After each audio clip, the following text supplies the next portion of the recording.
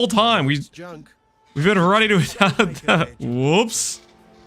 Yes. Oh, please give me a life plot. A full flask is Something that does not suck, please, and thank you. Chaos spell better than 37% spell damage? I have no idea if it is or not.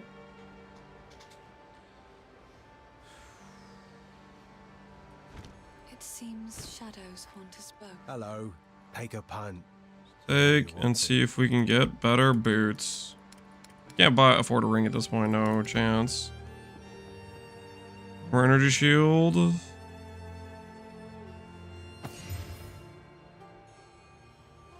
Sun threshold. No regen, nothing. Okay, we can try this because this tiny amount of regen might actually be okay for us at this point. Boy then.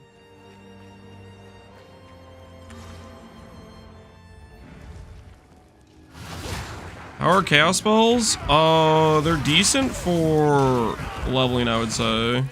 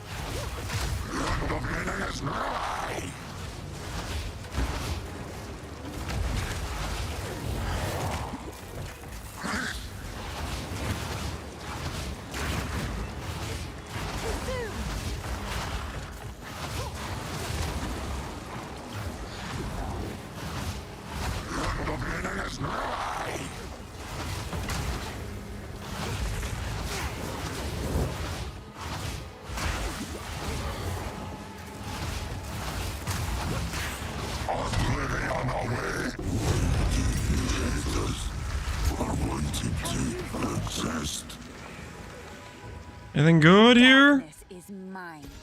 Never forget that. Elemental.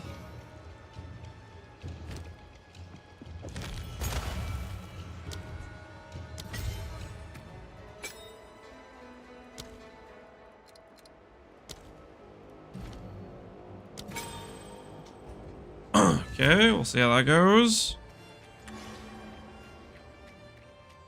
So the cold. Thank you.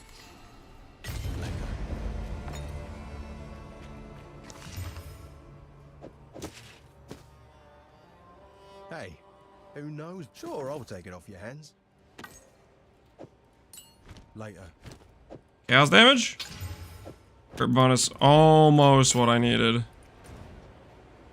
Very close to being what I needed. I think Lich Soul Run could be good. This is Essence Drain, but yeah, I think it could potentially be good.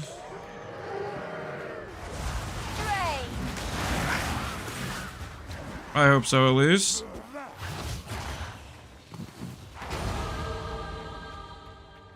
For about a time, I thought you forsaken us? No, I didn't forsake anybody. I just, we had a big storm in our area, which was causing some issues. Okay, so we need to go around and back to the main road to get the loot.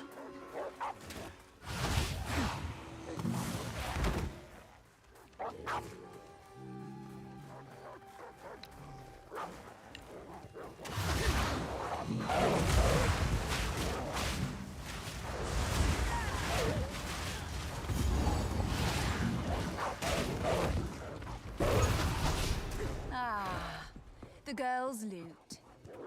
But dear me, what a desperately boring home.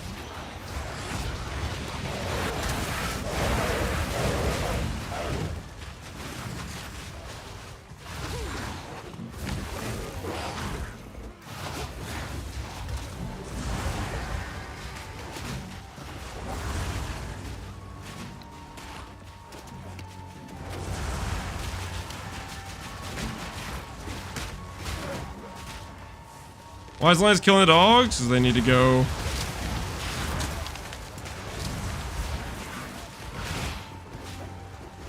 Somebody's got to do it.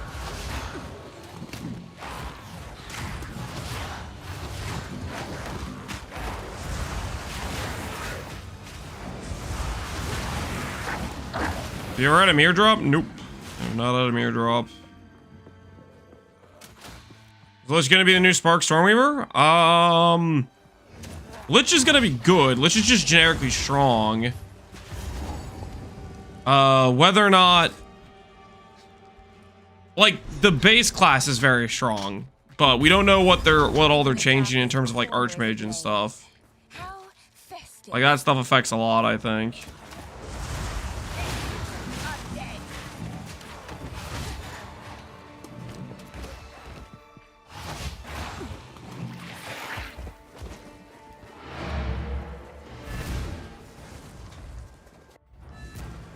Might as well pay the doubters right now, and why on earth would we do that? I guess now she'll start playing songs. Best get out of here soon. Osretto, what's going on, man? Oh yeah, how's it hanging?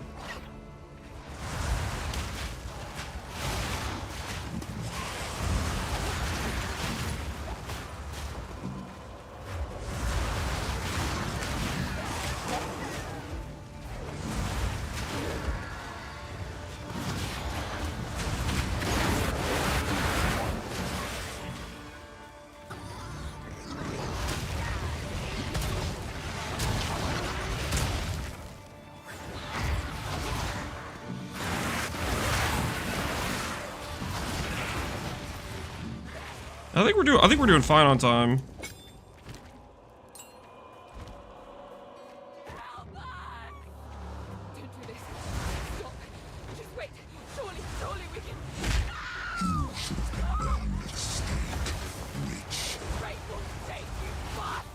My would-be executioner.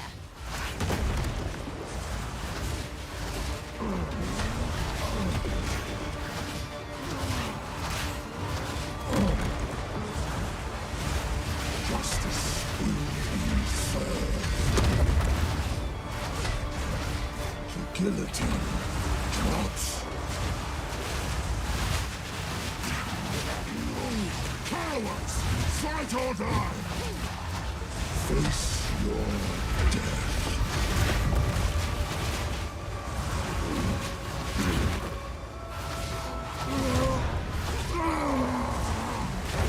And so, who is the true master of death?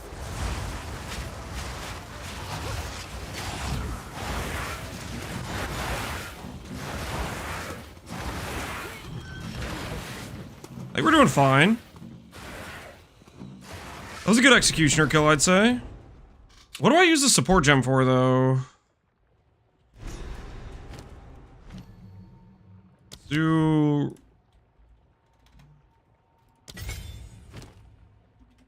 Seems fine, right?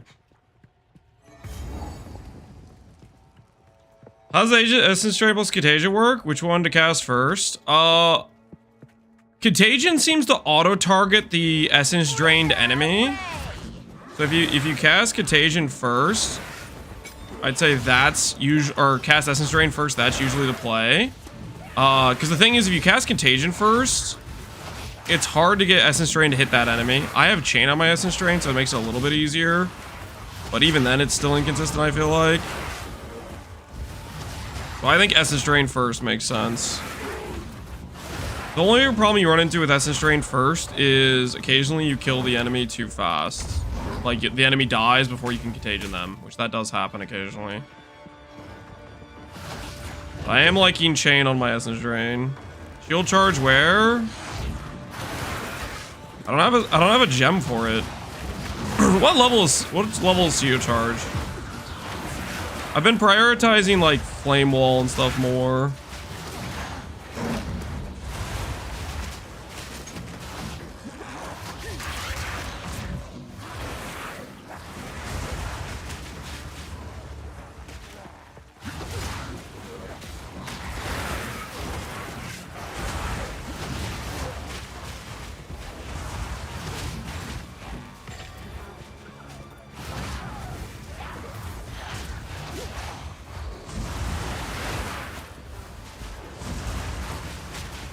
Have I tried Spark instead of Frost Bomb for the initial skill? I haven't.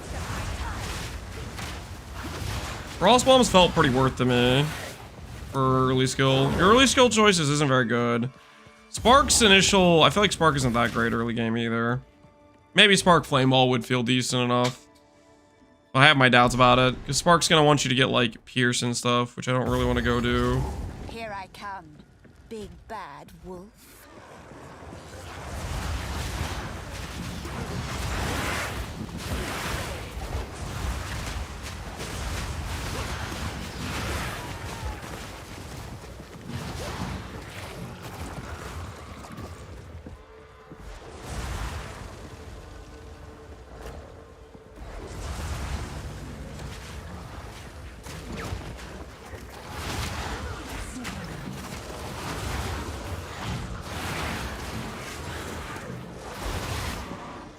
Bone Storm is cracked for bosses?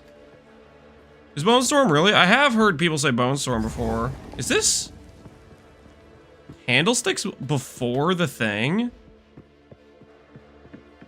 That feels weird.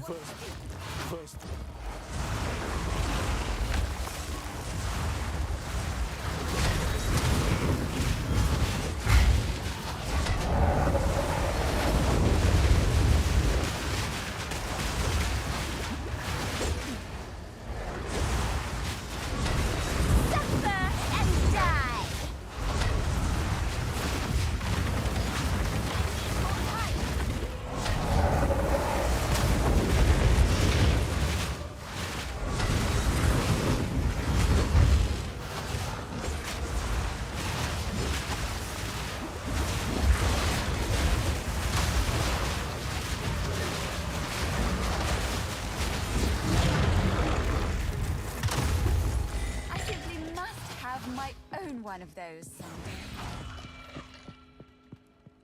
Patch notes today, right? Nope, I don't think so. Patch notes is gonna be a while, guys. It's gonna be a while. Does it feel right fighting that boss with all I see is intro? You can rest. Do feel a little weird, don't it? Keep digging. How are you guys feeling about the sub 110? He's even more What do you guys think right now?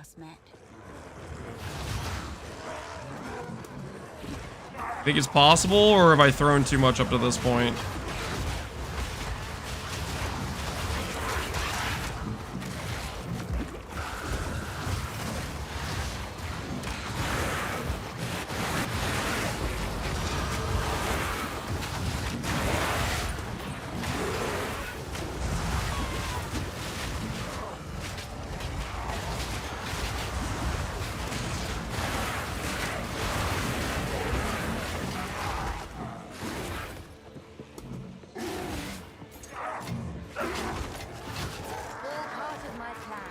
You think Contagion is pretty good? I feel like it's pretty solid for the early game.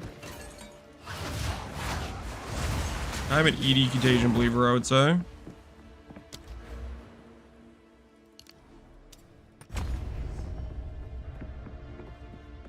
It will not be sub 120. The choke is real. Okay, okay. Everybody's a critic. What the hell? What's your endgame plan? Wait for patch notes. You can't make an endgame plan when you don't know what the hell the balance of the next league is going to be. Anyone telling you they know what the balance is going to be before the patch notes come out is coping really hard. I would hope you wouldn't be listening to somebody who's telling you what to play before they have the patch notes.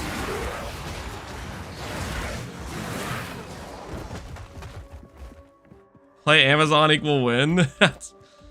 I think that's also super cope because For all we know, the Amazon abilities have just no single target. You know, that could be the case. You could show up and the Amazon single target could just be non-existent.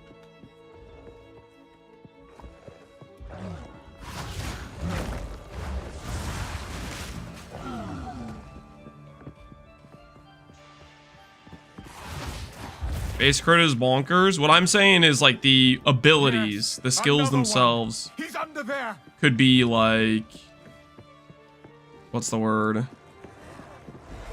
Just bad effectiveness type of thing. Like that could be the case.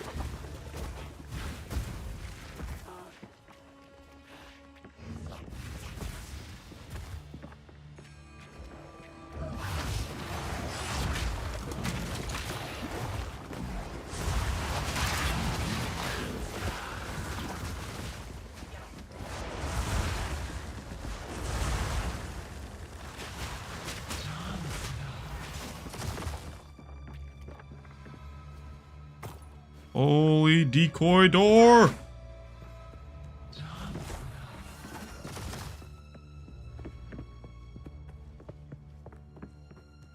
Yes, more. Don't stop. The beast. Alright, can I kill Geonor in 5 minutes, guys? Can I kill Geonor in 5 minutes?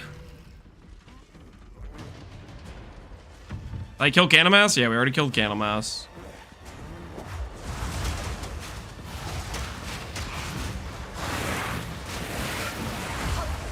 This interloper has the power we need. Kill her, and you shall have everything I promised. I'll remove your head myself. Or should I take yours first? Easy prey. Infection! Great wolves, have you? You'll pay with your life. What?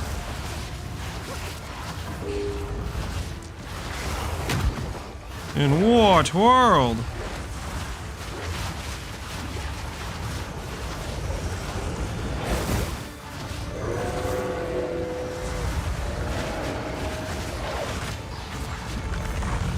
Oriana, open the cage.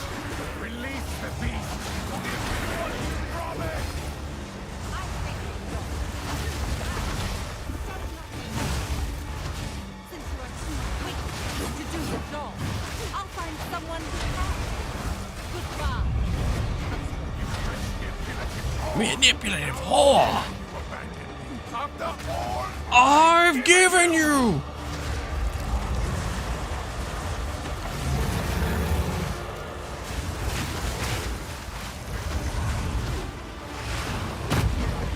I will take out your heart and Hooray! savor each bite.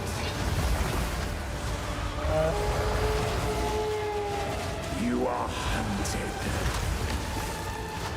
Fang, tooth, and claw. Tortured under the moon. The pack suffered but endured. And howled now in tune. No tales were told. None new, none old. And their endless hunger grew ever stronger. Solstice of pain.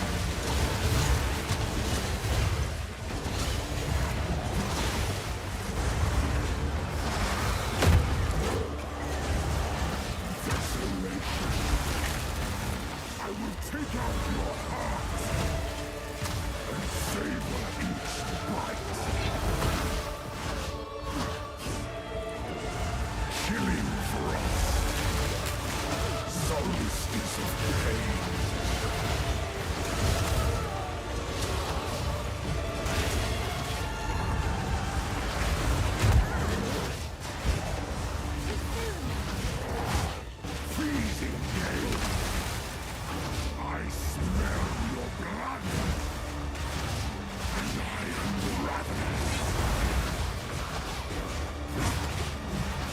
Holy, that was close.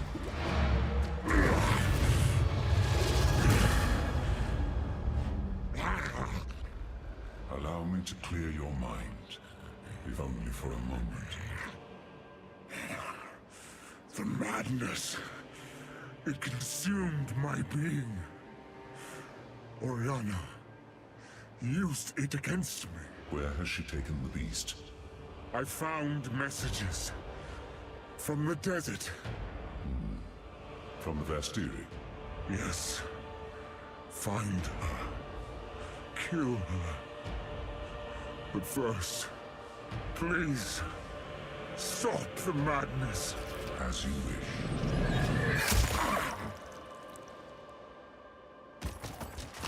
We must make haste. Let us return to Clearfell to make our preparations.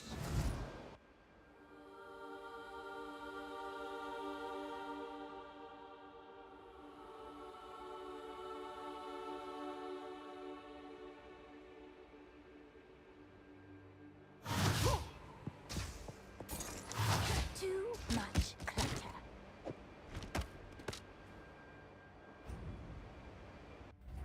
Wait, how long have I been muted for?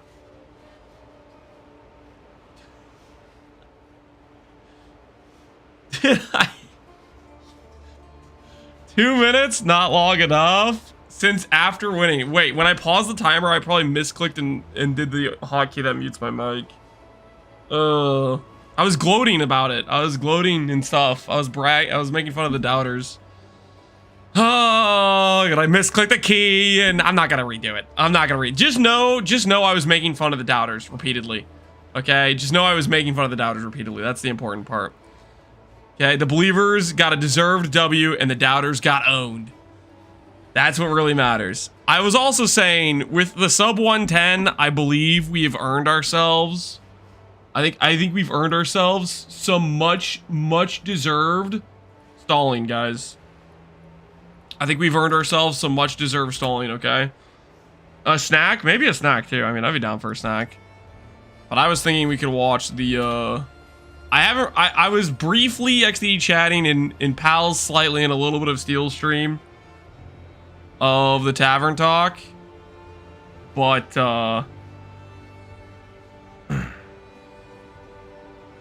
now we can officially do a little look-see here. Turn down the master volume. Let's make sure we have. Do this.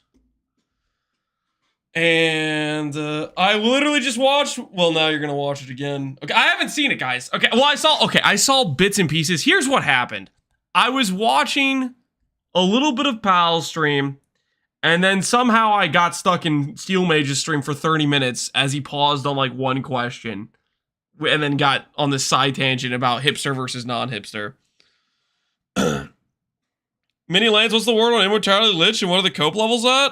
Immortality? I don't think you're gonna get Immortality. Like, I don't think it's gonna be a cheat code. Like, for example, let's say you have 1 energy shield, and you have 1,000 life, and you get hit with 10,000 damage, like one singular hit. I think you die. But if you have, like, Adziri's Disdain, plus the node, and you set a 40% bypass of damage, and let's say you have 6,000 ES, and you have what, like 4,000, let's say 1,000 life, and you get hit with 10,000 damage, I think you live, type of thing. That's what I think is gonna go down.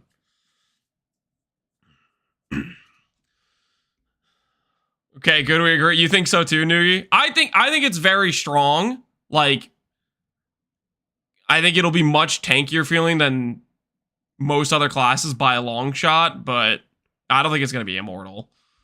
Just read these comments. Are people discussing about it? Still very, very strong, yeah. Which is why I want to start Lich. I want to take that node, and then I don't know, a lot of the other stuff on Lich is good too. Lich PoE 2.2 patch. Where is? Here it is. Here's the tree. Like, these nodes, I think, is just an auto pick, just because of tank. But then the other stuff is like, we could go like Aura Curses for Explode. We could go 30% more damage plus a double jewel socket. Like, I feel like most of the things on the Lich's tree are just fairly good. Power charge node. Power charge node. Power charge node means you have to get power charges, which for the most part, power charge generation seems a little bit annoying. Like, I'd rather take the 30% more node and have 3% mana cost and just have like some good recharge investment. Blackened Heart. Which one's that? The Magnitude mana stack? No, I don't think that's worth. The 4%, like 4% magnitude of Unholy Might is gain 1.2% damage. So with 10,000 mana, you'd have gain 120% damage. But 10,000 mana is like extremely good, extremely high mana investment. I think Blackened Heart's kind of bait. Like if Archmage is, well, we'll have to see what they do to Archmage. Like Archmage right now is like gain 9% per 100. It's straight up like gain 9% per 100. So it's 9 times as strong as this Blackened Heart node. So we'll see what they do to Archmage, how much they nerf it by. He thinks he'll get 10,000 mana. Yeah, I guess they could nerf the amount of like flat mana. They could nerf stuff like that. Sources of mana on the tree. 10k mana was pretty achievable last patch. It was definitely achievable on Stormweaver. And then if you went Gemeline, you could get to 20k if you like really high invested. I think Connor was at 22,000 with his setup. 10k might be possible. I mean, it was definitely, it was possible last patch. So it depends if they nerf how like the sources of flat and stuff or how much percent we can get. They'll nerf mana stack? I would assume so. Archmage was, it was just like you could insta one-shot bosses while being tanky. It just wasn't, it was just not balanced, right? It was way too strong. The question is, how much are they going to nerf it by? They already said they're going to nerf it? Yeah. So the big question is, how much are they nerfing it by? Or what are they nerfing? Are they going to nerf just Archmage gain damage? Are they going to nerf how much mana you can get? Are they going to nerf the recovery? Like, who freaking knows? Do we know if convert mana cost to life cost will work with Eternal Life? Your life cannot change while you have Energy Shield? I would assume so. Like, I think that would be a part of the benefit is you would, if you have like blood magic or whatever, you just, you spend the life, but the life doesn't change. I think Eternal Life has some very strong implications. What's the blood magic wording again? I have to remember what they did with blood magic. They like changed it. It's not exactly the same. Is it removes all mana, skills cost, converted to life cost? I mean, you could just click this and just not invest in mana at all, which we might end up doing that. Like I could see that being an option if we come up this way.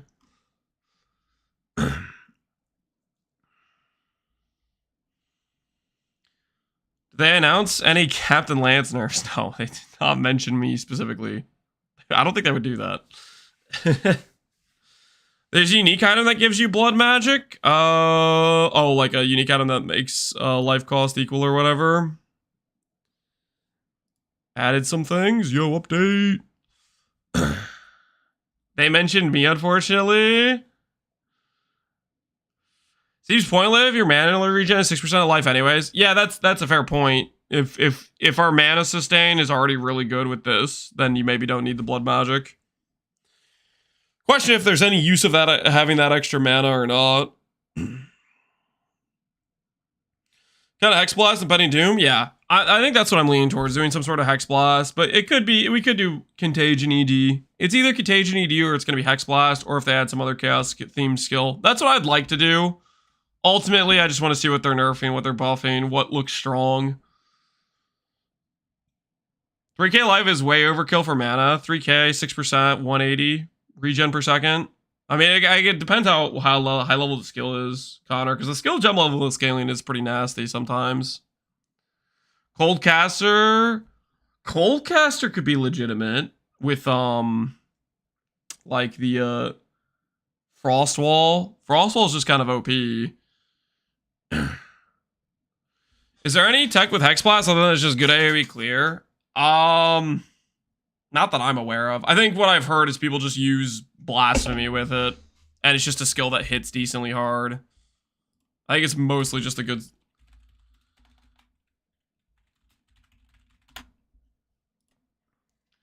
Hex Blast is 319 to 592 at a 1 second cast time. What is Comet at? Just out of...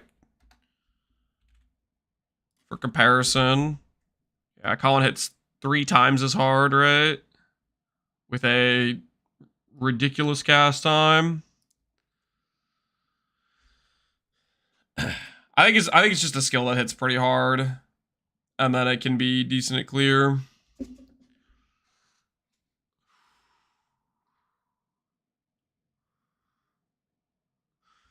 Comet is competitive with Lightning Conduit for cast on shock. Yeah, I mean, those skills you force onto a proc setup. It has the big base crit. Oh yeah, that's right. It does have really good base crit. I forgot cold skills have really good base crits. So it goes to 15. Holy. What about Frostwall? Frostwall I feel like is really good. I mean, I could be down to do a cold caster. Lich's is just a good baseline in terms of like Lich's freaking ascendancy points are really strong. So anything we would put behind it, cold caster could be the answer. Comet's gonna get nerfed, you think so? What's up, Lance J? Jinjon, how you doing, man? Comet's definitely gonna get nerfed. Did they say Comet specifically? That maybe the trigger stuff for Comet I could see. I don't know about Comet itself though. Can you curse Frostwall nodes? If so, Frostwall plus Hex Blast for bosses. Oh, you mean like blasphemy the Frostwall and then blow them up? I don't know. We could find out real quick, right? Hold on, let's log into You can't? All right, so we already tested it. We'll log over. Oh, dang it, I got the Alt F4 bug. I got the Alt F4 bug. No! No, don't trap me here. Guess we have to Alt F4. Hopefully they fix this when they patch the game. Looking at our Hex Blast Lich, I think then maybe play some Impending Doom. Not sure yet. Yep, I think those are both would be decent options. Use Chaotic Freeze support to make Chaos add to Freeze buildup too. I don't know if I'd use them both simultaneously per se. Logout equal restart client, then login server maintenance message. Yep. Yep. Connor, how far did you get on your hardcore run, by the way? How far did you get on the hardcore run?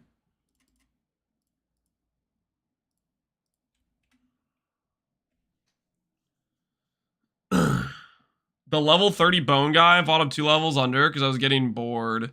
So, Act 2? Is it Act 2, the big skeleton dude? That, like, is in the middle of the thing? I'm trying to think what bone guy would be. I think that's Act 2. What guy, the big one? The Katava looking guy. Okay. So the really big bone guy in Act 2. I feel like that guy, most of the times I've fought him, I've just been like, insta-wiped him, so I don't really know how dangerous he is. Because I feel like I just haven't gotten hit by any of his mechanics. But I could see it on a fresh Hardcore SSF run, him landing some shots.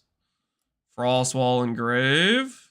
And then I'm going to engrave Hypothermia. Then I'm going to engrave Hex Blast. And this is just to test.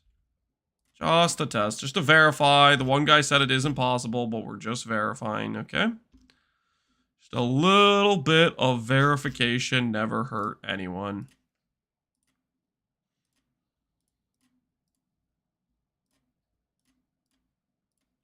I just realized I have the master volume on 0, so there's just no sounds. Frostwall. Oh, I guess I have conductivity here. Alright.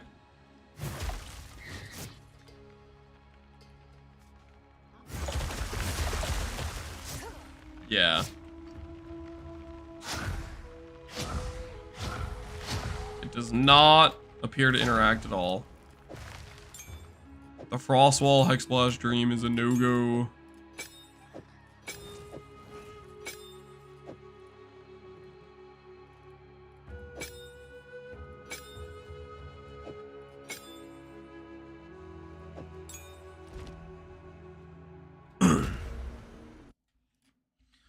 Feels weird going back to PoE 2 after lots of PoE 1. Yep. It's a little bit of a hard adjustment for sure. Hexpress will only work if there's a curse. Yeah. What we were testing is I was cursing the frost walls. It doesn't apply to the frost walls. That's what we were testing. That is what we were testing. To see if we could create extra explosions with it. Frost wall itself is very good though. I did like it when I was doing our cold. Was it cold snap? I think it was maybe cold snap. We're doing or maybe it was frost bomb. I think it was frost bomb titan is what we were doing. About blasphemy, if I can't curse it regularly, I doubt blasphemy is gonna do anything. The curse probably didn't look right to you guys because it just insta cast, but that's just because of the that's the curse tree I have. It insta procs. It doesn't have any load up time. If you have all the curse nodes, your delay is non-existent. Have you put any thoughts into the new raised specters? I have not. I'm just going to wait and see what people think of them is my plan. Alright guys, we're gonna watch the Gazi DM interview. I haven't seen it yet. I've seen a little bit in piece here, watching Steel Stall and Palstron Stall, but I genuinely want to see this to get an idea of what it seems like they're changing, what they're adding, and whatnot. What would be the point to use Hex Blast with Ice Wall? The point would be is if you could proc Hex Blast on the Ice Walls and get a bunch of individual additional Hex Blast explosions and get a lot more overlapping damage. If it worked, but it doesn't. So that's what we're just testing it. Ultimately, the Lich itself, we could play Firecaster, Coldcaster, Chaoscaster. It doesn't have any like specific stuff that says you have to use this damage type. So we'll probably just try to figure out what feels the best and is the strongest is what we're going to try to figure out. Will you keep us updated on the Lich build? Yes. I am waiting for patch notes. I guess I could post my initial thoughts about the Lich in general, but ultimately I want to see the patch notes to be like, this looks like it would be the way to go with it type of thing.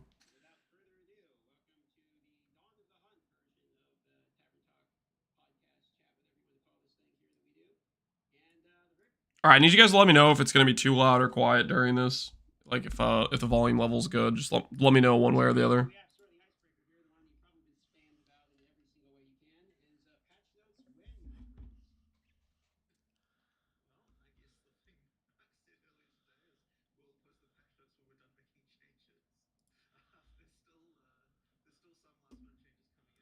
And YouTube has no sound. Okay, that's really funny. Somebody on YouTube literally asked, patch notes when? I'm going to start this from... DM just started with when are patch notes was his opening question. All right, YouTube should be able to hear it now. The thing, Mark, you guys can't hear it, let me know. We'll post the patch notes when we're done making changes. Anything worthy from the talk?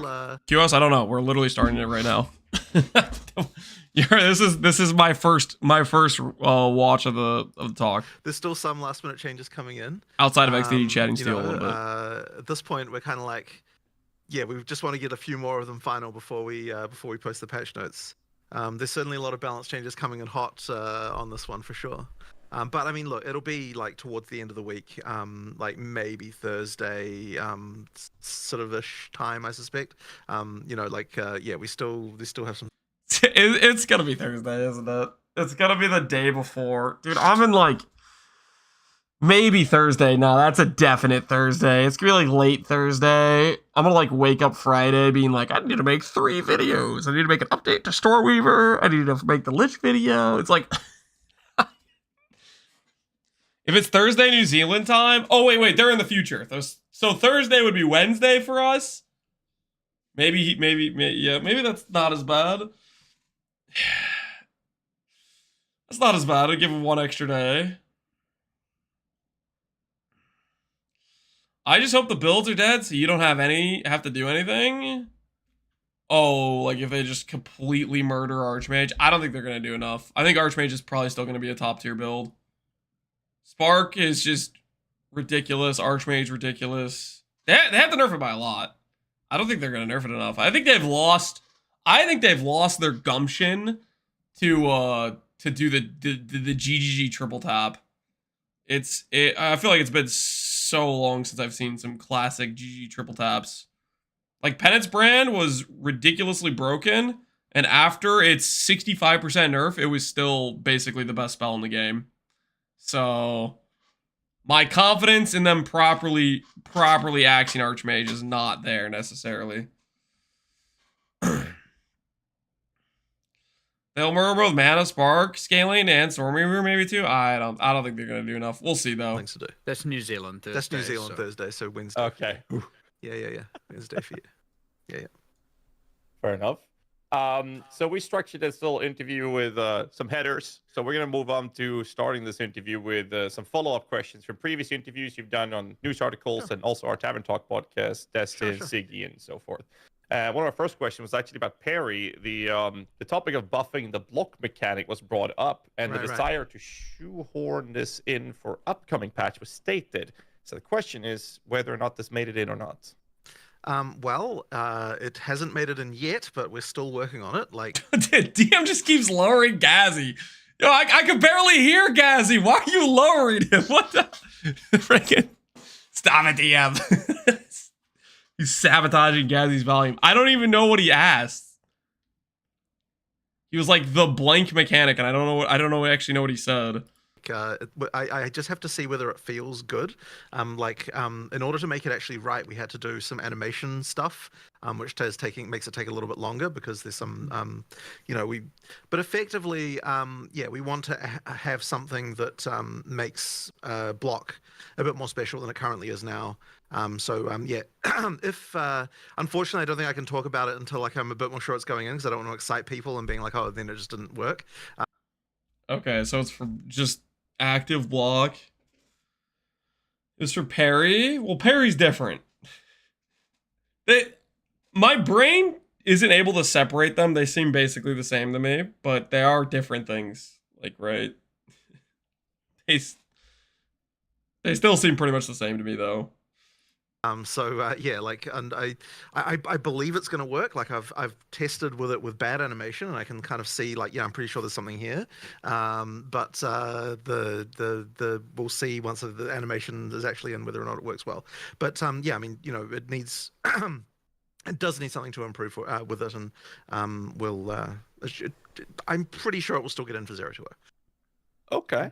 Just a quick follow-up to that. Like, is the desire for block is to make people actually use the race shield mechanic? That's the part of the block that you guys want to focus on, or is there more to it? So I mean, in my opinion, I can tell you what's wrong with that block, I think. So one of the issues that we have in PoE is that you're only going to actually bother using a mechanic like that if you can then follow up with something that's reasonable to do. And like there was a theory before we tried Parry that you're just never going to use a mechanic like that except in a boss fight because you've got a bunch of monsters hitting you. If you're going to follow up to one of them, well, like you might, sure, you block an incoming hit, but then there's another one coming like, another 500 milliseconds right behind it from a different monster. So effectively what that would mean is that, you need something to be able to do that actually allows you to respond in a way that isn't going to get you killed, right? So in a boss fight context, you can use block effectively, but the problem there is just that changing your build just for a boss fight is kind of not something most players are really willing to do in that regard. So it kind of ends up just being not used in both cases, because block can actually be quite useful in a boss fight if you know to use it and if you're actually used to using it. But as I said, most people don't bother because they could just be doing something else and they've been doing something else during clearing. So we need to make block good enough to use in clearing to be able to make it something that people will use in boss fights. And in order to do that, it needs something extra, as I was saying. So you need some way to deal with the fact that you've got other monsters hitting you. So they just need. So I guess we'll find out if they're doing something with block that makes it do something extra. But isn't that just what Parry's doing? Is it gives you like a counter attack or some sort of buff? I don't know. Parry and active block, they just seem so samey to me. And I'm not going to do either of them. I hope the missing 2 or 3 warrior skills is going to be a shield bash. We finally have a real... Well, they have the resonating shield, which is them hammering their shield to create area damage, but it does no damage. That's what Parry is? Yeah, exactly. They seem... I don't know. They seem like the same thing to me. My brain can't separate them. What they want to do with blocking, they want to give you an incentive to do it. Right now, the incentive to do it isn't good enough, is what he's saying, I think, pretty much. But he doesn't know if the incentive they want to give to shields is going to be balanced, or they're not sure it's ready yet, so he doesn't want to talk about it specifically. Needs to be more mechanics around that. So, as I said, we're in the middle of testing. Maybe something will happen in the like, future type of it'll answer. have, like, you know, there'll be something there that'll sort of ideally make it so that you can follow up more easily to attacks and that kind of stuff. So that's kind of the goal with that mechanic. So in one of the previous interviews, you said a very interesting line that kind of with you a follow-up question. I believe it was the Destin interview that you did. And you were talking about how you were balancing around, or you have multiple axes of randomness is how you're sort of getting your difficulty layers effectively. And so my question for you is, how do you manage to balance around having multiple interacting levels of randomness while also, you know, putting a limit on player power at the same time? Right. Well, I guess what I would say with that is that usually the axes of randomness get boosted by, you know, your atlas tree and like how many mods you're putting on maps and all these other things. So effectively, and that the player will tend to adapt based on their ability to be able to do things. So while the overlapping axes of randoms can result in obviously much harder fights that you know, can be very difficult, generally speaking, the degree to which that will occur is sort of controlled by the economic element of, like, you know, setting up your mods correctly on your maps and your atlas, you know, and other stuff like that. So effectively, you know, like we are a game that allows you to set your own difficulty using these mechanics. And I would expect that you won't get too many outliers with regard to difficulty, even when you're getting these overlapping mechanics like that, because, you know, obviously the less they're overlapping, the less chances there are for the really crazy ramps. Now we do still have to be careful. You guys are still talking about parry block. The difference is simple. Parry causes a stun. Parried enemies take increased damage for X seconds. Block is just block, with other retaliation skills being a part of that. My brain just heard what you said, and what I read is parry is block, but better. That's it. Just it has some extra bonus on top of what block already does. That's what I heard when I read that. You have to time it, but you don't have to time it, right? They said you can just hold it down. I'm pretty sure they said that, all right? It's not like some I'm pretty sure they said you could just hold it down. They said they don't want that? Are you sure? There's like 5 other people in the chat right now that think they said what I think they said. Well, I've seen parry gets way higher stun build up. Yeah, so you're not just holding it down. You'll get stunned if you parry too much. Yeah. I don't know. If you're overlapping 20 monsters, though, guys, well, you're not blocking anyways, though. Because, like, what Jonathan even said, he admitted you're not blocking in that situation anyways, because you're going to block some hits, and then you're going to release your block, and then you're going to just get hit because there's a bunch of chain attacks coming in. I feel like the parry block stuff just doesn't make... I don't know. Did anyone feel like they were using the block mechanic to begin with? Like outside of the campaign? On bosses you were?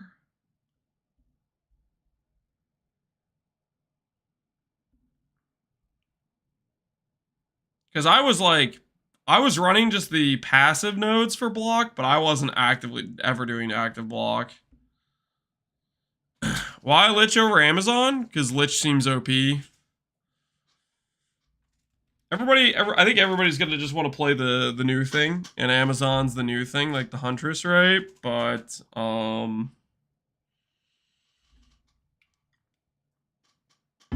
I have a lot higher confidence that Lich will be OP than I do that Huntress will be OP.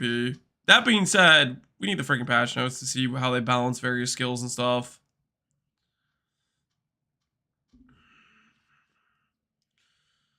I think Parry has more incentive. It also gives frenzy charges too.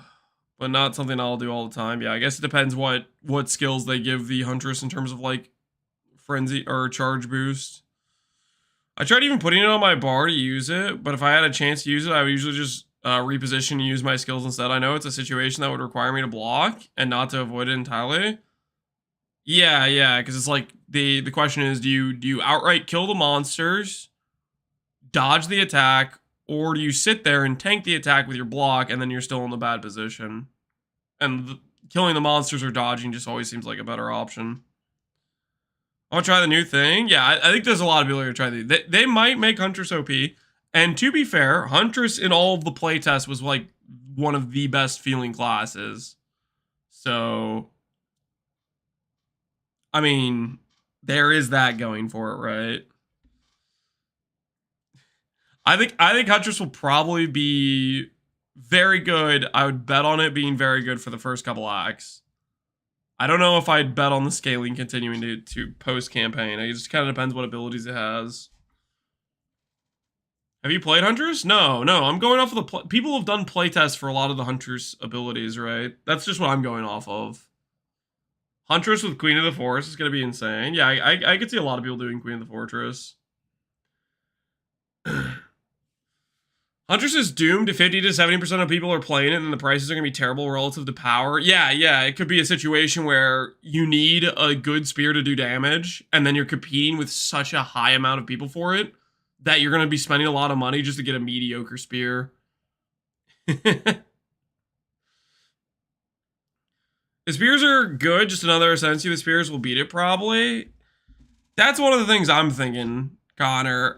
that's part of my thought process.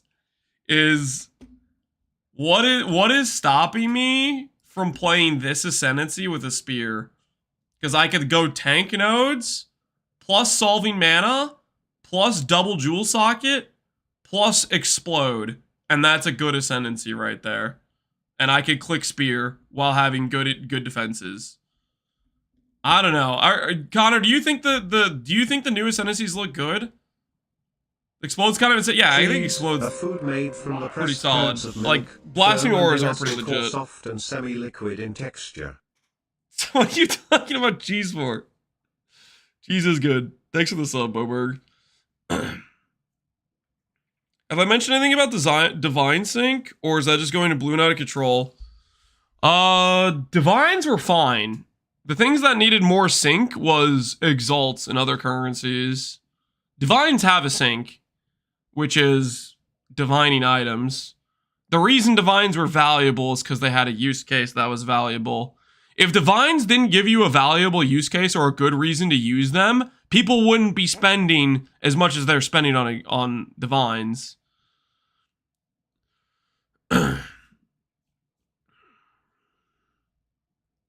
I use 500 Divines in a single week on my Sparker. Yeah, no. I think it's maybe just I think people just got it backwards. I think they don't realize the reason Divines are expensive is because they have a sync. If the Divines had more sync, they'd have more. Their price would keep going up. Yeah, exactly. The thing that kept their price some level of in check is because they had a use case. That's why they were valuable. They wouldn't be valuable if they didn't have a use case. Divines are valuable because of ingenuity and Temporalis mainly. Oh, speaking of, should I hold? Wait. Before they nerf it, guys, I do have a Temporalis. Should I divine it before the nerf comes down? Surely they're gonna nerf the cooldown amount, right? Real quick here. Let's go to -4. 2.72, 2.7, 2.9, 3.5. What do we think? 3.5, good ES, good recoup, good res. Thoughts? Is that a keep? Is that a keep? 3.9 plus? You think we need a 3.9? That's like perfect on the nerfed amount. You think it's going to be nerfed to 3.5? All right, fine. 3.9 or bust. 1, 2. Screw you guys. 3, 4. 3.6, guys. How do we feel about 3.6? Dude, I'm not going to have any currency to experiment after this. Come on, 3.9. Why am I getting... Keep going. Keep... You're just telling me to keep on, like, min rolls. Come on. Come on. 3.8. 3.8, guys. Thoughts. 3.8. 3.8 is pretty good. 3.8 is pretty good, guys. Not 3.9. 3.82, that's a good stop. I told you 3.8 or plus. 3.8. Lance changed to PvE2. He became a settler. Yo, relax. Everybody just relax.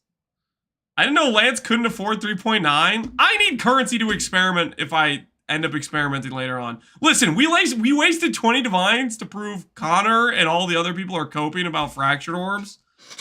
Okay? In case another situation like that arises, we need to be ready for it, okay? 3.9 or unsub? You wouldn't dare. You wouldn't dare. Alright, fine. 3.9. 3.9. I ain't afraid. 3.9, baby. 3.9. Don't think. Stop the count. 3.99. 150. Holy, it's insane. Ha! I ain't no settler. That's how it's done, baby. That's how it's done. Never settle. Never settle. Do it again. Nope. We stop. 30% recoup too. Holy. 3 high rolls. Oh, yeah. I mean, we got a min roll on the mana. But aside from that, look pretty good. Quality and valid. So you have 3 sockets. No. Here's what we're going to do. This is going to go into Legacy Standard. 5 years from now, when this is like completely broken because some other cooldown skills they added, and it's worth way more, it's like for some weird Legacy Standard player, is like the most valuable thing on the planet, then we'll val it and we'll brick it then. That's what we'll do, okay? We're going to forget this existed. 5 years from now, we'll open our stash tab back up, and when it's at its highest peak of value, then we can get a good clip out of it. Because it will lose all the money. Right now, if we destroy it, it's kind of like, oh, whatever. You know, those are duped to the heavens. But 5 years from now, that is valuable content. Okay, this is an investment in our future. It's gonna stay in early access. Yeah. Legacy standard. That's the idea. That mana recoup is low. Don't talk smack about the mana recoup. It's fine. It's separate from actual standard. That's what I'm saying. Legacy standard. Or whatever you guys want to call it. Early access standard. I don't care. You guys know what I'm talking about. Anyways, we're going to keep it there for a while. It's going to be hidden in 1 in 400 remove only tabs. Yeah, we might forget about it. That's a possibility. After the nerf, it will randomize his affixes. That's not how GGG rolls, okay? Things go legacy. That's how it works around here. They wouldn't betray us like that. But yeah, if spear abilities are good, there's nothing that stops me from turning my Lich character into a spear character, but just better than the spear character. Hold on, what are they? PoE2, Reddit, Ascendancies, point to Dawn of the Hunt. Where's the freaking, like, all the Ascendancies? Like 50% more damage based on the weaknesses, which is up maybe half the time or something. This is just like a decently okay node, right? This is like 25% more damage. The infusion thing, you have to pause to do infusion. I mean, the infusion stuff looks like it might be just fun. Like, so that seemed like some of the good clips they showcased. Holy, wait, you got an Imgur link? This one's actually way better definition. Why is this so blurry? All the other ones are fine, but this one's like super blurry for some reason.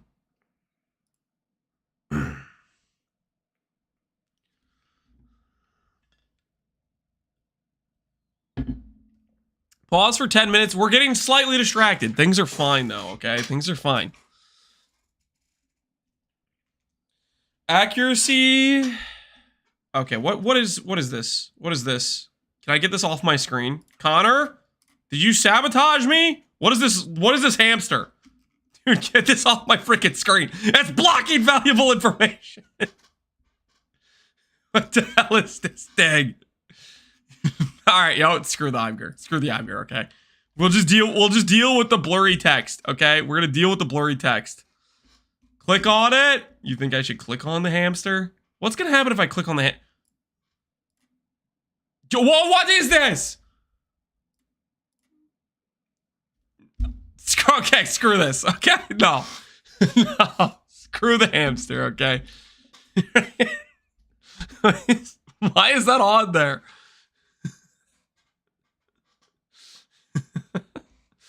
All right. So, chance to hit with attacks can exceed 100%. Get additional base crit. Connor, you did the freaking math on this. How much effort, how much investment are you putting into this to get like the 8 base crit or whatever? How much? They said it's probably base crit. I'm like, why? It wouldn't be not base crit. It would have to be base crit. How much investment do you think it takes you to get this number to a good amount? 10,000 accuracy for 10 to 11 base crit. 10 to 11% at 10k accuracy? That's a ton of accuracy. Even 5k accuracy would be like 8 base crit. Okay. So you can still get a pretty good base crit. You can stack decks, guys, but then you're stacking decks. You need you need something else, man. You can't just be stacking decks. You guys are gonna be paper. You're gonna be literal paper. Accuracy on a gear is a prefix. I don't know. Here's what I think is gonna happen. I think people are gonna be stacking decks, and they're gonna have their 2k life character that dies to everything. I don't know, man. I think the accuracy is a little bit cope. Attacks using your weapons have added physical equal to 25% of the accuracy on the weapon. This one's a little bit weird to me. Like you're not getting 2,500 flat from 10k accuracy, right? You're getting whatever the accuracy roll is, which could be like 800, and you're getting a decent amount of flat from that. I'm gonna start the league in standard reading support gems. That's how you're gonna start. Connor, they're gonna data mine the support gems surely before the launch. You could do that. You could do that pre-launch. 6 to 700 with 2 mods is 1-to-1 on hybrid. Okay, so it allows you to have like a pretty, like it allows you to have a worse weapon and still get decent base damage.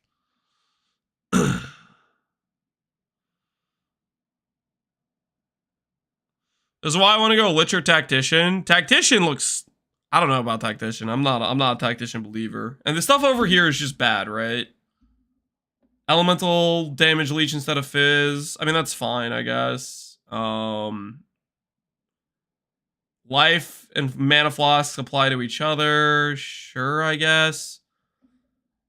If this works with the whatchamacallit flask that instantly full heals, I mean, that's kind of decent. But then again, you're not a CI build in that case, and you're having a bad time. Stalking Panther. This is the Queen of the Forest node. Stalking Panther is the Queen of the Forest node, right? Stalking Panther's pretty nuts, yeah. I mean, that's a lot of your base evasion is your helmet, gloves, and boots. So that is actually pretty solid. So Queen of the Forest, zoom. Open weakness, decent damage. In for the kill, movement speed while an enemy with an open weakness is in your presence. 40% skill speed while an enemy with open weakness is in your presence. I mean, honestly, this class is gonna feel pretty fast, pretty speege. Queen of the Forest is definitely not having his movement speed cut in half. This is not gonna change the. There's no shot this changes the evasion movement speed mod. It's going to just make the base evasion from Queen of Forest cut in half. So like Queen of Forest will go from 5,000 evasion to 500, and then your helmet that has 1,000 will go to 2,000, that sort of thing. Lich is still better? Yeah, I think so. I think the concern for this class is you're going to be made of paper. I think that's the concern.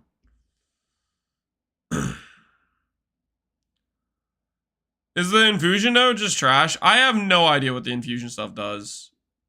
I have just no idea. said 5,000 goes to 500. I said 1,000 goes to 500. Is Queen of the Forest not an 1,000 evasion chess piece? I think it's like I think it's like 1,000. 256 with 150%. Oh, it's like 800, 900.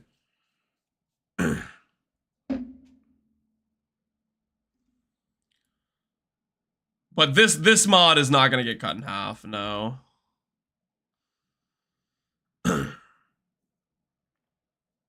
I think Ritualist is gonna be good. I think Ritualist is good once you get a Ingenuity, probably.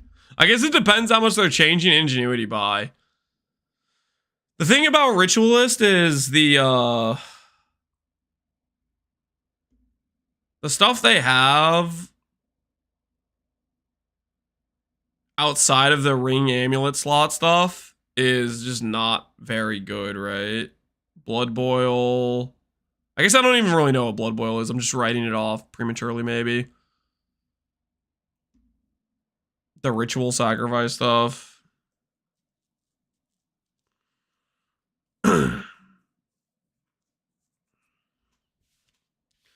Ingenuity only affects charms now.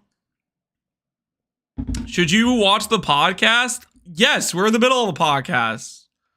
We're 5 minutes in, guys. I'm not stalling the podcast. We just got distracted with Ascendancies a little bit.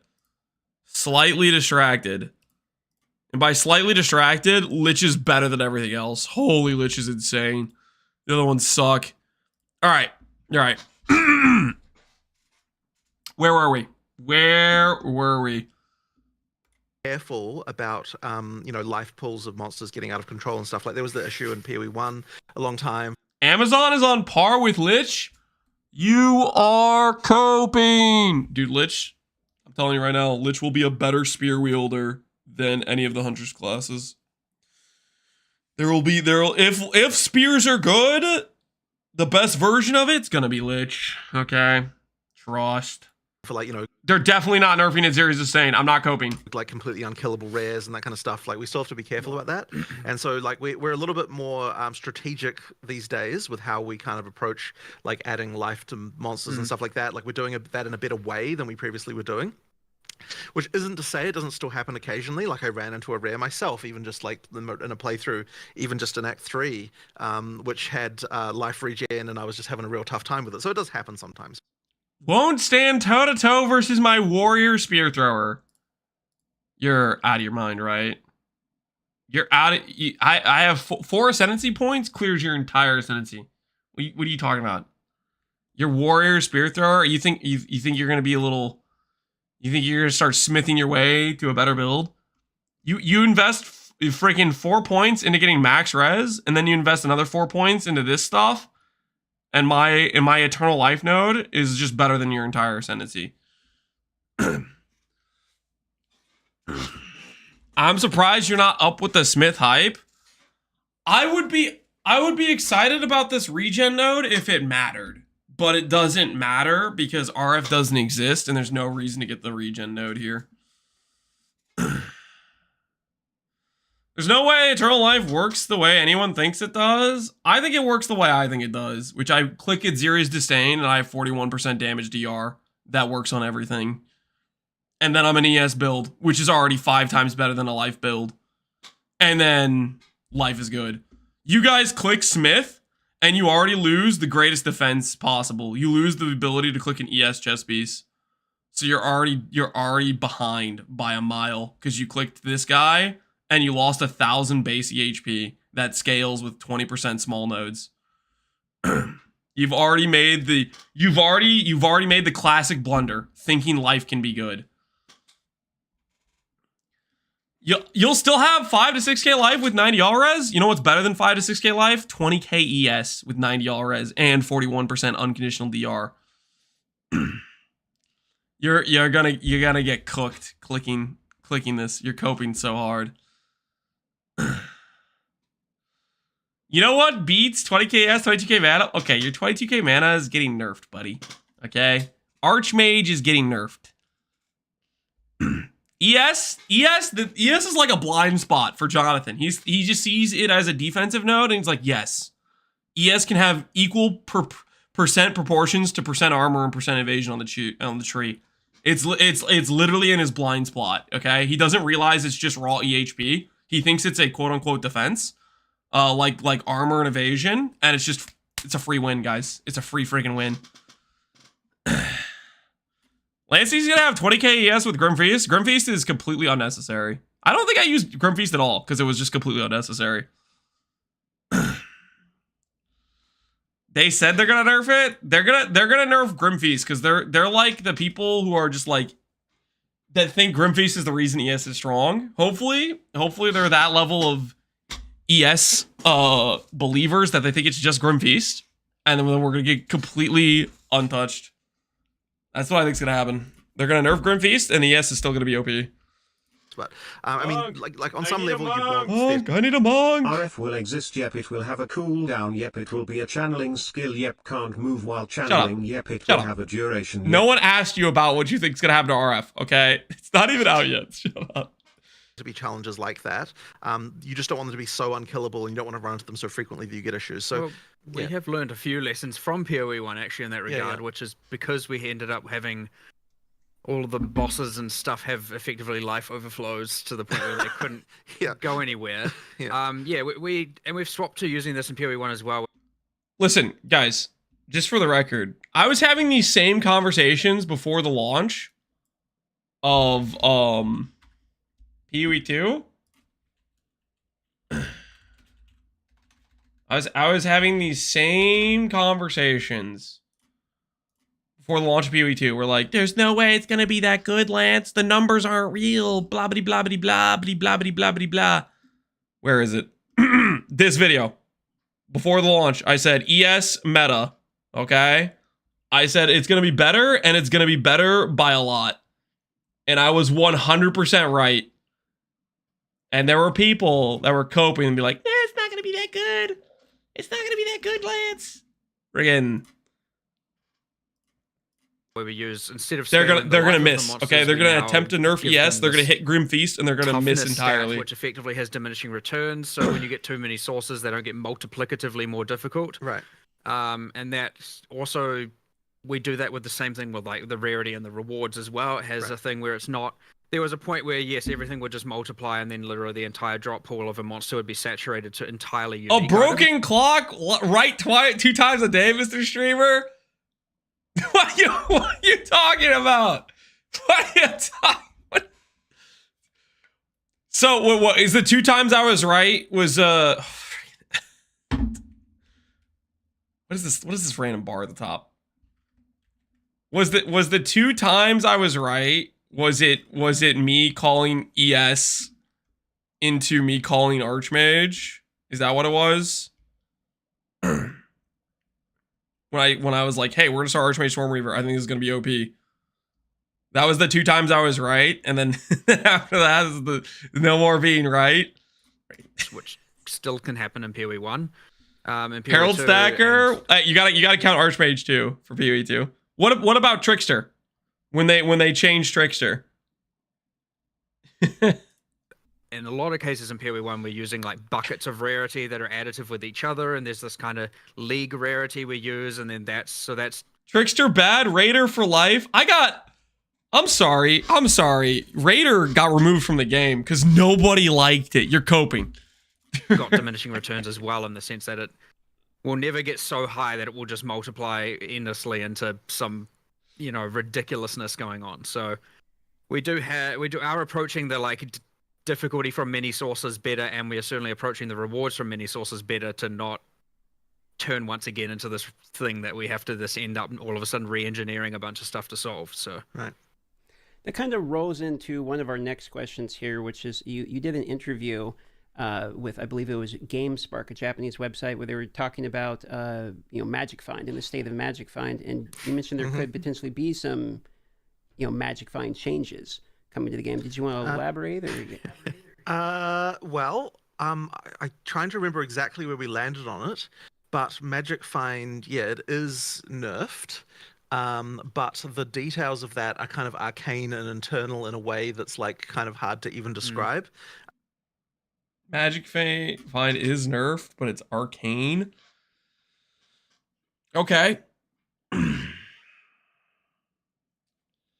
What's the Lich plan? 41 DR and 20k ES. That's the Lich plan.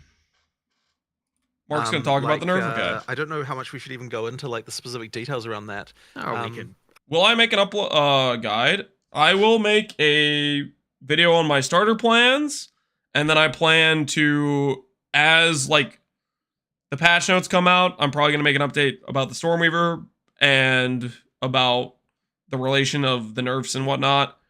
And then as for the build I actually play, I'll be doing daily updates is my plan. That's usually what I do. Whenever I league start any sort of PoE build, I like to just be like, this is my day one progress, this is what I did, this is what worked, what didn't work, etc. That's usually how I go about it. I like to feel it out and make sure what I'm doing makes sense. Unless I really know it. Like, for example, I've done Energy Blade League starts multiple times. I'm pretty confident to just be able to say, this is how it works, this is what you can do. Here's the guide, I'm going to play something else type of thing. But I have to be really confident in how the build works. Sure. Where we were going. So we are nerfing it in 020, firstly. Yeah. Like, it is worse. When looking at it, the impact it was having on the shared like number and quality of items you're getting is just too high. I just want to bring up one thing as a starting point though with this, which is that, so one of the things with any mod on an item is that you have to be able to feel the mod. And so the concern that I had going in was that you should still be able to feel Magic Find when you get that as a mod for the first time at early levels, you know, which is why it's kind of balanced the way it is right now. And clearly that balance is bad at endgame with the way that it is. So there has to be on some level a thing where as you go through the game, the effect of that mod goes down. Because right now, the increase that you get at endgame is like, I mean, I can't remember what you were saying that it was like that you worked out. It was like the increase for having a Magic Find versus not was like something kind of crazy, right? I mean, it's hard to. I mean, you were pretty easily getting 40-50% more rare currency, the currency you care about, just by running not even that many Magic Find pieces, to be honest. Like, I would say an actual inconsequential loss in character power to gain effectively what would be 40% more quantity of the currency you care about. How many items? How many rarity affixes? Too much for like the amount of power you're losing to the amount of gain it's an obvious trade. Now there were obviously on live there are some issues with like, you know, the however you pronounce it, Val Shield that has the effect of Soul Cores. And then the Soul Cores, and it's like, oh sweet, well there's 240 rarity for just everyone running that one item, and you know. Yeah. His Soul Core rarity 10% per plus that shield was there are issues like that 100% that we're mitigating, like getting rid of those extreme cases. Wait. Does that mean they're just gonna get rid of the rarity Soul Cores? Hell yeah, Discord's in Comic Sans now. Is that is that a pretty big change there? Get rid of rarity Soul Cores? What if they nerf the shield? I mean, if they get rid of rarity Soul Cores, what's gonna happen to those ultimatum farmers? What's gonna happen to the guy that was like, listen guys, we don't have to do maps, we can just do ultimatum repeatedly, and occasionally we get something worth multiple divines. What's gonna happen to those honest ultimatum farmers that are just trying to make ends meet? If they take away the rarity Soul Cores, they have no big loot drop. That's like half their profit. Just gone. But ultimately, it's just like, I think it was, as you guys pointed out last time, rarity is effectively now acting as what quantity did in PoE 1 for the sake of currency and thus waste, don't sustain, etc. So we've had like a ridiculous more number ultimatum of farmers, I conversations guess about not. this. Well, the first thing we even discussed that we wanted to do was just to remove currency from from being given by rarity, but it turned out that was actually like a complete and utter disaster as far as complexity goes, just for various reasons, to do with the way the drop system works. Like, it wasn't as easy as that sounded. Then we also came to a realization that we weren't even happy with that anyway for various reasons, and so then I think we just came down to, okay, we just have to nerf it some other way. Well, yeah, I mean, we had too many conversations, and yeah, engineering issues were coming up and complexity ones with the drop system, and then it was like, okay, well, we can't just leave it because we're unable to solve that. So we decided, at least for now, we're going to nerf it, especially on the diminishing returns axis. So basically, just run like 50 to 100 rarity. What do you guys think? What's going to be the number? What's going to be the number where it's like, this is the amount of rarity we run, guys? I feel like it's going to be like 100. I feel like it's going to be like 100. 100 according to tests. did we test something? I feel like I remember people saying something that like in PoE 1 that there's super diminishing returns, and there were people talking about that for PoE 1 rarity. And then I had other people in my chat being like, once you hit 500, you just start dropping T0s all the time. Like, I feel like I was getting mixed signals from people that were talking about rarity in PoE 1. Someone tested 100, 200, 300, etc. And one was the soft cap for raw divs. Oh, that's before this patch. And if they're nerfing it, then it would be more, right? Do minus 100 and farm the stellar amulets. Not the. Surely they're gonna nerf attribute stacking, and Astromantis isn't gonna be that expensive, right? Good luck farming 175,000 chaos orbs for your fractured orb without the MF. Yeah, like it could brick the chaos orb drop rate as well, making the fractured orb copers even and then more remove screwed. a lot of the outlier items that are just giving an insane amount of it for effectively, yeah, I don't want to say free, but not a huge trade. So yeah, I would expect you should be expecting a lot less power, certainly by at least the influence, and thus less necessity to use it, like in 020 100%. That being said, I would say we have not come to our resolution on this one, honestly. Right.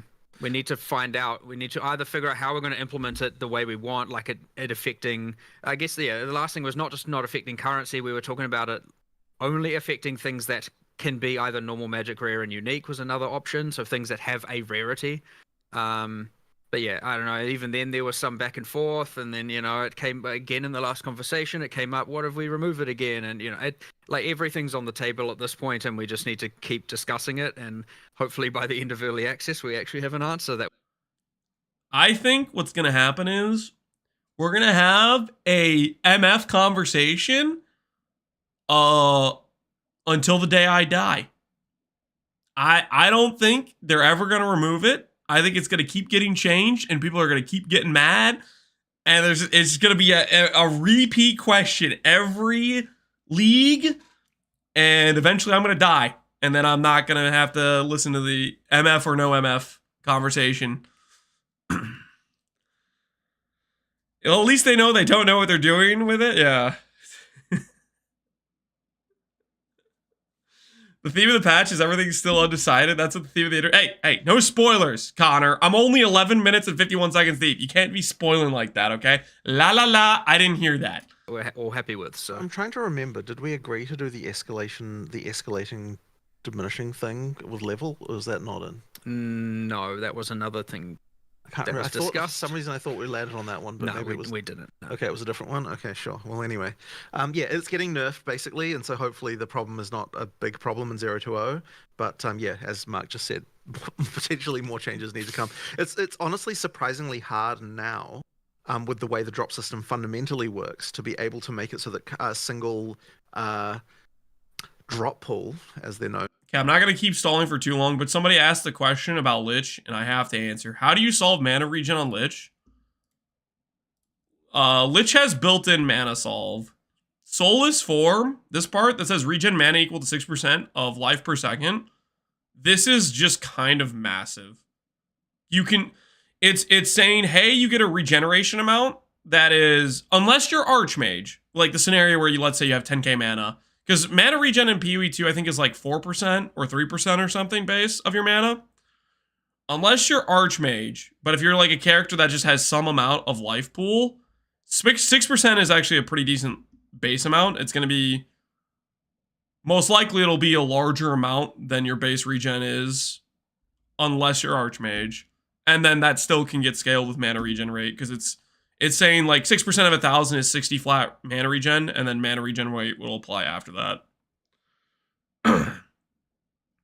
You going Soulless Form for minions? I think you're going Soulless Eternal Life no matter what you play. I think these nodes are just much stronger than everything else. The other nodes are good, but these tank nodes are just kind of insane. Unless they like remove Itziri's Disdain. If they remove Itziri's Disdain, then these are a lot less strong. But they're not touching Itziri's Disdain. They're not touching it. Internally is affected by certain. It's gonna go. by It's gonna go the stat core just like that. it is now. Yeah, and like the solution They'll have that to. we were trying to get. Guys, they're gonna have to nerf it after this patch. This patch, it's Zeri's Disdain will just be 41% DR. After this patch, they'll nerf it because it makes all the other classes look bad because all the other classes are just like pathetic compared to the 41% DR. But this patch, it'll be OP. Do to get around that we're becoming increasingly more hacky and horrible. It's gonna be a teaser, and don't say things like that. There started to be discussions of like, oh, do we Shush. generate the currency Shush. anyway, and then delete some of it, and like random shit like that. And it was just kind of like, you know what? There's a dark path down here. We just don't want to, like, let's not do it. Let's not do all of that. Yeah. I got a little follow-up question to more specific on the whole diminishing return part. Blacksmith 60% DR isn't enough. It's not 60% DR. You're talking about freaking max res, which is only applicable to elemental damage. What happens when you get hit with chaos or with fizz or with any other damage types? And nothing is stopping the Lich from grabbing max res as well.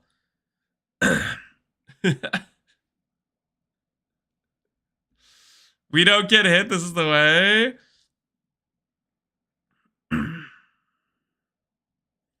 25% fizz the fire. Yeah. Yeah, you can get 25% fizz the fire. You have an entire ascendancy, which forces you into max res investment. And I have 4 points, and I can still grab 4 more points, which gives raw DR, which can be stacked upon. Yours has a cap, and it's DR that anyone else can get. There is no investment. You hit 90 res for free. You do not hit 90 res for free. You have to put fire res on all your gear pieces, and then you have to spend the points for the max res nodes. Fizz damage is overrated. Fizz damage is pathetic. That I will agree with. Fizz damage is not very dangerous in PoE 2. Quite frankly, Fizz isn't really that dangerous in PoE 1. People way overreact to Fizz in general.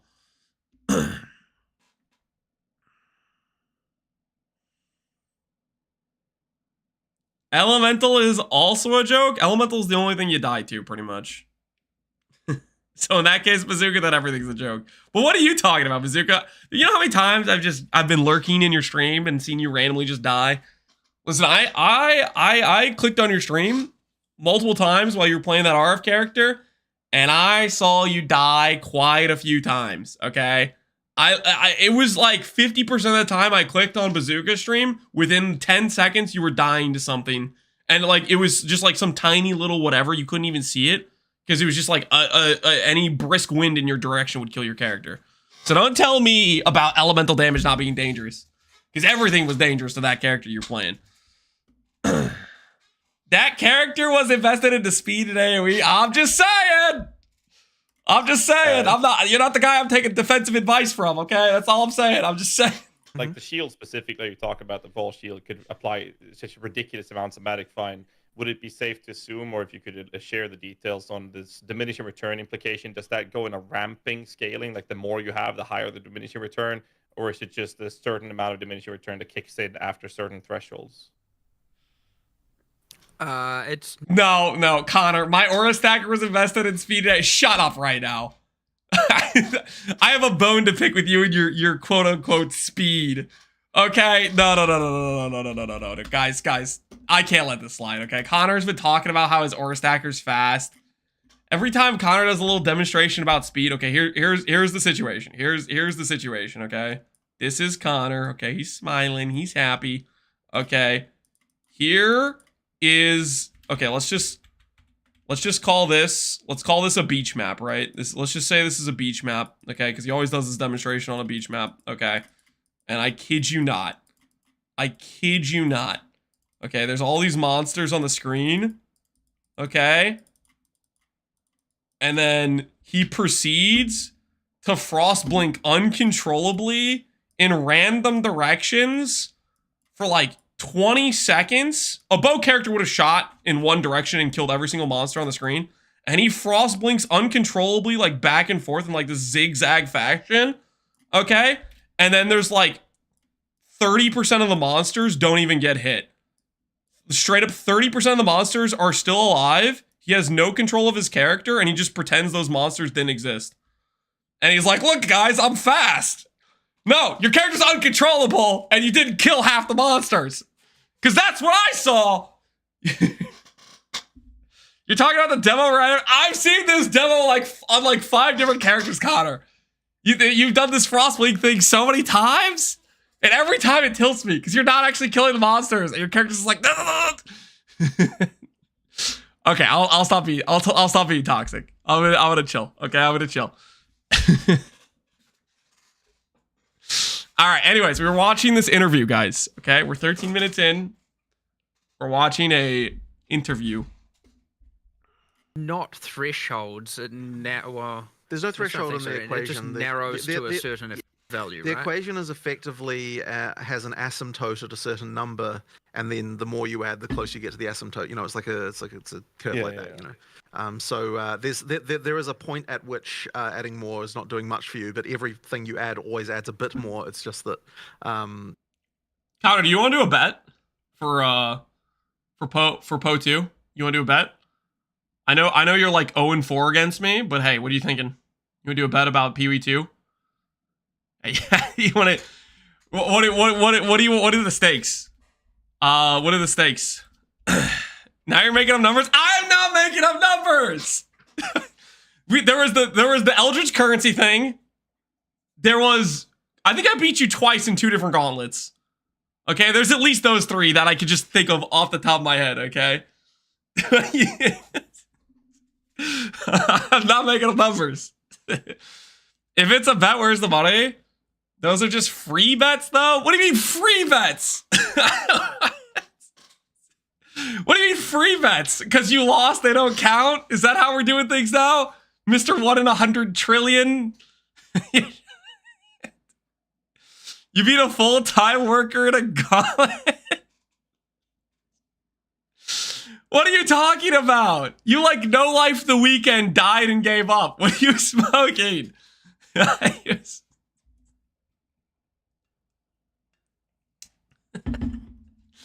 Okay. What do you want to bet on? What are you thinking? First to do a every tier 4 boss mechanic. If you lose, you have to pay Titan maces for 3 weeks. I'm not even the reason you had to play Titan, okay? I told you to play Monk, and then you're like, no, Lance, please don't make me play Monk. I know I lost the bet, but please let me play Titans. They're gonna be insane. And then you're like, fine. And then I was like, fine, I'll let you play Warrior. You wanted Chonk? Okay, yes, I did want Chonk, but I didn't get to choose you playing Chonk. I only get to choose your base class. I chose Monk for you, hoping you'd misclick Chonk on the Ascendancy screen, which obviously you wouldn't, because you're not dumb enough to think Chonk is good, but, you know, I could cope you could misclick, okay? It was a possibility that could occur, okay? It is a possibility that could occur. I started Chonk, how dare you? Tell me I'm wrong, Incarnate. Tell me with a straight face I'm wrong. Was Chonk good, Incarnate? Did you click Chonk and afterwards say, man, that was such a good decision. I'm so glad I clicked Chonk. Good is a word you wouldn't freaking use to describe Chonk. Chonk was so trash. The amount of people I had to argue with about Chonk before that was another thing I was right about, by the way. 3. That's another thing I was right about. Chonk was trash.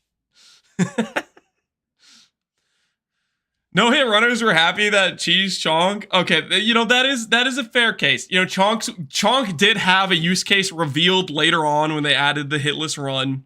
Chonk did have that going for it. Most common opinion? It wasn't the most common opinion, Bakuano. There were so many people coping it was good when it was announced. And those people slowly disappeared. Over time as people clicked Chonk. They faded into non-existence.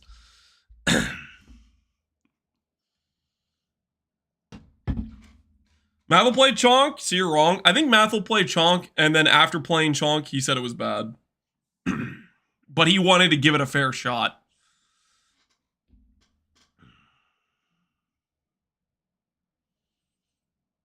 But what about people who are technically above average?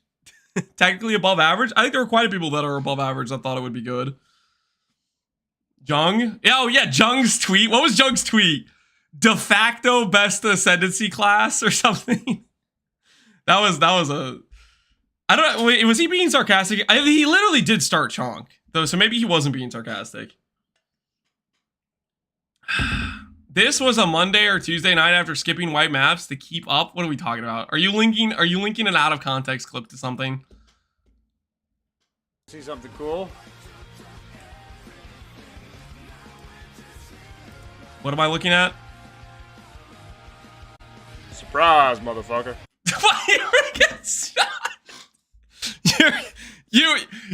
You waited for me to log off as I was just... What was I doing at this point?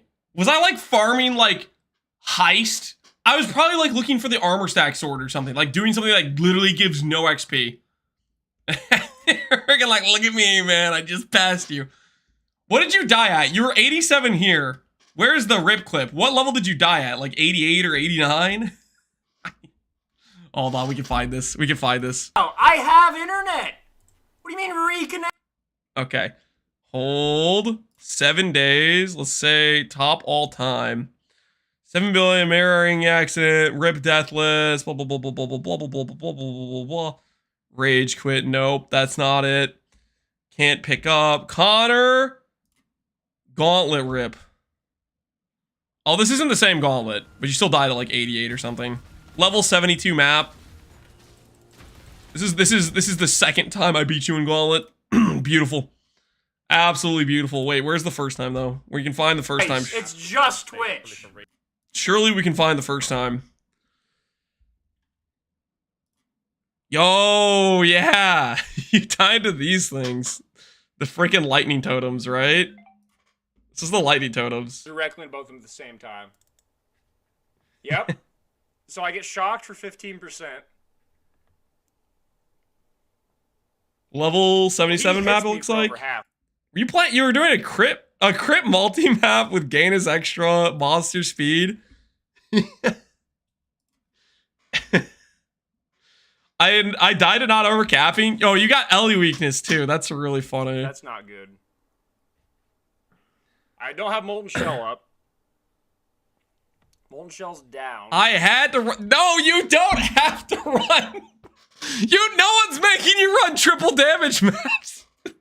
Or quad. What are you talking about? What are you talking? I had to run this quad damage yellow map. Shut up. You can sustain mellow. You can sustain like yellow. You can sustain maps just running blue maps. Man. But if Molten Shell was off cooldown, that would have saved me. I think we could rule that a suicide almost, to be honest. Did you play Calandra? You know, yes, like, I did but play you never Calandra. actually reach a certain value, so that's the... There are... It's always been that way, by the way, Magic Fine. There are... No, I don't actually know if these are the right numbers, but like the difference between like 400 and 800 rarity is probably a difference of like 3% or something. Yeah. Like it's... 400 and 800. Okay, well, not many people are getting to 800 rarity. What's the difference in 400 and 100? That's a more important comparison we need here, Mark. Watching a 2-hour interview in 8 hours? No. We're making progress. We're at 14 minutes. Actually, there's a point in where it is ultra inconsequential, getting even more of it. So you have these guys who are even in Parry 1 where they're running like 1,000 rarity. It's like, there's probably 60% of that is absolutely just a waste. Mm-hmm. Okay. That's fair. I want to move on to another. You know what I just heard? I just heard Mark justify my ability to not put rarity on gear in PoE1. That's what I heard. When Fubgun's all like, ew, but look how much rarity my build has. Yeah, I'm going to quote Mark, you know? Hey, it's worthless. Mark said it was worthless. I don't need that extra rarity. 400 rarity is good. That's what he said. He said we don't need it. Okay. It's just one gold flask is fine. That's what I heard.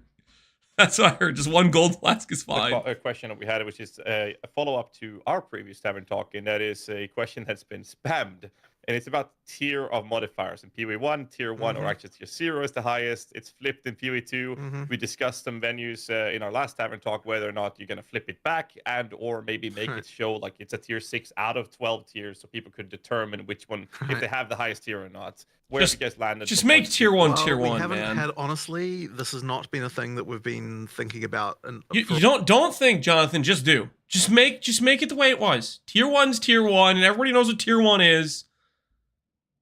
Why are we complicating things? Just make tier 1 tier 1 again. Since the last time we talked about it. Like, it's one of those things that we should look into. I just honestly have not had time. So yeah, no changes there. The state is exactly the same as it was previously. Yep.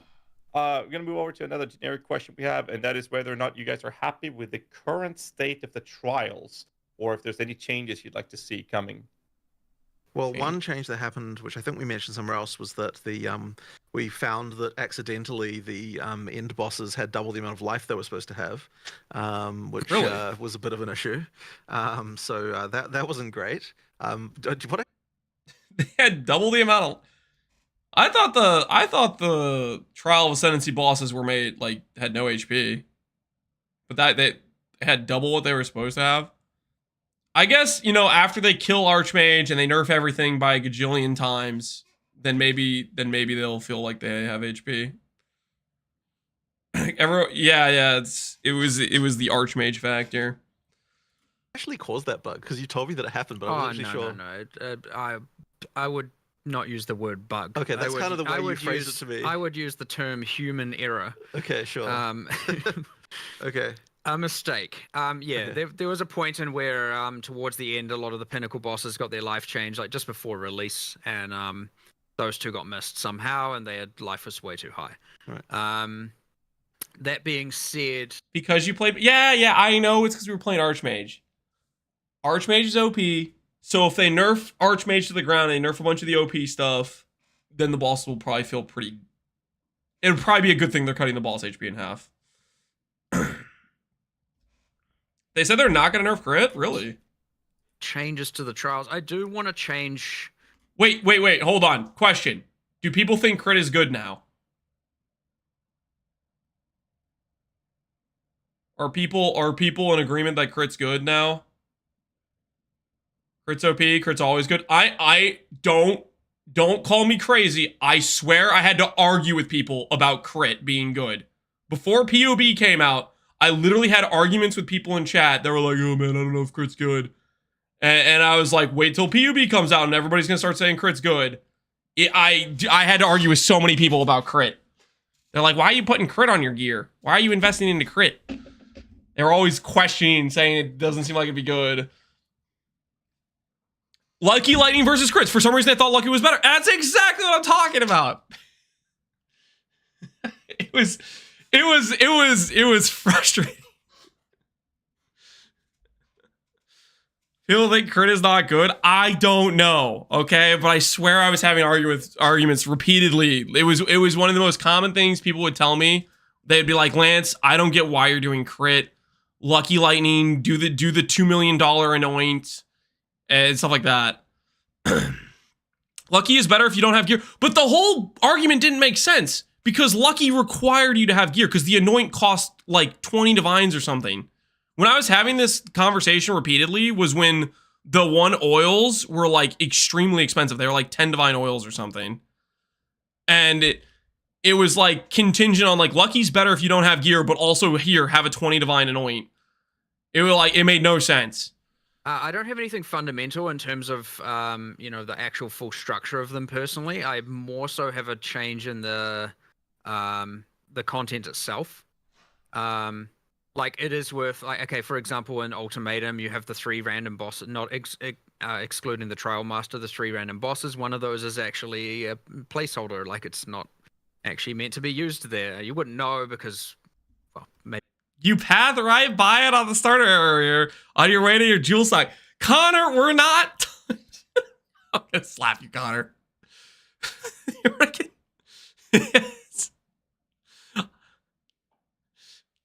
We're not talking about your late start character that had insane gear from level 1, okay?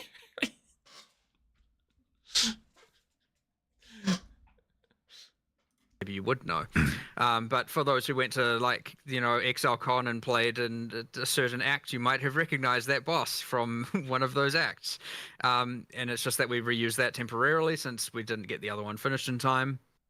And then a lot of the monsters in Sanctum and like encounters and the different, I guess the amount of randomness I would say is not high enough. Like it gets a little bit repetitive. He's still calling it Sanctum. Yes. How long before? So like the PoE 2 people that never played PoE 1, do any of you guys think of it as Sanctum, or do you guys solely think of it as Trial of Sigma? Have you heard it been called Sanctum enough where you think of it as Sanctum? Because that would be hilarious if the residual effect of them saying Sanctum and every other like PoE content creator saying Sanctum. I can't spell Sekima. Yeah, it's a freaking like weird word that's hard to say. I played Pharisha. Yeah, I guess that doesn't help. If you've played some PoE 1, then you'd probably just think of it as Sanctum because of that. What does Sekima even mean? I have no idea. And we need to extrapolate on all that. And honestly, I would say that we didn't get the monsters to the quality I wanted. Especially probably just a number of the skills and the balance and a lot of what they're doing. I would say personally, structurally, like overarching, I don't have a fundamental issue with them. I definitely have problems with the boss of Sanctum. Like that whole hourglass mechanic is just absolute garbage and just needs to be redesigned. Like there's nothing. Honestly, having had a bit more time beforehand would have changed. Not it intuitive. I have every intention of fully just changing that whole mechanic because, like, it is just like, oh, now there's these things on the ground that if you don't pick up, you're gonna die. And how do you know that? And it's just obviously bad, right? Yep. Yeah, I died to that, and then chat made fun of me. It was a traumatic experience. Okay. I didn't know the mechanic. I went in blind, and then everybody lamouted at me. Because I saw those hourglass appear, and I thought I was supposed to avoid them. And so I started dodging around them because I thought they would like freeze my character. And then chat was lamowing. It was not great. So they're changing that 100%. And then the way people got around that in 010 is effectively kill the boss before it can do anything, and then you're good. So yeah, there's certainly changes to the actual monsters and individual bosses that I have in mind. But I haven't really thought too much about, you know, changing everything, you know, across the, you know, actually how the mechanics work necessarily. Fair enough. I remember me dying first time on that fight, going in blind. It was because of that mechanic. Yep. And we all did that. Scales with players as well. Like if you have a party. It's just actually bad. Like I there's no. I feel like it's probably a 50-50 chance. Like, you either assume you're supposed to run into all the hourglasses and then you just do it right the first time, or you assume it's, like, dangerous and you specifically don't run into it. I knew and I still died to it. Rest in peace. I guess there's that situation, too, that can occur. If you don't have, like, a blink or a movement skill and you get a really bad spawn with not good movement speed boots, you can get owned. Especially if you have, like, a affliction, which slows you down. There's no excuse there or anything. There's not. It's just bad. Like, it needs changing 100%. So I knew and I still died. Yeah. Something you said, which is the way that you get around that mechanic is effectively kill him, you know, before he can actually do anything. And so my question is more about the state of bosses going into 0.2, because I know you guys are worried, and you've said multiple times one of the things that you were bummed to see was like people killing Pinnacle bosses in like 14 seconds. So it's. What are they going to say about Pinnacle bosses? 0.2, do you believe this is going to be, you know, different with the rebalancing that you currently have? What's your expectations? Because I know you also said you lowered the tier 0 of these bosses by, did I hear it correctly, half HP? Correct. So my hope is that it will be fixed because we fixed all the things we knew to fix. My worry is that more things will be discovered that mean that it is not fixed. But it's honestly incredibly difficult to actually like find every single thing like that. Give us some numbers. Yeah, what I would hope that happens is that people don't find anything too outrageous before the point when people get into the Pinnacle bosses, so that it can actually be a reasonable challenge for the first people who get there. But yeah, I mean, look, people do tend to find stuff. Obviously, there's a new class as well, and so a bunch of new support gems and interactions and things that have been added. So, you know, there'll be. You turn the video up? Yeah, I can turn it up. Raise the volume. Things probably there that will just happen. You know, so yeah, like I don't know that I can expect that. Like I'm certainly not going to sit here and say, oh yeah, like everything like that's not going to happen again, because it probably will happen again. But so we're just making every attempt to make sure that it doesn't. And yes, this was an exact thing that Mark said when he said, okay, we're lowering the life of these bosses. This might make this problem even worse. Because yeah, if people do find anything, I wanted to lower all difficulties, right? Because it's effectively the situation we have right now is that by not lowering it, we're effectively saying that if you're playing a more average build, then you are not capable of doing that content. Right. And by not changing it because there are a bunch of broken builds is just unnecessarily punishing average users, or, you know, more, I don't want to say necessarily casuals because we're still at the end of Endgame here, but, you know, like within that spectrum of players, casuals are not even able to do the difficulty 0 Pinnacles because, you know, it's balanced around an extreme that is just way too high. And so I'd rather just have it be easier for broken builds and at least accessible to people who are playing more like average or our ideal DPS kind of builds. And, you know, yeah, sure. And then the broken builds can go up to difficulty 4. And again, now with at least all the uniques dropping from the Pinnacles, you got more stuff to at least look forward to if you're killing difficulty 0. Sure, the chance to get it on difficulty 4 much higher, by the way, but, you know, it's still at least not just the good uniques are restricted from those players. And you know, I mean, another thing as well, I know this is like technically unrelated, but talking about more about that accessibility for players to that content, we have made all the Pinnacles are now not only half the volume up, Cal turn up again. Sorry for those. life, they're also twice as easy to access. So we had this whole like, you should have to do 60 maps of Breach or Delirium or whatever to access the Pinnacles. That's just too much. It's way too high. It was a kind of conservative number, and we've changed that. We've now made that 1 in 30. I know that's not actually how it plays because with juicing and all the mechanics and how well characters do. So it's just a rough number. All right. But effectively, yeah, we've doubled the frequency. Dude, does 1 in 60 sound right, guys? For like an audience of the king? I feel like that sounds kind of right. Like at a baseline. You don't think so? Because I felt like for the first one, that makes sense. But once you have the nodes, it felt like more like a 1 in 20. 160 is only right for Breach. Simulacrum, you get way more than 1 in 60. If you're doing the oils on your maps, like you get way more than like 10 Simulacrum splinters per map if you're putting the oils on your map, if you're making Delirious. You felt it was about 40 maps? Do you think it was 40 maps with the nodes?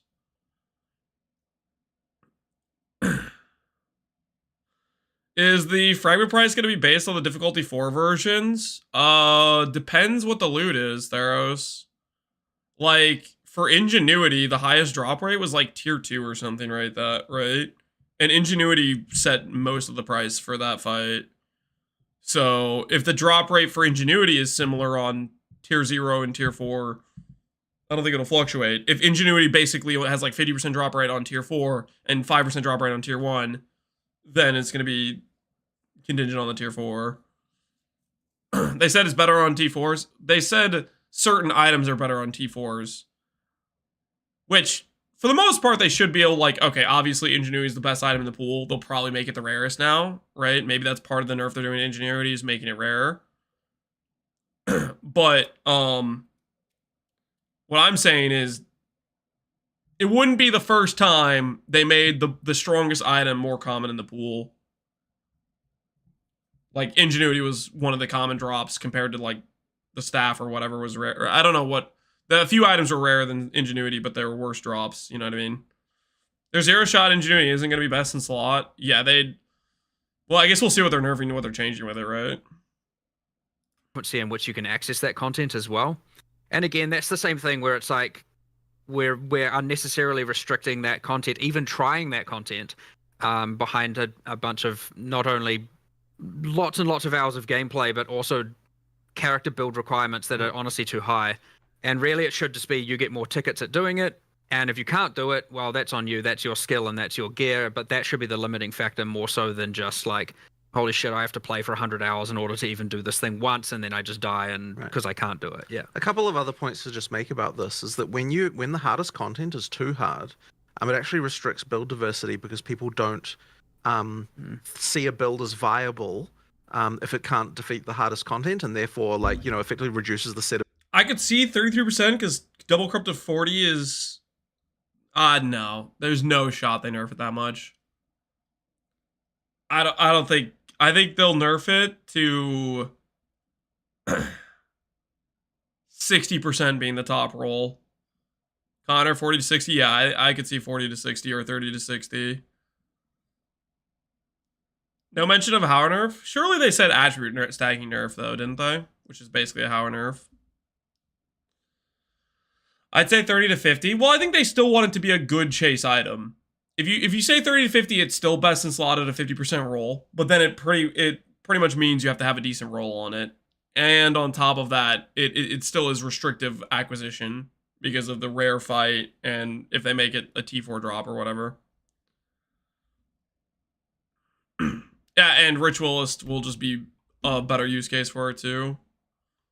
I think they get destroyed to the ground. Nah, man.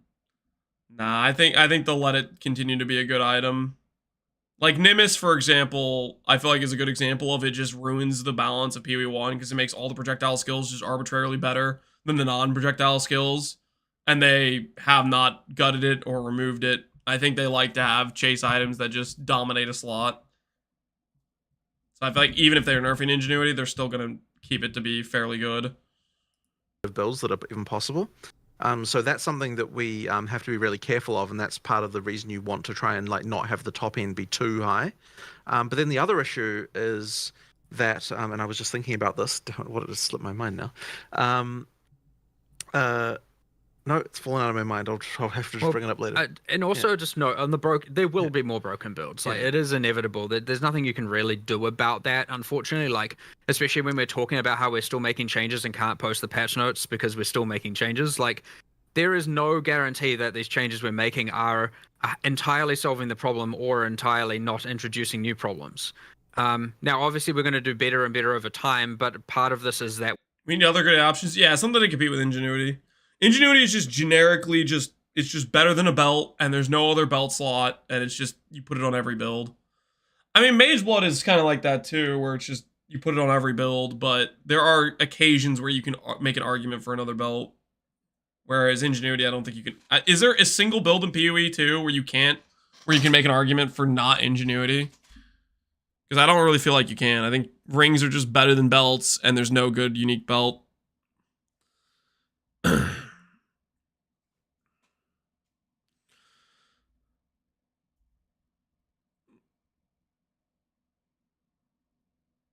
Should make a counter Ingenuity belt name.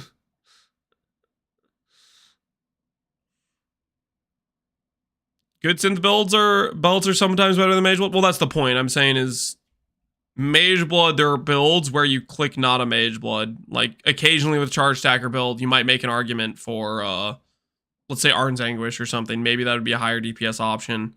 Or occasionally, depending on the synth you have, depending on the build you're making, you might care enough about a synth belt. we are just... PoE Ninja had Ingenuity at 82% of characters, and the other 18% of people just couldn't afford it, probably. Very aggressively making changes so that we can get it to the players to test, ultimately. And I don't mean like functional testing, I mean balance testing on this level with this many mechanics and overlapping axes of randomness is impossible to test on an internal scale with the numbers we have. Like, you need actual hundreds of thousands of eyes and hours to even be able to find everything. And this has been the case with Path. Belts and PvT are just bad. Yeah, that's the point. You don't have... You have one belt that's pretty good, or like really good, and then you have nothing. A cheap belt will be better than a 98%. No, it won't. What? You didn't say that. You're saying that sarcastically, right? Or trolling or something? Rare belts don't beat a 50% ingenuity. A perfect rare belt doesn't beat a 50% ingenuity. Exile 1 forever as well. It's not like it's anything new. That actually reminds me of what I was going to say, which is that when we're going into 010, we didn't even really know what the right amount of DPS a player should even have was at endgame. Sure. Because that's a Demon Lady doesn't use ingenuity. What are you talking about? Okay, I have not been playing demon form builds. Any demon form players that agree with Lily on on this?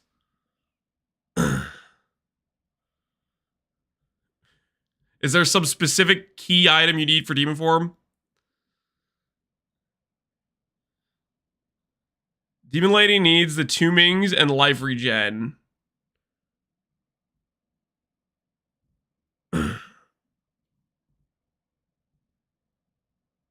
Okay, so because they're forced into that, and they don't get life regen anywhere else. I think that's coping pretty hard, but I guess you've made one case for it. I saw a high budget Demon Lady with 210 stacks take 40 seconds to kill Zesh. Yeah. Podcast getting one guide. Yeah. Okay. Whatever. I guess we could concede that there's one specific build that isn't a top tier build at all that can have a reason to not use ingenuity, but that's like a niche on top of a niche. Impossible without getting more information about, like, you know, what players are realistically achieving, kind of where the average ends up being, and that kind of stuff. Like, it's actually very hard without that sort of data because, as I think I've even said before, like, we can't invest 100 hours into every test character we make. We have to kind of, like, either we do a playthrough, in which case we're not getting to the end of endgame on that one character because it just takes too long, or we're creating a character synthetically, which if you do that, you're not necessarily gonna end up in the same place as what you'd end up with if you if you didn't do that, right? So I mean, yeah, we can cheat every item into existence, but like, is it really how it plays out? It's actually very hard to say. So that kind of means that on some level, what the until you actually get it on production and you're actually putting in the kind of 100, 200 hours into a character and, like, you know, seeing what other people are doing and like being part of the meta and like all this other stuff, you don't even really know what the life should be. So just even having this first round, you know, has helped a huge amount now that we.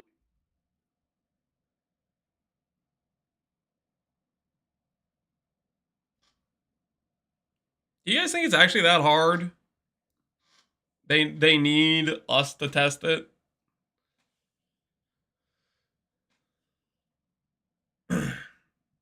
In order to have any idea. It's cheaper for sure.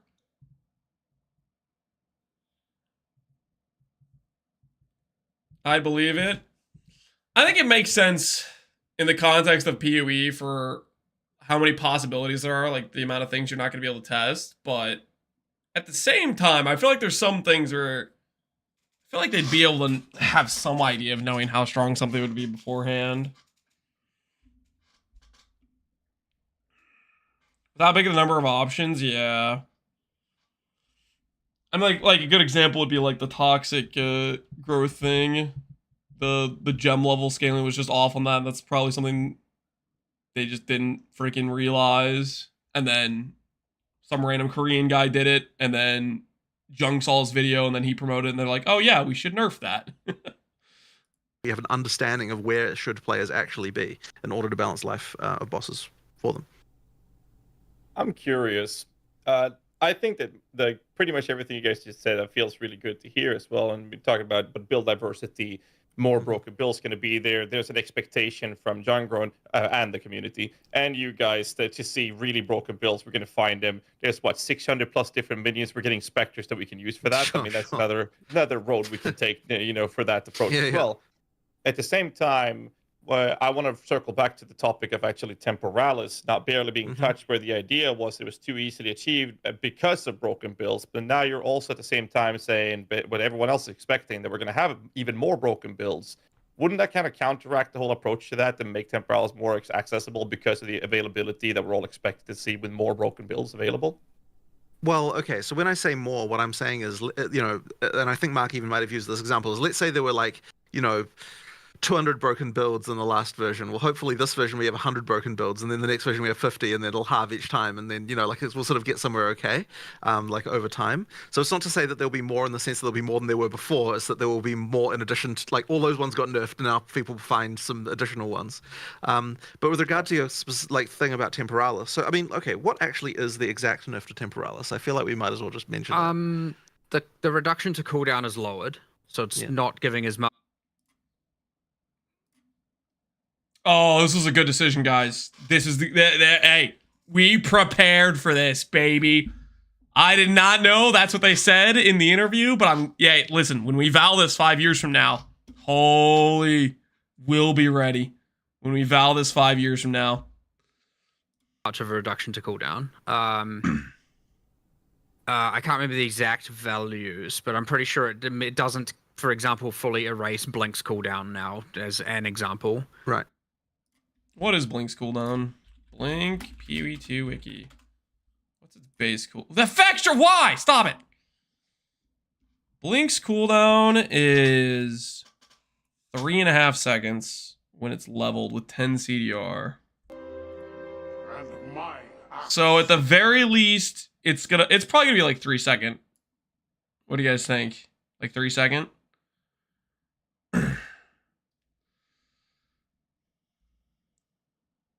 I have my 20 res 3.93 socket banked. You're prepared for the future. 0 to 2, 2.5 tops. No, dude. I don't think they want Blink to have a 1 second cooldown. I think 2.5 tops. Nah. I think it's gonna be like 3. I think I'm calling 1.5 to 3. That's my Temporalis prediction. 1.5 to 3. Okay. But it's still very good. Like, it's still You know, that being said, though, you could val it to like 3 point something. So maybe you guys are right. Maybe it is gonna be 2.5 and you can val it up to 3. Maybe. Incredibly good. But the thing that really changed is that we lowered the amount of the they're also nerfing the rarity, so there'll be less of them. We also given that we had solved at least a good chunk of those problems for the early when Temporalis was spilling out into the economy, we solved a lot of that. But also I think we have made it at least 10 times rarer, that unique specifically, in this patch. So what was the drop rate? People were saying that it wasn't that rare for the last flame or whatever. It was still like kind of rare though, right? I feel like I ran a decent amount of Sanctum and I didn't see it to begin with. Before the dupe trade, there were 25 listed. I mean, the 25 listed could have been from the dupe trade too. 1 in 300? It wasn't that rare, right? I ran 200 plus and never saw it really. It was about a 0.3%, which is suggesting like a 1 in 300. Okay. One guy did 500 seconds, didn't see it. Wait. So it was multiple hundred. That's gonna be, so instead of multiple hundred, it's multiple thousands.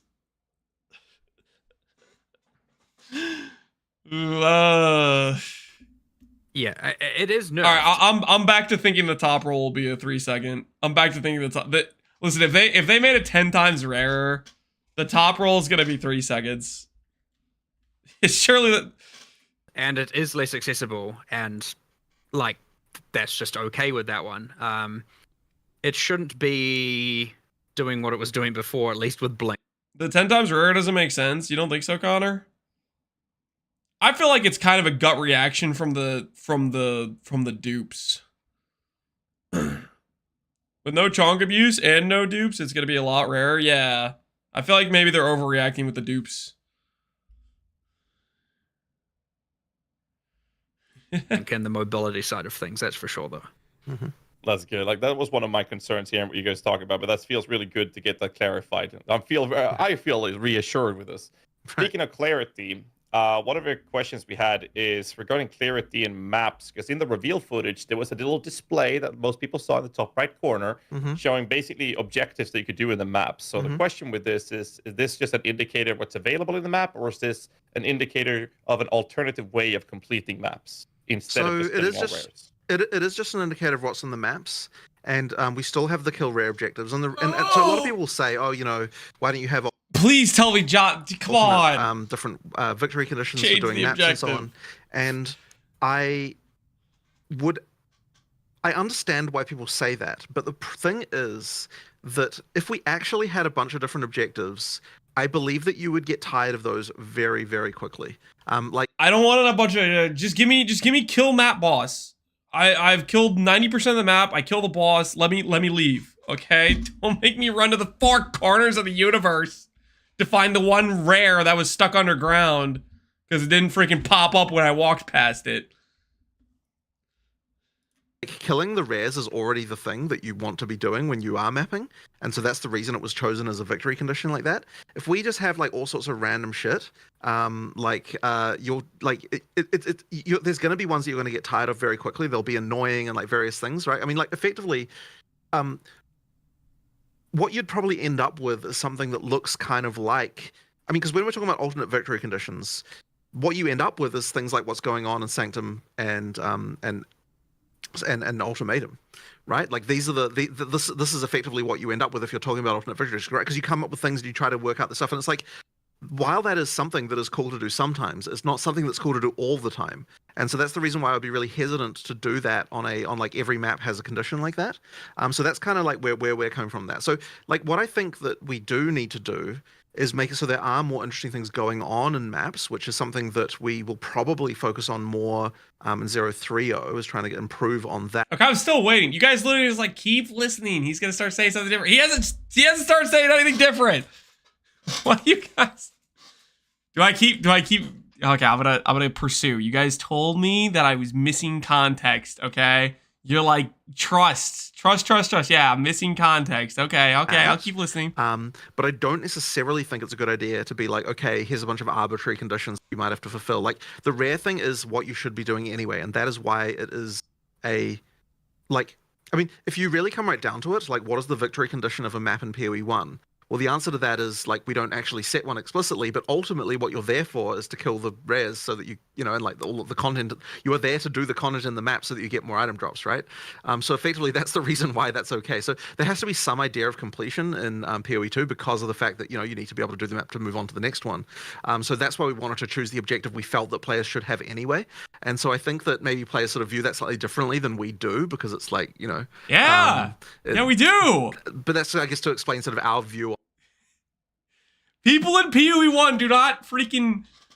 They do not get... Let me go track down the last rare of this map.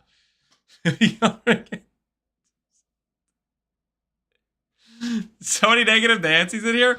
Okay, Rage, do you honestly believe that having to track down the last rare in every single map is a good win condition? If you're defending this, you believe this is a good system. Every single time you go through a map, you clear most of it, and then you can't leave the map because you can't get a win until you walk around for forever. No, absolutely not. Wait, why are you calling people negative Nancy's? Because people are calling out that this is a bad system. I think it's important that we tell them we think it's a bad system. We're giving feedback. They need us to test the game. Keep listening? All right, I'll keep listening. On how that is. It just should be there of like, here's what you're supposed to be doing anyway. Okay. A question I had... We did... Oh, go on. I just want to elaborate on that a little bit more, because we did try some stuff internally there. Like, we actually did...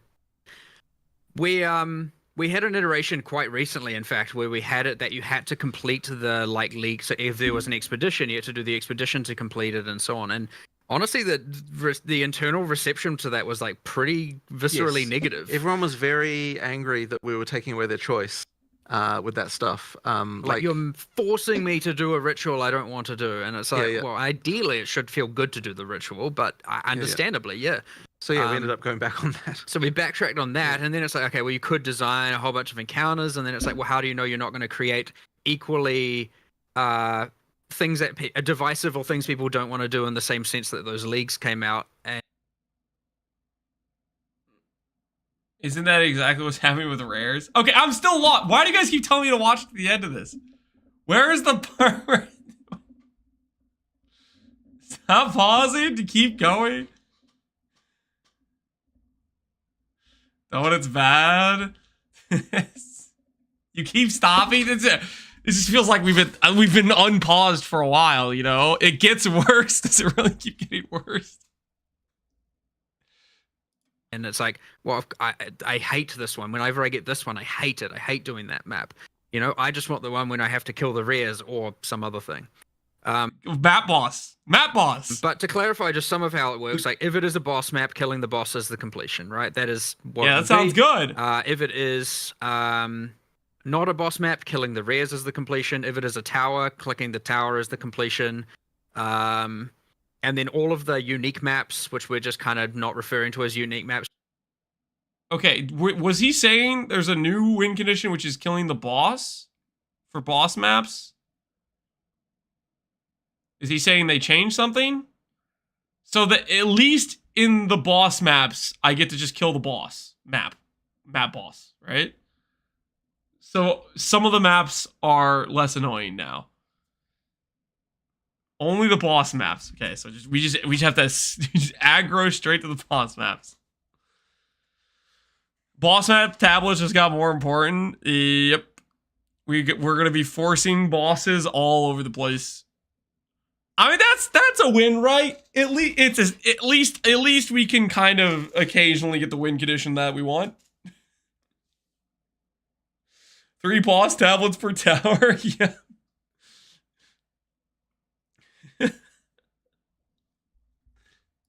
Really, but that's kind of how they appear. Each have their own special conditions as to how to complete them.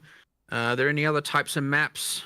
No, not really. Hideout is full clear the area, sure. but you don't really need to do that often. That's pretty much it, right? Pretty much that's it, yeah. And okay, so boss map, we get to kill boss, and that's just it, right? So that's a win. That's less maps. I will be frustrated by the if I find a boss map and I go through and I kill the boss and then it tells me to kill the rest of the rares in the map. I'll be like, what the hell? Boss tablets are 3 per tablet. Is it only 3 per tablet? What was it's more than that, right?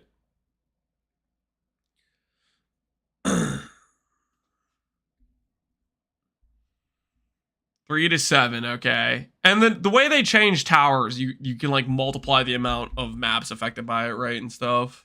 Like they buff towers pretty heavily. Every single one I've dropped only had 3. It's 3 to 7. Okay, so you just got low rolls on all of them.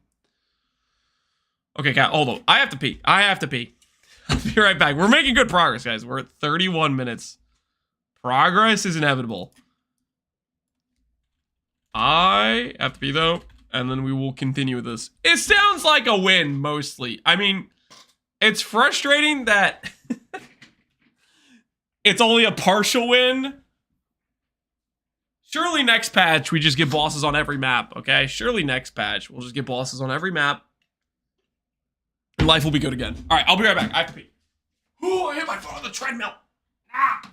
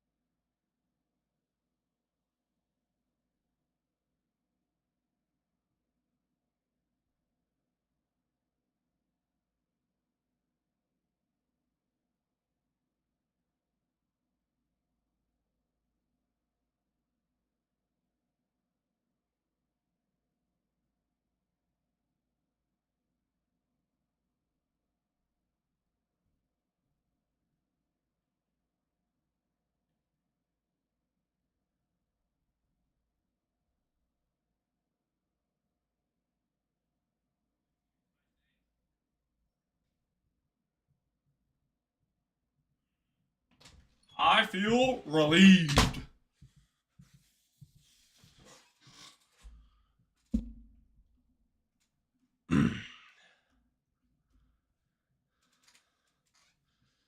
Maybe watch a question and full reply, then pause?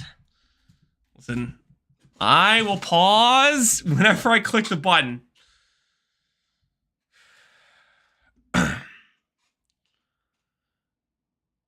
I'm gonna take my 4.0 GPA and 2 degrees and do what I want? What the hell?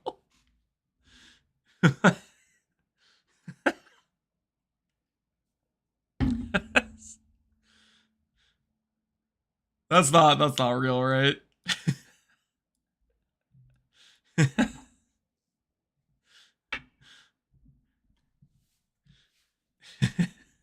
Then all the extra content, though, it is displayed on the map. It lists it under extra content. So, like, because often what could happen is you go into the map and you're like, I don't remember what was in here. Like, was there a breach in here? I don't remember. So at least now that is all displayed and you do know what you have to at least keep an eye out for. And it will display on the top right.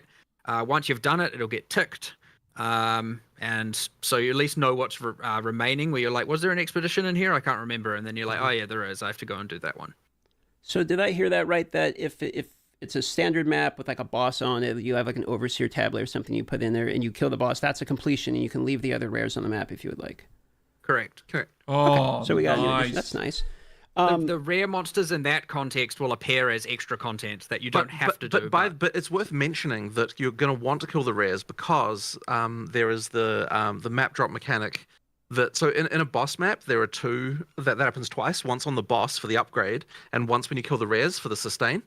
So just to be clear here, like the killing all the rares, like at the point you kill the last rare, there's what we call a sustain drop, which is the one that's giving you a at tier 1, it's 100% chance to drop a map of the same tier, and then that goes down over time, but then gets countered by the waystone drop chance. So effectively, what that means is that if you're playing with mods, you're always going to get a map from that last rare that sustains your drops. And so in a map boss map, that's the same. Like the rares will still give you that, but then you're also going to get a map from the from the map boss too. But that'll be +1.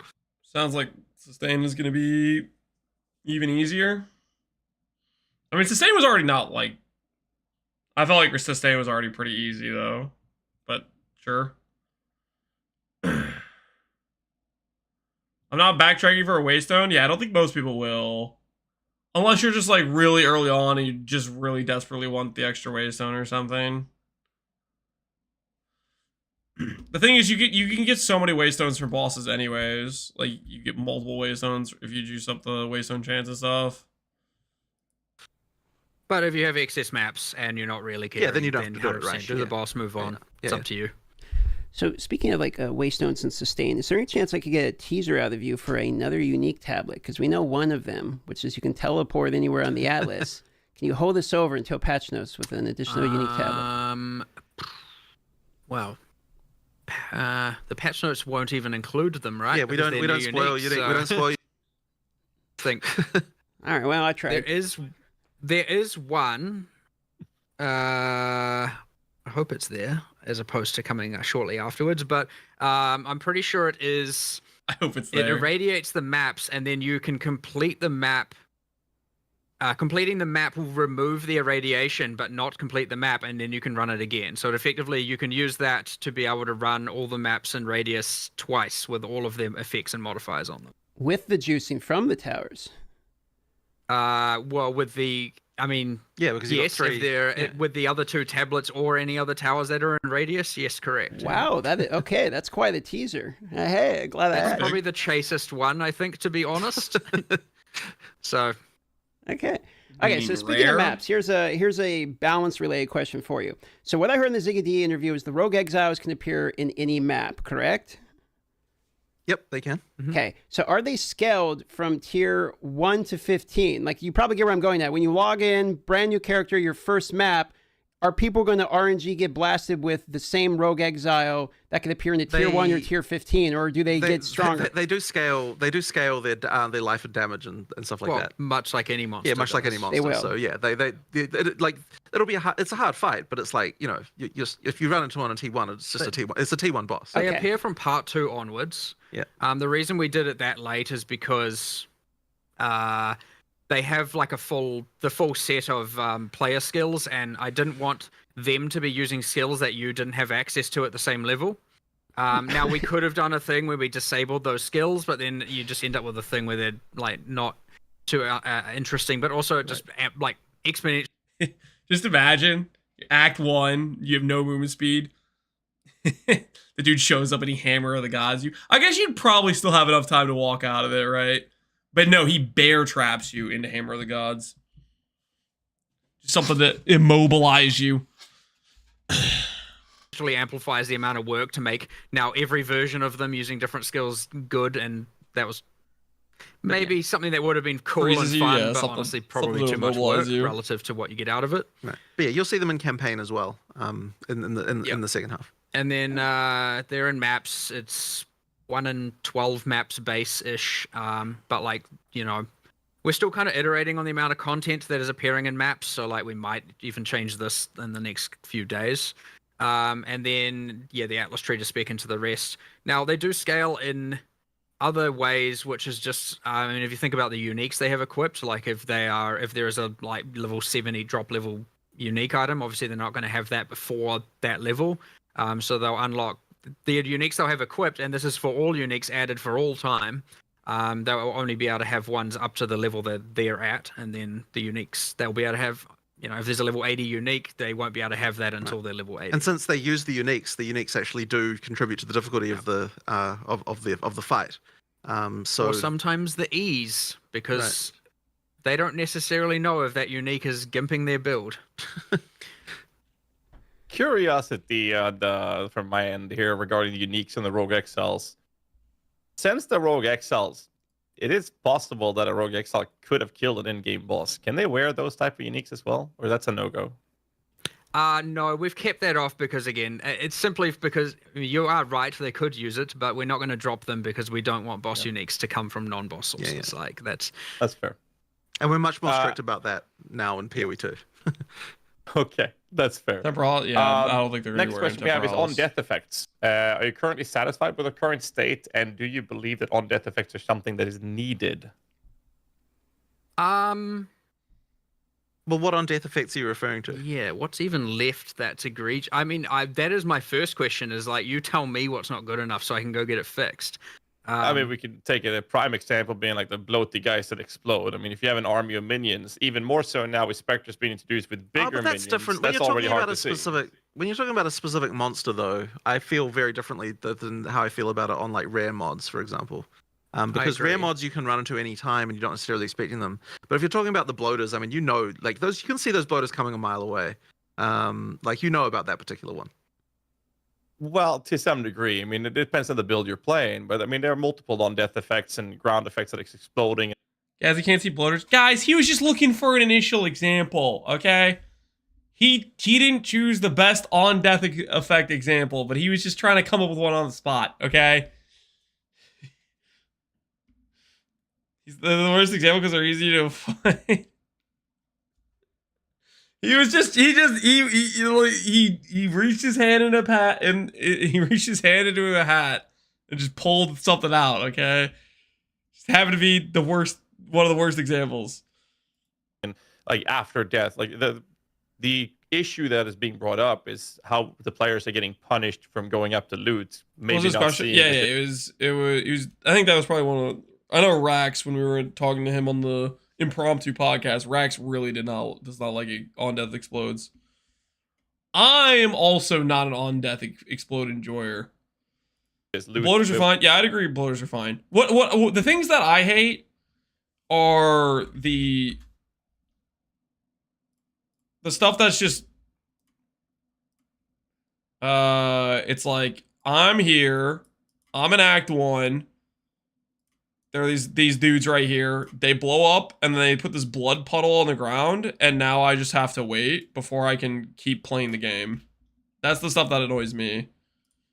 It's just like I'm just like -5 seconds of my life every time I run into this. Where it's just like, okay, I just can't walk, I can't progress because it covers the entire hallway. The ones in the mansion, yeah. I don't know, stuff like that is what I think of.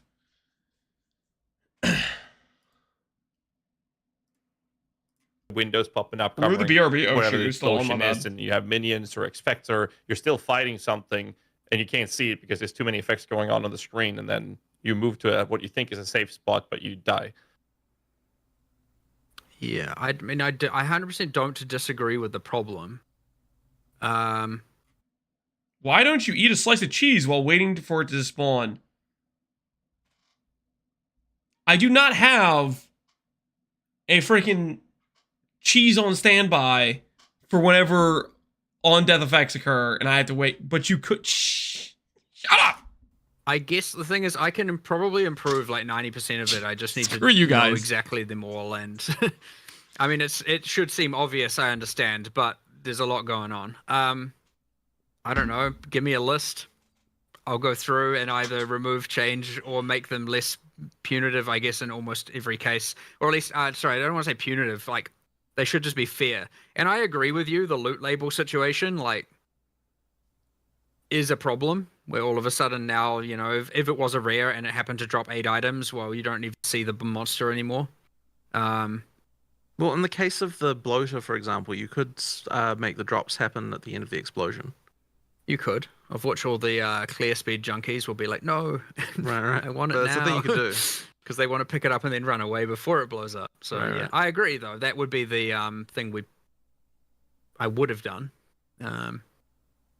But yeah, I mean, that's fair. look, again, it's like I don't really have a problem with it as a general sense. I have more a problem of just if there is an unfair mechanic, I want to address that. Like, which is not restricted to on-death mechanics or not. It's just everything. If it is unfair, or there's no counterplay, which I guess are the same thing, then I would like to address it and do something about it. Similar to how I talked about that hourglass mechanic just being garbage. Like, I'm going to be the first to admit that there's a bunch of just unfair, bad stuff out there, which is the consequence of designing so many bosses and so many monsters, like hundreds of monsters. You're going to get some bad out there for sure. So we'll get them all in due time, though, for sure. There is no counterplay. I mean, the counterplay is you just dodge it, right? That's the counterplay. Like, it forces you to do something differently, I think is what he's referring to. Didn't they just add the tornadoes? Yeah, the trailer that has the tornadoes that follow you around after the monster dies. They don't agree that it sucks, though? Yeah, they want to force you to react or to try to dodge or to respond to it, right? Every PvE2 on death does basically 0 damage. Yeah, you can outgear them, Connor. You definitely can outgear them for sure. But initially, before your character has some tank, then it's problematic for that situation. So not picking up the loot is counterplay. Yeah, you have to wait for the on death effect to stop before you pick up the loot.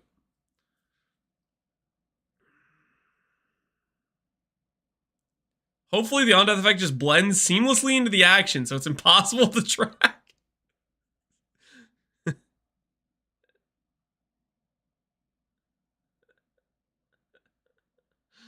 Connor, what are you starting? Are you starting Archmage again? Are you gonna just go straight to Gemmling Legionnaire? The follow-up question on this topic was that whether or not you consider the on-death effects to be something that is needed in the game.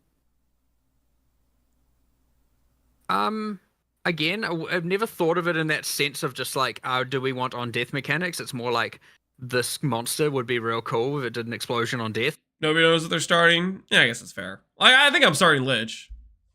I'm pretty sure I'm starting Lich. I guess we'll see what the patch notes say.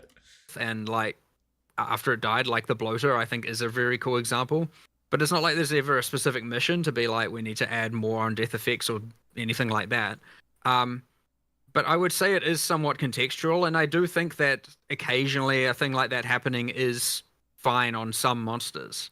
I would argue that again, like the things where it's hiding them, making them invisible, or that you can't see them, or again, because there are builds that are moving at way too fast with too many effects, is more of a thing that amplifies this problem, which is what we always see.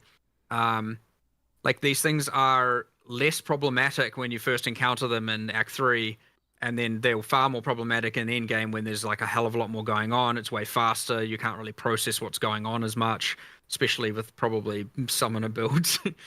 So yeah, I mean, it really shouldn't be the case that you can't see a bloater explosion coming. Yes.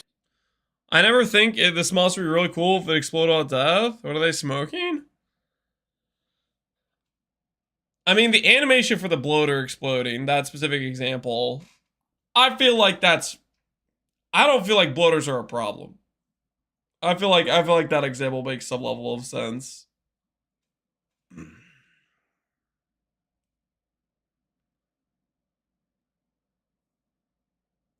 Visible AF, yeah. Bloaters are how all the on-death effects should be? Yeah. I don't know.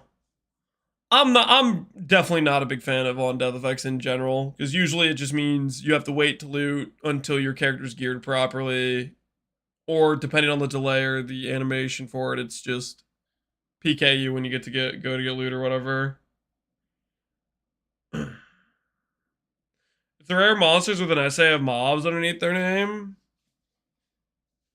like bears, I'm trying to think of what rare monster explosion we're even talking about.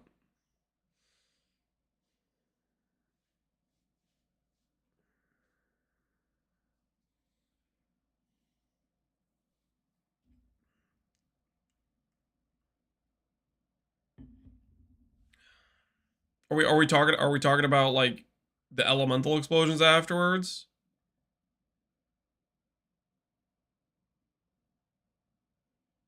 Like, they're incredibly huge monsters. There's incredibly well telegraphed. It takes a very long time to build up. Like, that one really should be one that you can see coming. I mean, I don't personally have an issue with the bloater specifically. Like, we got some of these questions from the community and some of the questions brought up from other content creators. But that's what I'm saying. But it wasn't the first Poor one that came to Gazzy, your mind. man. He picked So I the wonder if worst there's another one example. out there that- what I'd like to do is at least do a pass to make it that there is never loot and a death spot contesting. And often the answer to that might. Mark wants to make it so there's never loot and a death spot contesting. That's what it is like 90% of the time, though. He's gonna say it's impossible, though, or something, right? Be either change the effect or delay the loot. It just depends what that is. There were cases like, for example, Rattlecage, that the first boss of Sanctum, he used to explode on death, and yeah, it was bad, right? Like, how do you know until it happens? And then by the time it happens, you're dead. And of course, you kill the boss, you run in to get the loot. That's just what you do. So that one is an example of one where it were like, well, I mean, whether or not you could say it was telegraphed well enough, I don't know. It kind of just didn't really work. So there are clear examples where we've removed them because, yeah, it was kind of bullshit. And then there are probably a few examples that. Did the Geometer boss have an on-death effect? I feel like I remember people telling me they beat that boss and kept dying to him afterwards. I never like stood on him after I beat him, but did that guy have an on-death effect too? If the loot's delayed, all right. Yeah, loot delay does not sound like the solution. Maybe we can have the cool animation without it doing damage. He blew things up like the corpses of his like they're in the grey right legs now, or and whatever. probably even some that are still bullshit, and we still do need to address them 100%. That being said, again, not philosophically against them, just philosophically against unfair or like gameplay that's, again, I agree, if you're just covering the monster in loot labels, let alone anything else, and it's about to explode. One portal bossing? Is this Jomnara? People arrive.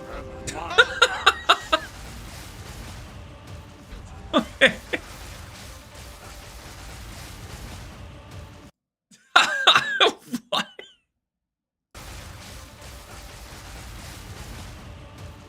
It's not even like an animation or build up or anything.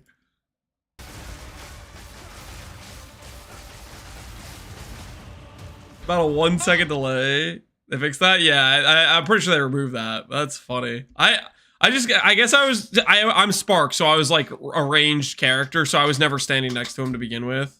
Is maybe what it was. They fixed that? Yeah, they patched this.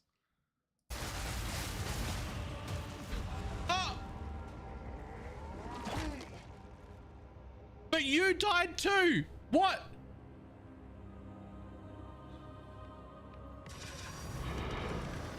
My money. That is a bad thing. Like 100% that needs to be addressed. Sorry, I think we... So yeah, I guess it's just more a matter of like, make sure that you continue to make us aware of the things that feel terrible to play against, and we'll do what we can to fix them. And if we can't get a good solution, then it probably will be removed. That is often what happens eventually. Fair enough. I have a kind of a different topic here. So there was a specific question related to ascendancy skills. So some ascendancy skills, I believe, have like quality effects, but you can't quality them. And ascendancy skills also can't be put into weapon slots. So like you can't use weapon switching with ascendancy at the moment. I can't put like elemental storm or something. For some reason you want to use that. It's like by only using my second weapon, for instance. So we're wondering if in 0.2 we can see quality coming to ascendancy and weapon swapping, actually being able to be queuable onto ascendancy skills. Well, you can't put quality on them because they're not items, but the reason why they still have quality is because there are things that give quality to all skills. Oh, it's good. What gives quality to all skills? Is it just Gemling Legionnaire? I'm trying to think of the examples of things that give quality to all skills. It's just Gemling. Does he even have an ascendancy skill? So maybe they're going to add some more items that give quality to stuff. Maybe they give ashes. Yeah. Some other items that give quality to skills. What got Old Man Lance back into PoE 2? Change of scenery. Something different to do until last epoch. Keeping the design space open, yeah. Oh, okay, that makes sense, yeah. So I believe that's why it's like that. So yeah, we're not going to change the fact that you can add quality to them because yeah, they're just not items, so it just works that way. As for the weapon swap thing, can you not open up the advanced skill thing and turn the usable way weapon set 1 and 2 for ascendancy skills? I thought you would be able to do that. Is that really not possible? No, I checked it yesterday. And you can't do that? No, not that I've seen. No. Man, let someone correct me in the chat. I have a feeling now. So that actually surprises me. But now, upon thinking about it, I suspect I know why, and it will be a stupid technical limitation due to the way that information is stored, where there's no place in your character to store it. So I can actually probably get that fixed now that you've brought that to my attention. It just wasn't something that I was really aware of. I can actually get that fixed. Probably not for 0.2.0, but yeah, that's a relatively easy fix. And as I said, it's because currently the place where that's stored is in the gem, and because there's no gem there, there was no place to. Sir Gog is invading your content niche with currency flipping guide. I do not have a content niche for currency flipping guides. Shut up. No, Sir Gog, how could you do this? You're telling people to buy low and sell high, not like this. The betrayal cuts too deep. Bro, that's how I knew you as the currency flipping guy. Shut up, DM! You did not know me as the currency flipping guy. That is not what I'm known for, okay? Surely not. Okay, listen, I will accept people calling me like the cheese guy or the snack guy or Lance the old man, even though I'm not old, by the way. But people are not going around saying Lance the guy who has guides on flipping currency. Shut up. Listen, I made one video when they added Faustus to the game where I was like, hey guys, it's free money. You just press Alt, you buy low, you sell high, easy. Jail. Can I get 1 5-minute video. With my Xbox. Thanks. I spent 10 months in the basement jail. Can I get out? In Silico Man, you're not in basement jail, and there is no Xbox down there anyways. People that get sent to the cellar, it's a prison sentence. Hi, when we met in person, you said, hi, it's me, Lance, the currency guy. I did not say that. No, I was actually too chicken to say hi. I was like, yo, that's DM over there. And then I proceeded to not say hi. I'm a little bit embarrassed about it, okay? It was one of the play tests. I saw you. You're sitting at a table with, I think, like Mr. Llama, I think, and I was like, I should go say hi. And I was like, nah, it's gonna be awkward. And then I just didn't say hi.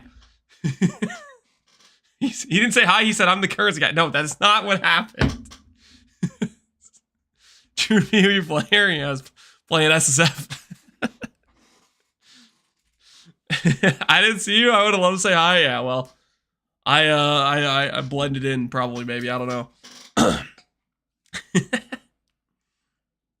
You sitting there menacingly? Yeah. Store it, so reach into his pocket for cheese in comfort in social situations. No, probably just got. I don't carry around cheese, by guys. whoever implemented that. So yeah, that I can get them to fix it. Great. All right. We'll move over to some critical strike question. It's about critical strike bonus on weapons, which is currently multiplicative, with other sources of crit bonus leading to higher crit multi than we've ever had, even in PoE 1. So the question is if there's any changes or plans to have changes to that, or is crit supposed to be that strong in the endgame? I'm sorry, I had my head down. I was too busy watching your currency flipping guide. Stop motivating. See, here's the problem, DM, okay? Now, see, there was one guy that started out with this XDD chat, and now you're fueling the fire. And here's what's gonna happen. It's gonna be 1 month from now. I'm gonna be playing Last Epoch, and I'm gonna have some guy come into my chat who he's gonna say that he's like, "Hey man, you got any more information on currency flipping?" And it's gonna be residual poison wound that I'm gonna be dealing with for multiple months from now.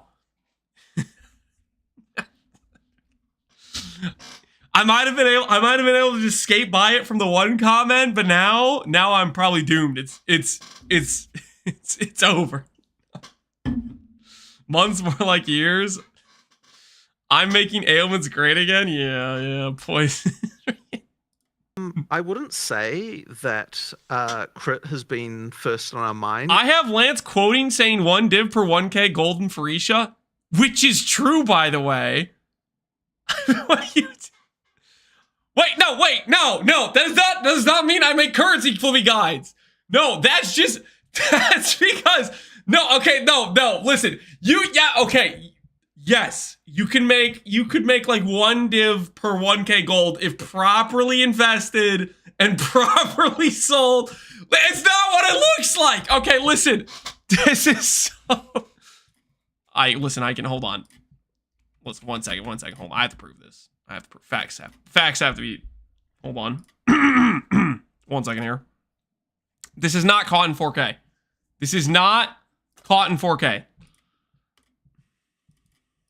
Log into this character. Oh, let me check on my buy order. I haven't checked on this in a few days. Listen, I've been clean except for this one buy order. This one withstanding buy order. Oh, look at this. Look at this. You guys see that? Right there? 135 purchased at 2 divines each. Hold on. Let's just take a little gander. How much did that cost me gold wise, and how much did I make? Thoughts? Fortune, Omen. These cost 125. So 135 of these, 16.8k gold. All right.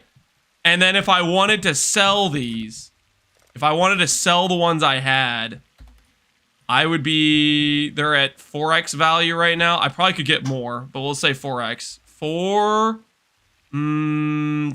Calculating 440.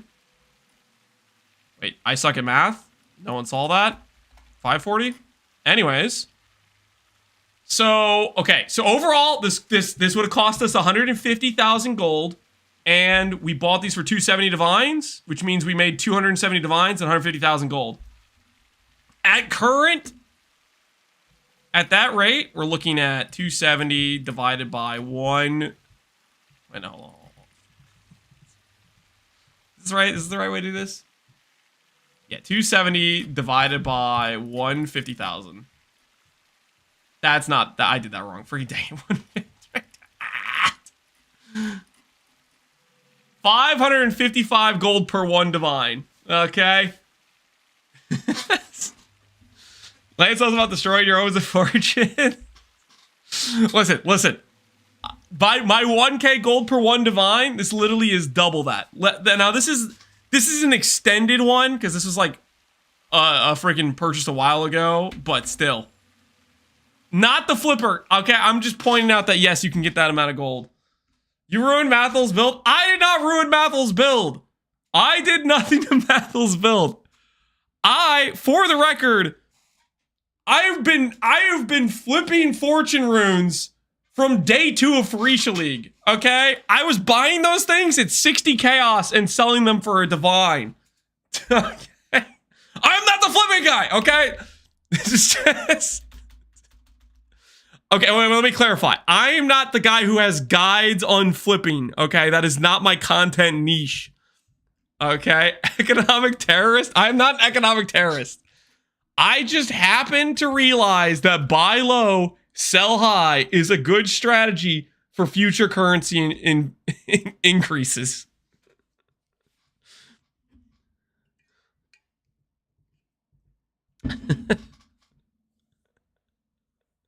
When is your next flipping guide? There's no flipping guide. Listen, I'm just saying, if somebody comes in my chat and says, Lance, I have no time, I can't possibly make money, my response is always going to be just do some Faustus. That is a low time investment for high currency, and I am going to keep answering that way because that's the correct answer. Coming from FlipTube, finally nice catching you.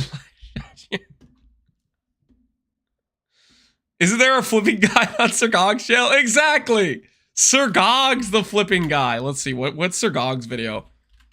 Hold on. Let's listen. We're gonna pause. We need to critique. Oh, howdy. Okay, we need to assess Sir Gog's guide. Okay, we need to assess Sir Gog's guide on flipping currency. Okay, make sure this is actually up to date. We need to make sure this is up to date. But he's Sir Gog, so it's okay. Those are the rules. Wait, what? Okay, we're gonna pause reacting to the Tavern Talk interview. We have to assess Sir Gog's flipping guide. He's the source of truth? Okay. Wait, okay, first sentence. Currency flipping is the art of buying low and selling high. He's already... He could stop right now. That's literally it. I don't know why he even bothered writing extra stuff in here. He could just stop right here. The art of buying low and selling high. That is a good guide if I've ever seen one. That is a good freaking guide right there. That's all you really need to do. That's all you need to do. Well, let's see what else he's gonna say though. I'm already convinced. I'm already sold. Grab yourself a drink. It is time for some... Okay, hold on. You're kind of low, Sir Gog. Let me turn you up. Path of Exile 1 and 2 discussion. That's right. Today we've got that really unusual type of video that actually applies to both games. That's because we're talking about using a system that was added to Path of Exile 1 quite recently in patch 3.25, and that was a test case for the same system being included in early access in Path of Exile 2. This is a guide to using the currency exchange efficiently in order to make yourself... Whoa, what the hell is this? A flipper could be either a nuisance to other players? Wait a minute. What the hell is this line? What do you mean nuisance to other players? We are the economical lubrication, okay? We are the reason you can get your instant buyouts. I am tired of being villainized for being the source of the instant buyout, okay? Yes, I'm gonna use we here, okay, guys? Okay, don't lie to me. Don't lie to me. There's a lot of you in chat that associate with being part of the market lubrication. Obviously, DM as a hardcore SSF enjoyer, not part of the we. But there are multiple market lubricators in chat right now that would take offense to being called a nuisance when we're out here fighting the good fight, okay, to make it so people can get instant buyouts. You know, here's the problem. You ever hear a hardcore player talk about how they can't instant buyout anything? You know why? It's because they don't got any lubricators. They don't have any active lubricators out there. They don't have anybody putting out buy orders and sell orders. So nothing's freaking moving. Because they don't have anyone committed to the dream. I have never lubricated. Liar! Yes, you have! Of currency in game. It's important. Wait, what does he say in the next part of this paragraph? Or part of a support infrastructure that boosts the efficiency of those players while taking a cut for themselves in an arrangement where everyone's happy with. Okay, yes. See, this part's true. Okay, this nuisance part is complete baloney. Okay? A part of a support infrastructure, market lubrication, that boosts the efficiency of other. Yes, 100%. That's the cope part? That is not the cope part, guys. It is not the cope part. If you don't have people putting out buy order and sell orders, then nobody puts their items up for selling and buying. Like, I'll give you an example. I'll give you an example. Like, say I went over to Alva here, and I said, okay, I have my orbs of annulment that I'm gonna trade. Okay, hold on. Let's do Omen of Corruption. Wait, there's somebody who has an Omen of Corruption trade up for annulment orbs? What the hell? Is that real? I was thinking to myself, I'm gonna come up with an example of some random trade that there won't be a trade up for, and there's literally multiple up for this. Shut the front door. Okay, the point is though, if you do not have somebody who puts up a buy and sell order like this, who's arranging these purchases, you'll have the guy who goes and is just looking for an instant sale that looks to sell their things. They'll see that nothing's up, and then they won't sell their thing, and they won't make a listing, and they'll just move on, and they'll have a ton of stuff left over that they won't make a listing for. Am I getting hammered? Ooh, food. Do you need these down here? Yeah, I do. Okay. Thanks. Appreciate it.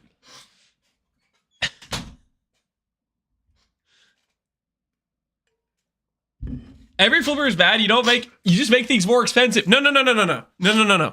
Okay, here's the, I need to like log into PoE1 so I have more like obvious things to make examples of, because there's not a lot of stuff in PoE2. Hold on.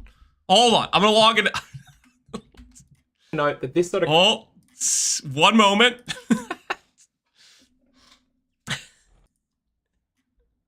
Lance's mom is feeding. That's not my mom. That's my wife. Okay. Perpetual flipper defender? No, I'm stating the facts. Okay, I'm stating the facts. Okay, so like, let's say you have a guy who's farming a bunch of scarabs. That one pixel just bought that other pixel some food? Yep, it's friggin' worth, baby. You have a guy who's farming a bunch of scarabs, right? And he has all these scarabs he farms.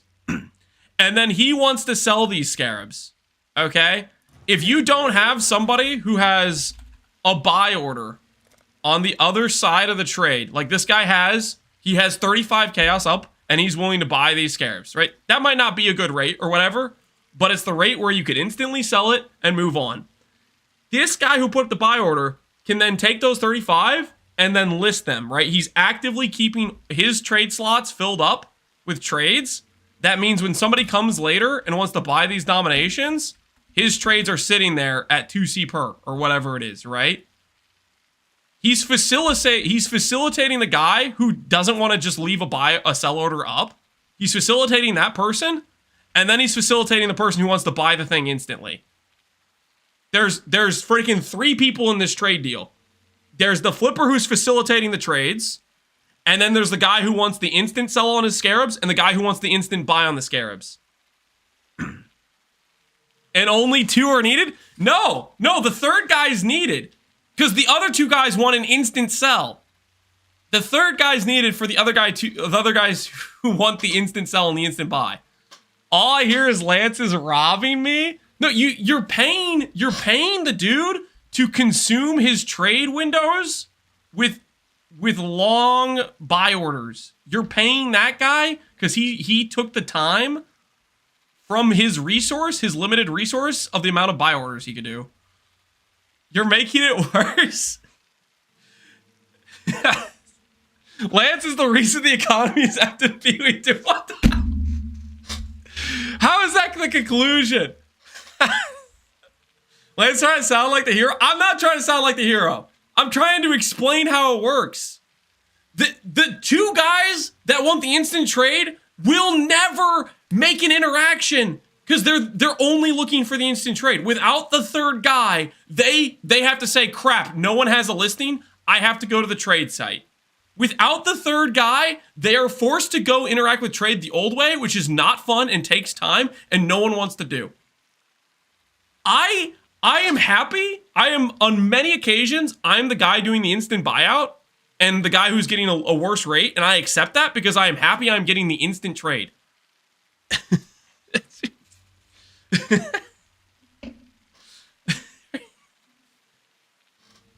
I'd rather pay a little bit more to move quicker. Exactly. And so would freaking everyone else that's honest. When we have a bunch of people in chat who don't want to admit the truth. They don't want to acknowledge that the market lubricator is providing a valuable service.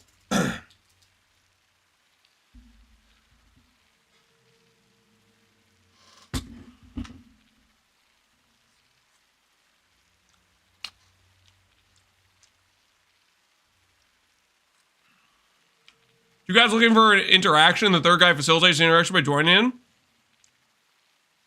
Sounds like the parties I threw in college. I don't want to know about the parties you threw in college. Okay? Valuable to you. You're coping so hard.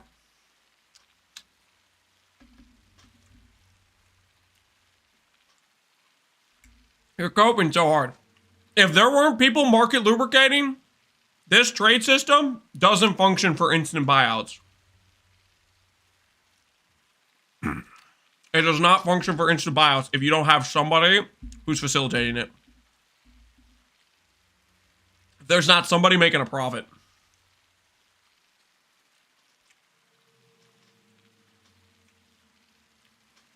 Do I feel the real world about landlord capitalist society? We're not talking about communism versus capitalism. What the hell are you talking about? I'm talking about trade in game with this system, with how it's set up, the 10 buyout limitation.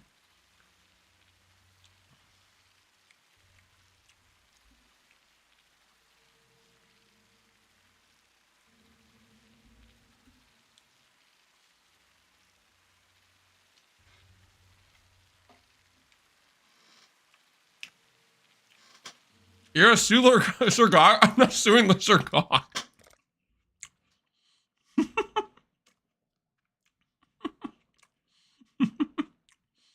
All right, let's see what he says. Currency flipping has absolutely nothing let's get to the meat and potatoes of the those currency gold flipping seller guide. websites that might advertise against Path of Exile videos. I can't really stop them doing it, unfortunately. That is considered bannable cheating by grinding your games to buy currency from them. So don't patronize them. All of that out of the way, let's talk about what this guide is and what this guide is not. This was originally written up as an article. Well, that's just going for a copyright strike in T-minus 30 minutes. What would I get a copyright strike for? We are assessing the Surgog flipping guide, okay? We're assessing the Surgog flipping guide.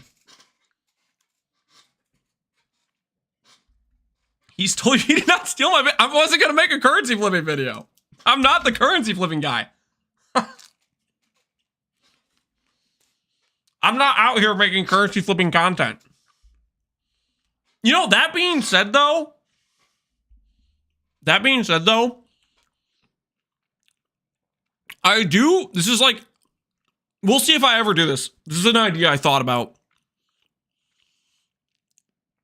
For all the times people show up and they go, Lance, I only have like 1 minute per week to play the game. I can't make money.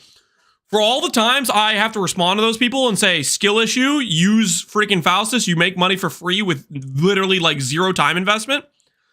I thought about this. What if one league, I make an alternate account, like just a fresh account, no tabs, no nothing. And I set a 24-hour play limit where basically I play for 12 hours where I only farm gold. And then just every other day I log in and I set just the most degenerate, efficient trade for Faustus. And by the end of the league, I go /play 24 hours and see how much currency I made. And then I say, see, you can make a ton of currency with a short amount of play time. But the only reason to do that video is for when I'm having the frustrating conversation with the guy who thinks you can't make currency with a low amount of playtime.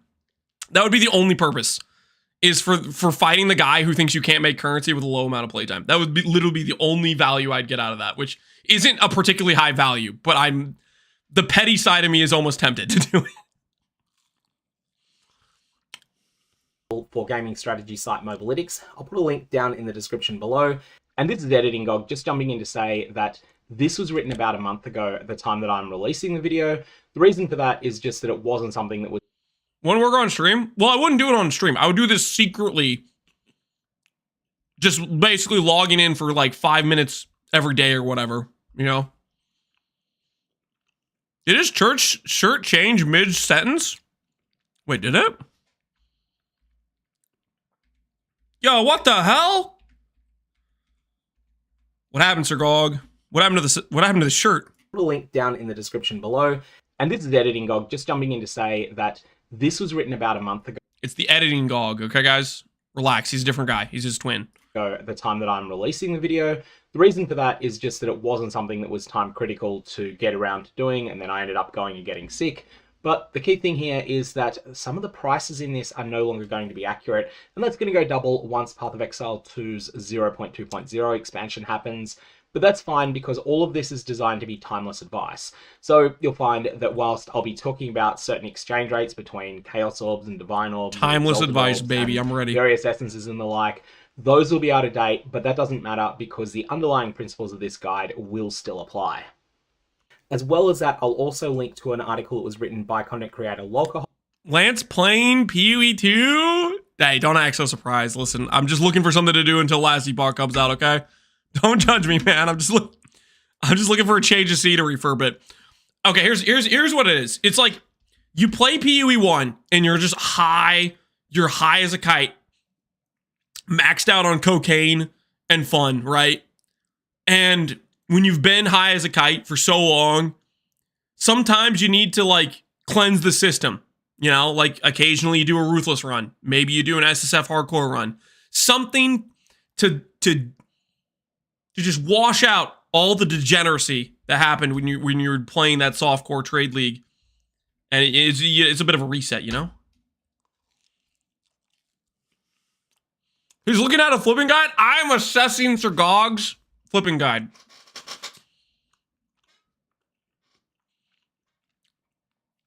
He's looking to source material for his next iteration.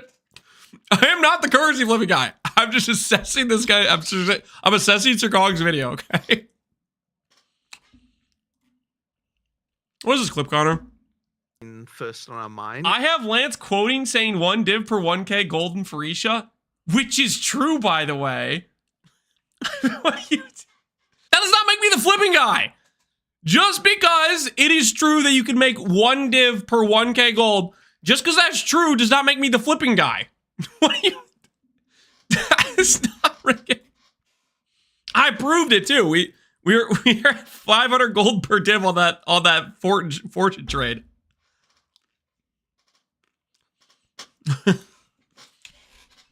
How did he know that? Because I've field tested it. Practical test. Who goes into the more of the base. Just because I am field testing a little bit of extra currency on the side does not make me the flipping currency guide content guy. I don't make any freaking videos about how to do currency flipping. Except for that one when they introduced Faustus, which was a one-time thing and not a repeat offense. 6 of the currency exchange. I'd like to think of my video and my article as being a 201 and Lolcoholes as being a 101. So you can think of just having a basic sense of the currency exchange being a bit of a prerequisite for this video. And the other thing I want to mention is that whilst everything in this video does apply to Path of Exile 1 and 2, this is going to focus on Path of Exile 2 where... He's gonna focus it on Path of Exile 2? I guess maybe he's gonna do some specific examples for Path of Exile 2, I guess. Because it should be literally the same thing for both games. It's the same trade system. Every principle in this guide applies to the first game, yep. Numbers and specific economies may differ, sure. For example, in PoE 1, requesting a Chaos Orb from trade counterpart costs 25 gold, where PoE 2 it costs 160 gold. Sure. Scarabs don't exist. Yeah, okay, yeah, fair enough. He's covering all his bases. It's like legalese or something.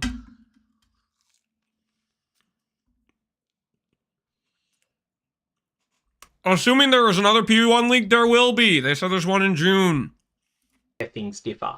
So in Path of Exile 1, gold costs are a lot different. They're a lot lower, and gold income is lower as well. So we're going to be talking about some gold numbers. 2026? No, it's going to be this year, guys. They said news in June? Wait, did they actually say news? No. No. PUE 1, they did not.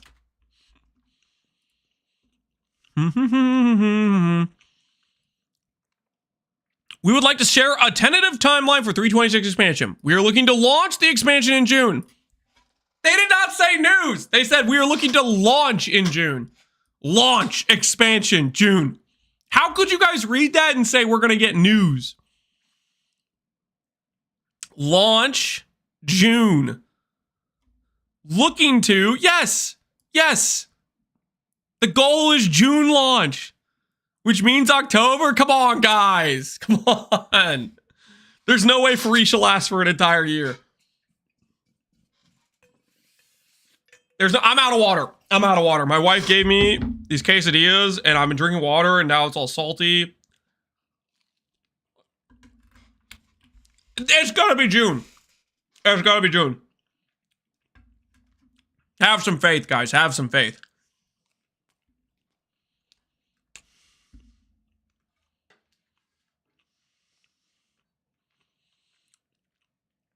He argues so much he's dehydrated. Yeah, I need water. I will be right back. I need water, okay? Just proof I'm not lying. Empty, okay? Empty. I need hydration. I will be right back. It was the quesadillas. They were salty.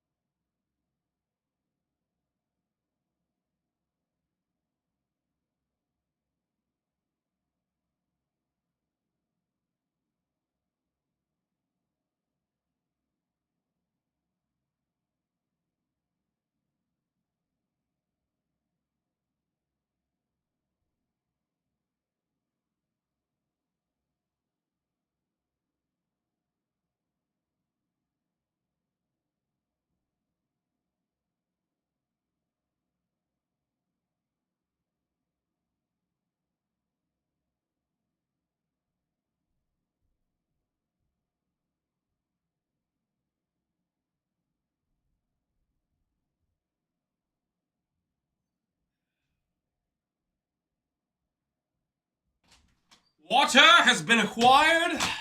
I will not dehydrate. It's gonna be June, guys. It's gonna be June. We are looking to launch. Launch. Big word. That means league launch is happening June. Trust. Didn't he say he puts his wife to sleep and then goes back to fastest flip? I swear he said that at one point.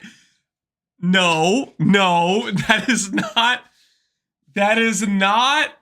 what I said. There were a couple times in Pharisha where technically, we were like getting ready for bed, and then I maybe or may not have snuck downstairs for 5 minutes, started some trades, and went back upstairs. Okay, listen. It was like as long as it takes me to go get water, guys. I'm barely gone for like any time at all. It's just poof. She didn't even think anything of it. She didn't even know where I went. She probably just assumed I went to grab some more water from the kitchen or something. It's fine. Okay, it's fine. Anyways, let's assess. We gotta assess Sir Gog's flipping strategies. If you're playing in Path of Exile 1, all of the... You gotta straighten your priorities out. I did have my priorities straight, okay? I knew spending those couple of minutes with Faustus would save me hours of farming currency, okay? That is the straightest priorities possible, okay? It's a time save, okay? It's a time save. Wife, he's probably thinking about other women. Lance, how do I flip better? It's not like that.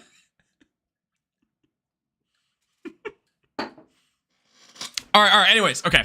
Let's see what are the strats. Let's see. What does Sir Gog have to teach us today? Gold numbers mentioned in this video are going to be wrong, but you'll easily be able to find out what the equivalent would be in Path of Exile 1. One thing I will add though, if you are looking to do this in Path of Exile 1, definitely look into buying scarabs from other players.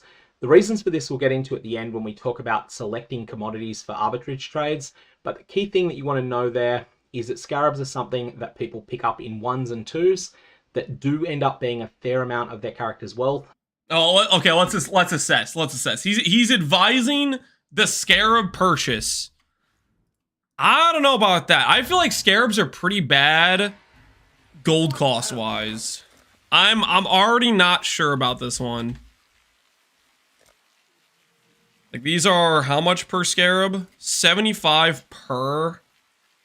It's kind of rough. I mean, honestly, at this rate, if you're selling them, buying them for 1, selling them for 2, that's probably fine. What's a gem cutter in comparison? 50. You know, no, maybe scarabs are fine. That's actually not too bad. Maybe scarabs are fine. Anyways, and they don't cost a huge amount of gold to request from other players. Scarabs in Path of Exile 1 cost 75 gold to request if they're common, 100 if they're uncommon, 125 if they're rare, 250 if they're mythic. And there is one that doesn't quite fit in, the extreme rarity scarab, Horn Scarab of Preservation. That one is going to cost you 350 gold if you want to request it from another player. Okay. If you're instead selling one of these items, instead you pay 25 gold per Chaos Orb you request, or 250 gold per Divine Orb you request, and the commodities you're offering... Keynote, hopefully, I'm assuming he's going to say it, but... You buy with Chaos Orbs and sell with Divines to be more efficient on gold costs. Because Divines being 250 gold per versus Chaos being 25 per. Divines are worth like, 150. If you have that much Chaos Orbs, the gold cost is more than 10x. What's he gonna... He'll say that probably. Alright, so let's talk about what this guide is not. Firstly, this is not a guide to what I term trade sniping. This is the more PvP oriented. Trade sniping. Yep. See, guys, when you guys want to be mad at flippers, these are the real criminals. Okay, the trade snipers. Okay, those are the actual bad guys.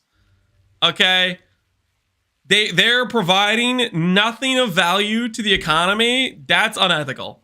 What the Faustus market lubricators are doing is perfectly ethical. We're providing a service. These guys, these are just scam artists, okay? These are just scam artists. I don't associate with those guys, just so we're clear. Type of trade, in my opinion. Trade sniping is where you're looking to take advantage of other players' mistakes. Yeah, take advantage of other people. That's dirty trade snipers, unlike us, who are facilitating market lubrication, helping out everybody. In order to make yourself rich. There's a bunch of ways that people do this. I don't want to go into details on this.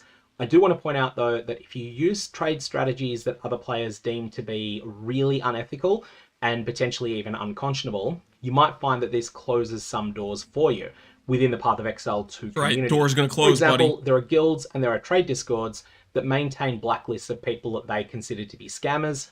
And if your conduct is ruthless or deceptive enough, then even if it doesn't go so far that you personally consider it to be scamming someone, you might find yourself listed on some of these scammer blacklists, which might lock you out of some trust-based opportunities, particularly in Path of Exile 1 at the moment, but also potentially in Path of Exile 2 in the future. So I don't really recommend going for trade sniping strategies if you're able to work out any of them. Pretty based. The first type of strategy I want to talk about is what I term arbitrage. This is flipping. This is where you are buying low and selling high. Based. Now this next section is going to reference the greater essence of torment. At the time I'm recording this video, that's the most valuable of the essences. That could certainly change in the future. But imagine this scenario. You're newly in maps, you're running your 7th map of the league, and you had a really, really lucky drop. You got yourself a greater essence of torment. You picked it up, you scooped your loot, and you're thinking, fantastic, now I can go and buy myself a bunch of upgrades. You have a look at the options that you've got for selling this item. The first option is that you can sell it to a buy order on the currency exchange. We'll get to more details on what exactly a buy order is, what exactly a sell order is in a sec. But someone has put up a buy order, 24 Exalted Orbs, you can hand over your greater essence of torment, they get it instantly, you get your 24 exalts instantly. Your second option might be to undercut someone who's got the lowest priced greater essence of torment up for sale. So maybe they're asking 31 exalts, you list yours for 30, and then perhaps a couple of hours later, perhaps a couple of minutes later, perhaps 3 days later, you end up getting your 30 Exalted Orbs. Or you have There's no way it would ever take that long, right? If you list one below the current highest listing, you're almost guaranteed to sell within a short time frame. The third option, which is to save it up until you've got enough of this same essence in order to sell a whole bunch of them for one Divine Orb at a time. Now, I don't think it's irrational in any way to take the instant 24 Exalted Orbs here. That can help be a force multiplier for your clear speed, which can then mean that your next bigger drops end up coming to you quicker than they otherwise would. So it's perfectly reasonable to do this. It's not someone who's making an irrational choice. They're just looking to get their currency quickly and then get back to mapping. In the real world, what arbitrage is buying in one market to resell at higher prices somewhere else. For example, you purchase Magic the Gathering cards at a Japanese language when you're over in Japan, and then when you get home to Norway, or when you get home to the United States, or when you get home to Australia, you then go ahead and sell them where they're pretty rare. That's what it's like in the real world. In Path of Exile, there's only one market, but you can still be an effective intermediary here and make currency for yourself by being someone who is an intermediary between sellers that have only one of an item and a buyer that only is really interested in getting a lot at once. Or you can be an intermediary between sellers who want currency now and a buyer who desires the item tomorrow.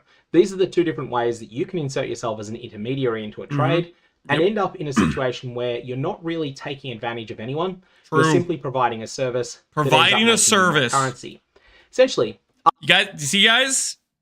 How do you feel about it now that Sir Gog's saying it? Providing a service. How do you guys feel about it now? Sounds like a scam to me. Whoa, you're the good guy now? That's right. You're right. I have to bring my SF higher in a trade so I get these dang transfigure gems, exploit the market. I mean, trade. Wait, is it the same mafia group? No, there's no mafia group between me and Sir Gog. Okay, he has an enlightened understanding of the situation. When he says it, it makes sense. Shut up. I explained it perfectly fine earlier.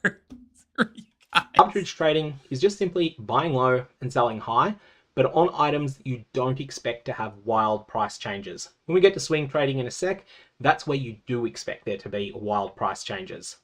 So in the example of the Greater Essence of Torment, the service that you're providing is instant liquidity to the person that wants 24 exalts and has a Greater Essence of Torment, and then you sit on the item until you're able to sell it, maybe for 30 Exalted Orbs, or maybe you just...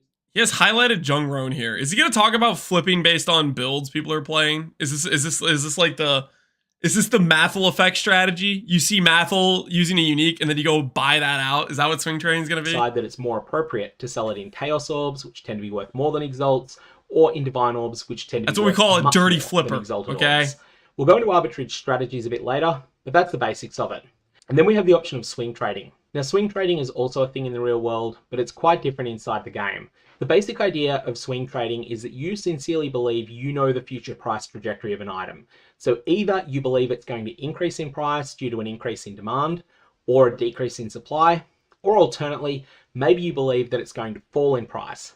If you believe it's going to fall in price, usually the best thing to do is to sell your stock and just get out of that market entirely. But if you believe it's going to go up, then this is the time to start doing some swing trading. Now, this can be done with currency items, or it can be done with items that can be equipped. But when you're doing it with equipable items, there's a lot more clunk involved because you can't do it through the currency exchange. A good example here, imagine you're watching a fairly well-known and popular streamer and they express a desire to build around an unpopular skill. At that point, you might start thinking, all right, what is going to be the flow-on effects if this skill suddenly becomes much more popular? So imagine Jung Rowan decides to build around Firestorm. Well, in that case, you might decide that greater essences of fire are likely to go up in value. They're pretty scarce, they're pretty cheap at the time I'm recording this video, but if there isn't an increase in demand for them, then suddenly they can go up quite a bit. How do you feel about scalping? How I feel about scalping? I don't think I have a positive view of scalping. What are you gonna build around on League Star Lands? Asking for a friend. I'm gonna do Lich. I've said it multiple times.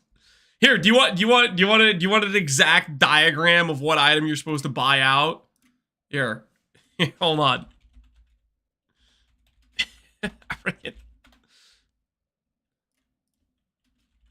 Hold on. Why is it oh, stop it, Fextra, stop it. Here you go. If you want to conduct some swing trading and you believe my character's going to be good and this item doesn't get nerfed, this is the item I'm going to use, okay? There you go. I'm going to use the item that says damage reduction on the Ascendancy that says damage reduction, okay?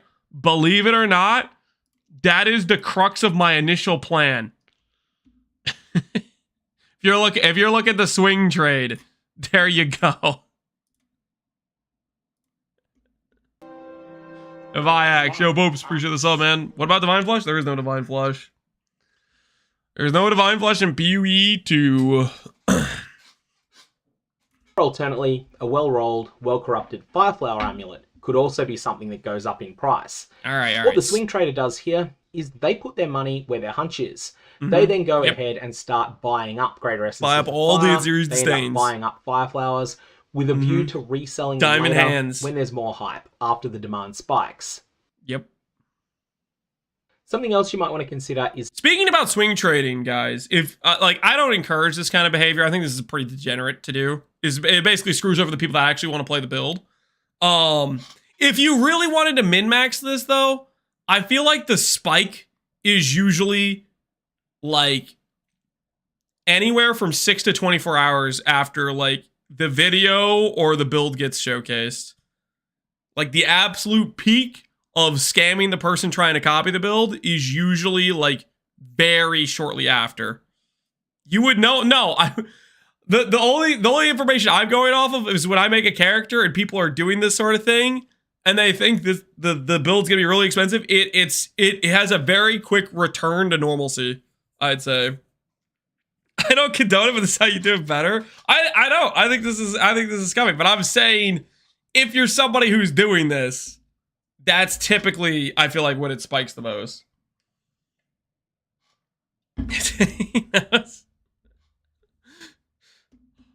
Second order effects. This is where, for example, one popular streamer streams a strategy that involves focusing on getting as many King in the Mist. Not true of a Flesh and Flames. Okay, well, here's another thing about it. It also depends how good the character is. Like, if the character is just insanely good, then it'll just keep going up. Like, if it's like best build of the league type of thing, the price will just keep going up, and more people will play it, and it won't go back down to normalcy. But if it's just like a decent build, but not OP, then it's usually a spike and back down to normal type of thing. Look at Sublime Vision prices. Sublime Vision prices after my Bog Witch. What Sublime Vision did I even use on the Bog Witch? I don't even remember. I went to watch Fovgun for like half an hour and he's still talking about Flippy.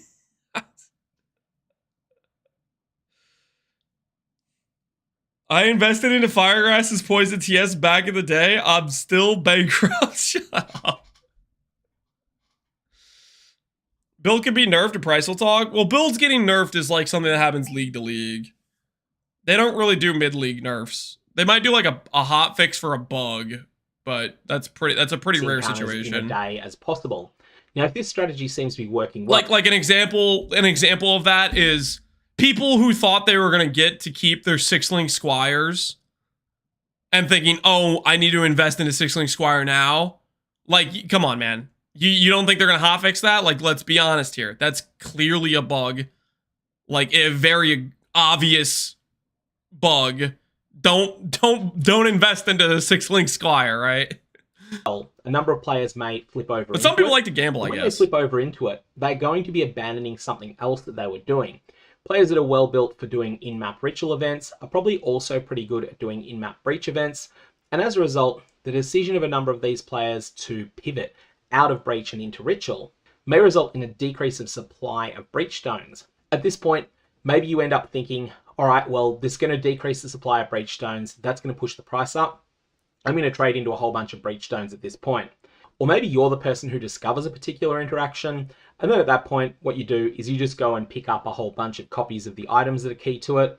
And once you've done that, you then go and put together a build guide, and then you can put it up either on Path of Exile 2 builds, Mobilytics, or...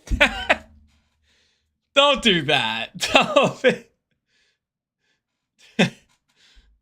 That's even worse, man. I don't think too many build creators do that. Like every sugar? I don't think so. They'll do that if you want to be taken seriously. I think that's a big freaking no-no. I can't think of build content creators doing that. If they do it, then they do it like super freaking under the radar or whatever. A bunch of other places. And if you were right and lots of people are interested in copying it, then all those items that you picked up can end up being really expensive suddenly. Of course, a very important caveat here, if the build actually ends up being complete and utter rubbish, and you've hyped it... Want me to link a extension? No, I'm good, I'm just going to keep clicking it on accident and then be annoyed every time. ...up as being the best thing ever, then in that case, you might find that your credibility takes a hit. And if you do it in a really egregious way, like modifying footage or things like that, you might find yourself on some of those aforementioned scammer blacklists. Probably the two most important things to keep in mind with swing trading. Firstly, you don't really have any expectation of fast turnover of your items. You want to sit on these items for a little while, maybe just overnight, maybe for a few nights. You want to be basically buying things with a view to reselling them quite a bit later. And also, if you're wrong, swing trading can get you burned. Just because you sincerely believe that Greater Essence of Fire is going to end up being the next big thing, you could end up being wrong, and then you're going to find yourself sitting on a whole bunch of stock that might be quite difficult to sell. So keep that in mind. Swing trading is one of the riskiest strategies. Now, there's a couple of terminology points I want to make here that are important. I want to talk about what a buy order is, a sell order is, and in particular, the concept of a blocking order. Blocking orders are something that I learned from my time playing EVE Online, and I think it's probably the blocking order EVE Online. What is he going to say a blocking order is? Is he going to say something along the lines of intentionally putting a purchase price at X amount of currency so that it doesn't change beyond that price or something?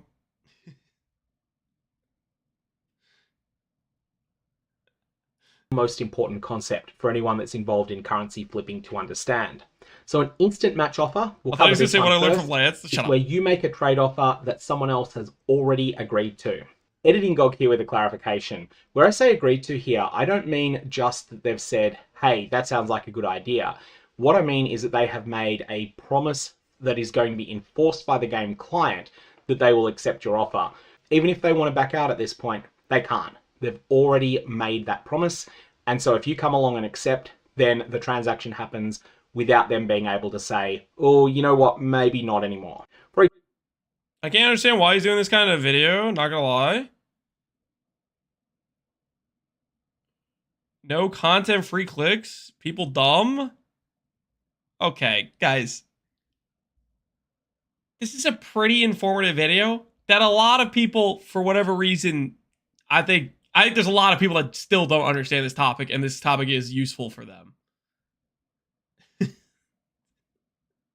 I am not making the video, but he's covering all the basics, right? Or maybe some level of over explanation on the stuff, and there's gonna be people that will find it useful. It might not be you, but there's gonna be people that'll find it useful, I would think. For example, someone lists their 3 Greater Essences of the Body for 17 Exalted Orbs, and you accept their offer, immediately receiving your essences. That's an instant match order. A buy order... I wouldn't know of the existence of this video if it wasn't for you, Lance. Listen, blame... Wait, who was the person who said... I'm not the currency lover guy. I'm just curious. I'm curious what he's going to say. Where you offer to pay in Exalted Orbs, Chaos Orbs, or Divine Orbs. The 3 most common currencies of Path of Exile. This is why we need an auction house? This is an auction. This is what this is. Well, it's for currency, right? It's not an auction house for, like, regular items. 2. And if you're in Path of Exile 1, you can remove Exalted Orbs from that list. So you're looking at Chaos Orbs or Divine Orbs. The more people that, yes. And it is not the more people participate, the fairer and more reasonable the rates have to be. Because people will say, okay, I'm willing to do this for a 200% margin. And then some other guy's like, yo, I'll do it for a 50% margin. And then some other guy's like, I'll do it for a 20% margin. Okay? And then the more people that fight over that price, the better the instant buyout price is going to be.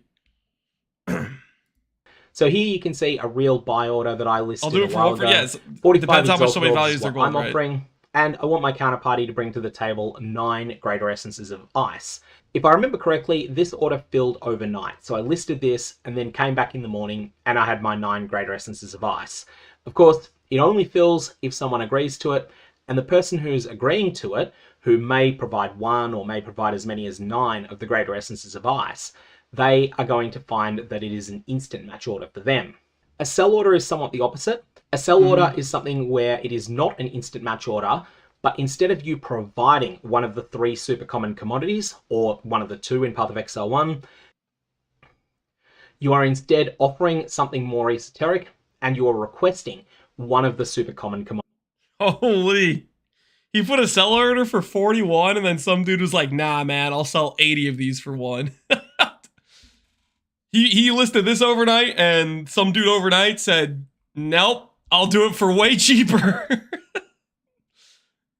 That's pretty funny. He did sell 2 though before he got before this dude came in with 1 to 80. Commodities. Here in this example, I'm requesting 3 Divine Orbs, and I'm offering 123 Greater Essences of the Body. Your average player is not going to do this in volume quantities that are relevant?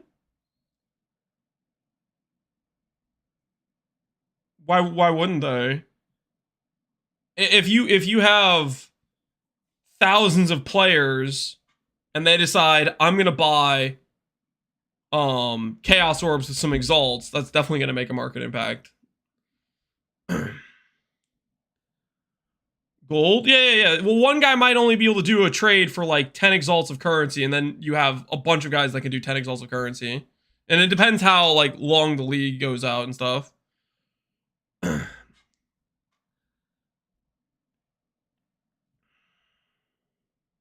If I remember correctly, this order never completed filling, and I eventually took it down, took my 2 Divine Orbs. It finished weeks after recording this? You recorded this weeks ago, Sirgog? Sirgog has, like, planning or something. I feel like I record a video and then I post a video, and then that's about how it goes.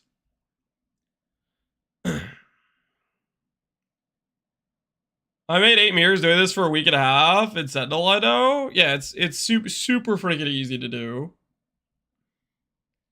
I hired people to farm gold for me because that was the limiting factor. Wait, you were paying people in-game who had like the blight explosion type of thing? Unsold Greater Essences of the Body, which had then fallen in value against the Divine Orb so much that I didn't think it was going to fill. And finally, you got a commodity trade, which is where you just swap the main currency items for each other. For example, I give 50 Chaos Orbs. He's referencing these as different things, but honestly, I think these are all the same thing. Like, I guess in his mind,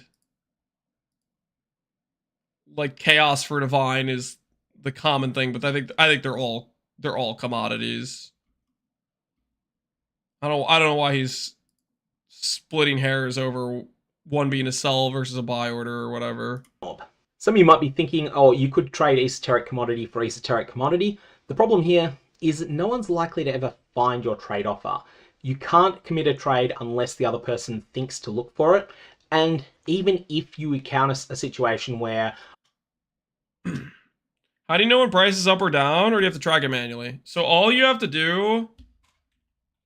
This is literally all you have to do when you're looking at what the currency is worth is you hover over this and you press Alt. So this the top trade that says available trades, that is the you can buy right now. The bottom is the if you were trying to buy the div but you're trying to get a better rate, that's the trades you're competing with. So whenever you're looking to trade a currency, for whatever it is, you press Alt on this to see your margin, essentially. Like, I could definitely buy for 391 probably, or 392, and I could sell for 400, and I could make 8 exalts profit. The problem with doing something like that is you're spending a ridiculous amount of gold. So typically you want to look for things that require less gold, but give you better margins. So that's like, but it's pretty much, it's just all about pressing Alt here to telling you your margin of the trade you're looking at. That's all you really have to do is just press Alt to see both of the listings. I've got 2 Greater Essences of the Body. You've got 3 Greater Essences of Ice. We both agree that this would be a fair trade, 2 for 3. It goes up and down during day and night if people leave it on overnight or something. Well, if you're asleep, you can't do anything about it. But when you wake up, you can recheck the price and you can make the decision of, do I cancel the trade and change my listing, or do you leave it up? And throughout the day, you could do the same thing too. Like if you see you made this listing and then a bunch of other people decided your listing wasn't a fair enough rate and they gave better rates, then you can cancel your listing and reevaluate whether or not it's worth you, right?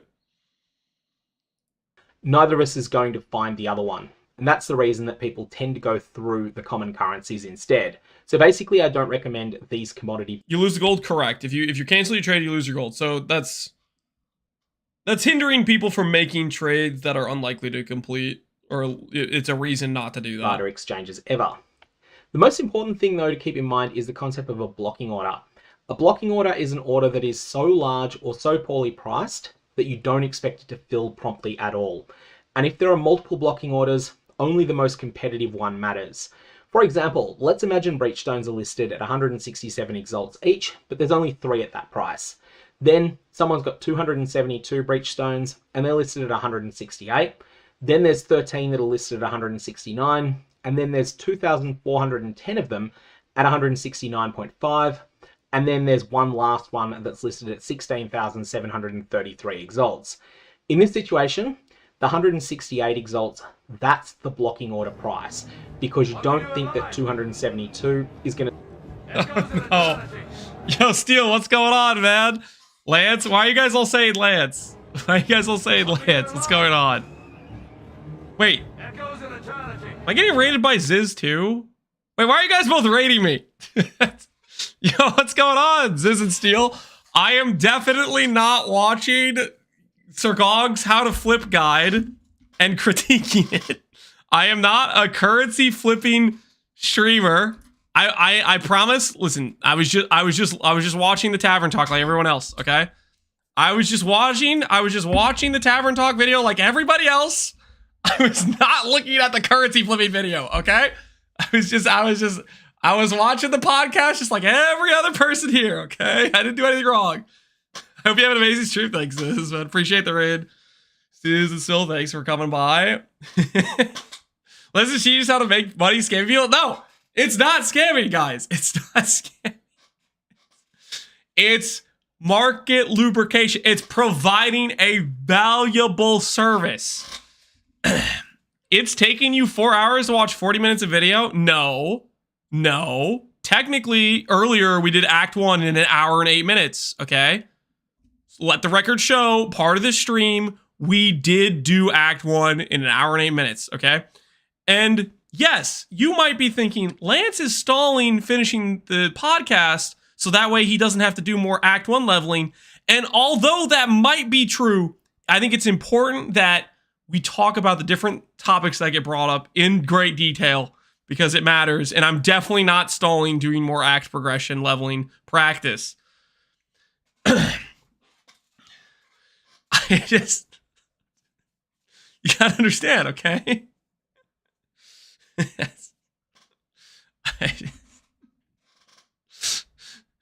Let's go do a subathon just to finish the video. No, I'm not gonna do a subathon just to finish the video. Okay, we okay. To be truthful, for everyone that came from Steel and Zizer's stream, full disclosure, yes, we were watching Sir Gog's video about currency flipping.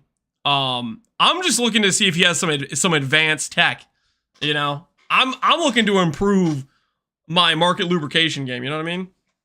But so far, it seems like he's just going over mostly the basic stuff. He keeps telling me it's ethical, but my gut says it's not. But Lance wants us to flip for money. Lance is cheating with Faustus. It's not cheating. What are we lubricating? The market, okay? It's simple, okay? It's simple. Okay, you gotta look at it this way, okay? If you look over here, okay, this guy, this is Bob, okay? And then over here, this guy is Larry, okay? Are we all following? This is Larry, okay? Bob has a chocolate chip cookie, okay? He's got a chocolate chip cookie. And Larry has, this is a gold bar, okay? Actually, technically, he has 2 gold bars, okay? He has 2 gold bars, okay? Now, there is a very large, wild current river, okay? It is flowing at a very fast rate, okay? No one's swimming across this river, especially not with 2 gold bars, okay? And then in the middle, okay, is me, okay? That's me. I happen to have a boat, okay?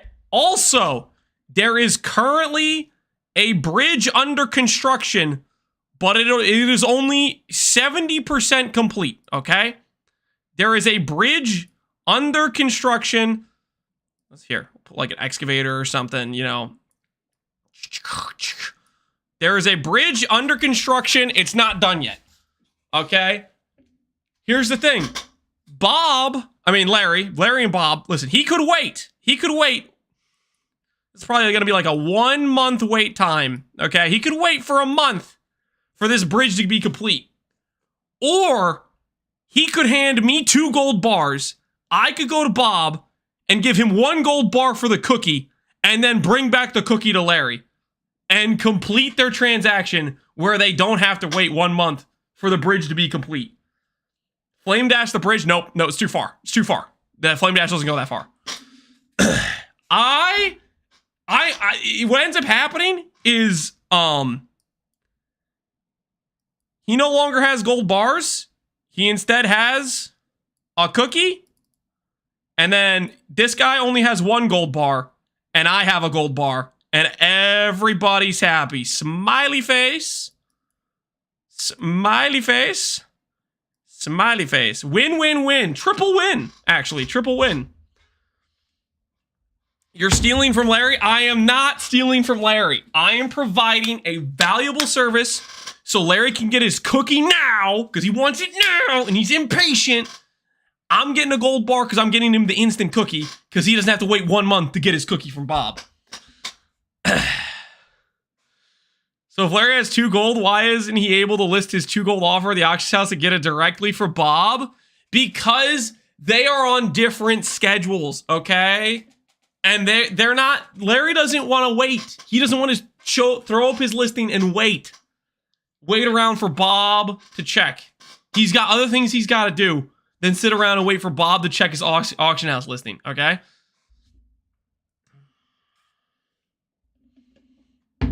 So what you're saying is Larry should steal your boat. Larry has no ability to steal my boat. I would easily overpower Larry. Larry would be at great risk of being mortally injured, okay? If he tried to commandeer my boat, I would take Larry out so fast.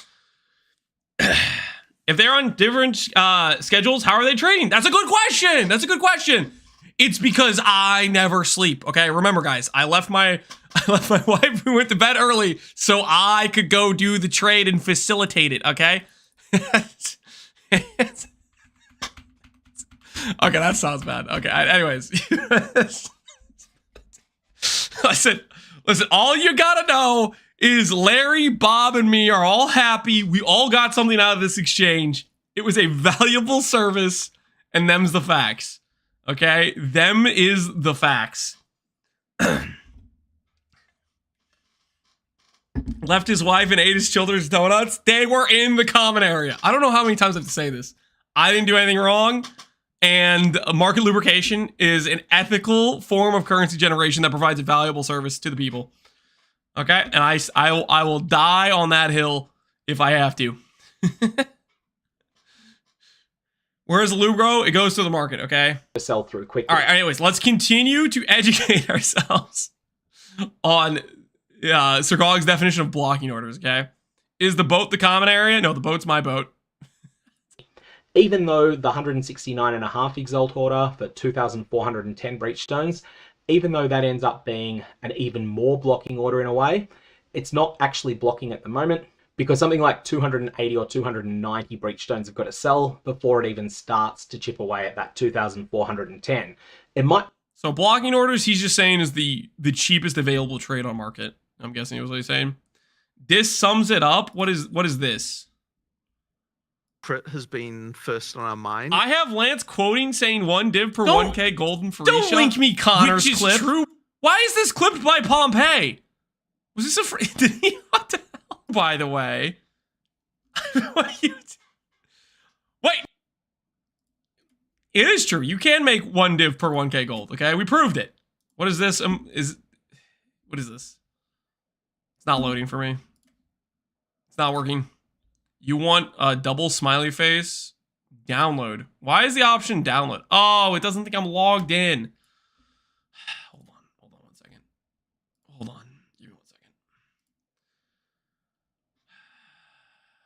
Okay. Here you go. Here, you can have your cute little puppy emote. There you go. We're running out of space, guys. 5 emotes before the emote apocalypse, and we have to start removing stuff. I sold him that clip for a cookie. Sounds like a pretty good deal. All right. Bob can list the cookie for 1 gold and go to bed. No, but Bob's not going to do that. Bob wants the gold now. And he doesn't want to list his cookie and wait around for a trade. I am the one facilitating the instantaneous sell. I am like a talent agent. I'm connecting the two people. Okay, I'm connecting their wish to trade. Become the blocking order in the future. You would eat the cookie? Maybe. Depends how good the cookie is. The existing blocking order clears. Honestly, with the margins I'm making, yeah, I'd probably have some extra cookies lying around to eat. And there's not a thing you can do about it, okay? If I have some extra cookies, because we're making good trades with our boat, I might be eating some extra cookies, okay? There's nothing wrong with that. But I'm putting in the work. It's going to just be sitting there unsold. You want to pay close attention to blocking. Is the more appropriate example that you have a stockpile of cookies and gold, and so you basically take out Bob and Larry from the transaction with each other? Technically, the more correct analogy is that there's like, how do I put this? There's like actually like 1,000 different Larrys, and there's like 1,000 different Bobs, and none of them want to wait around for the trade. And I have a large buy order that guarantees them the instant trade or whatever. All getting scammed by land. No, I'm the only reason the trade is there. Otherwise, they'd pull up the thing and say, dang it, no one has a listing for this. I'm not going to be able to get an instant trade. And I'm connecting them over a series of a large amount of time, right? Over the course of 12 hours, let's say every minute some dude goes to check trade and they don't want to do it because they don't have an instant trade. Okay? You need a lot of gold to do so? Yeah. I've been killing monsters, whatever you want to call it. Anyways, where were we? Orders that exist because you want to undercut blocking orders, but it doesn't actually matter whether you undercut other people's orders. Undercutting orders that aren't blocking orders is fine if you just want this commodity gone quickly so that you can reinvest the currency. But if you don't need the currency back quickly, it's fine to go just slightly more competitive than the blocking order there.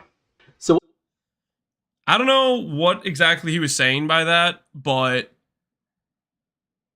you should be, if you want your thing to sell, the most important thing is, number one, you kind of want to be the cheapest. Number two, if you're not the cheapest, you need to make sure the people you're competing with for the amount don't have a large amount of listings. Like if there's one guy that has a listing for 1, another guy who is listing for 2, another guy who is listing for 4, and then there's some guy who has a listing for 100, you're probably fine to undercut the guy who has the listing of 100 things, and the other smaller listings will probably buy out. But there's no guarantee that'll happen, because it always could be the case where more people keep undercutting, etc., and you could end up spending a bunch of gold to get a listing that doesn't fill. I think it's always the play to be the most competitive and go for the faster trade. Back from the gym, nothing better than a gym sesh at 4:30 in the morning. Right on. Desparington, what is this clip?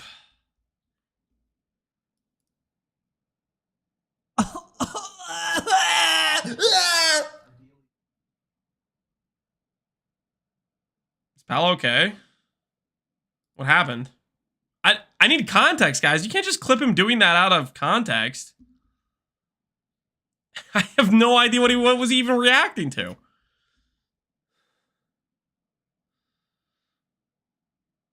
What's the first rule of swing? There's no context. He just did it, just randomly. No, surely there was like a topic that came up. Swing trading. I want to cover this quickly because it's the easier of the two topics. This one's very important. What you need to know about swing trading. Oh my, no, not more swing trading. Oh, why is he still talking about swing trading? I'm skipping this part. What we care about is the arbitrage, okay? This is the ethical trading. Swing trading, unethical, degenerate flipping. Arbitrage, ethical, market lubricator, okay? I don't want to look at swing trading anymore. Engage in arbitrage trades on. I cannot provide a list that is forever. You'll need to discover your own items. I made a lot of my wealth in 0.1.0 on flipping Greater Essence of the Body. And there's a few reasons that I feel like this was a good choice. You want to look for arbitrage trading. Do you want to rate my flipping guide after this? Wait, you have a flipping guide too? How am I getting accused of the flipping currency guy? And I don't even, well, I mean, except for that one video. That doesn't really count though, okay? That was just kind of like a, hey man, Faustus is cool, guys. Press Alt, you know? Just short little thing. It wasn't even a guide, okay? Items that meet these criteria. Firstly, who was first? I have no idea. They've got to be stackable and thus be listable on the currency exchange. It is just so much more effort to deal with things that aren't stackable and that you have to use the old school trade system for. Secondly, you want items that have a max roll guide for it. Number of very wealthy players want a very, very large amount of the commodity. For example, I think I've already overcommitted watching this much of this Sergog video. I mean, if anything, I'm making it worse for myself.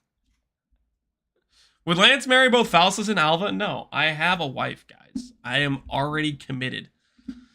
Path of Exile 1. Top-end Scarabs are perfect here. They're stackable.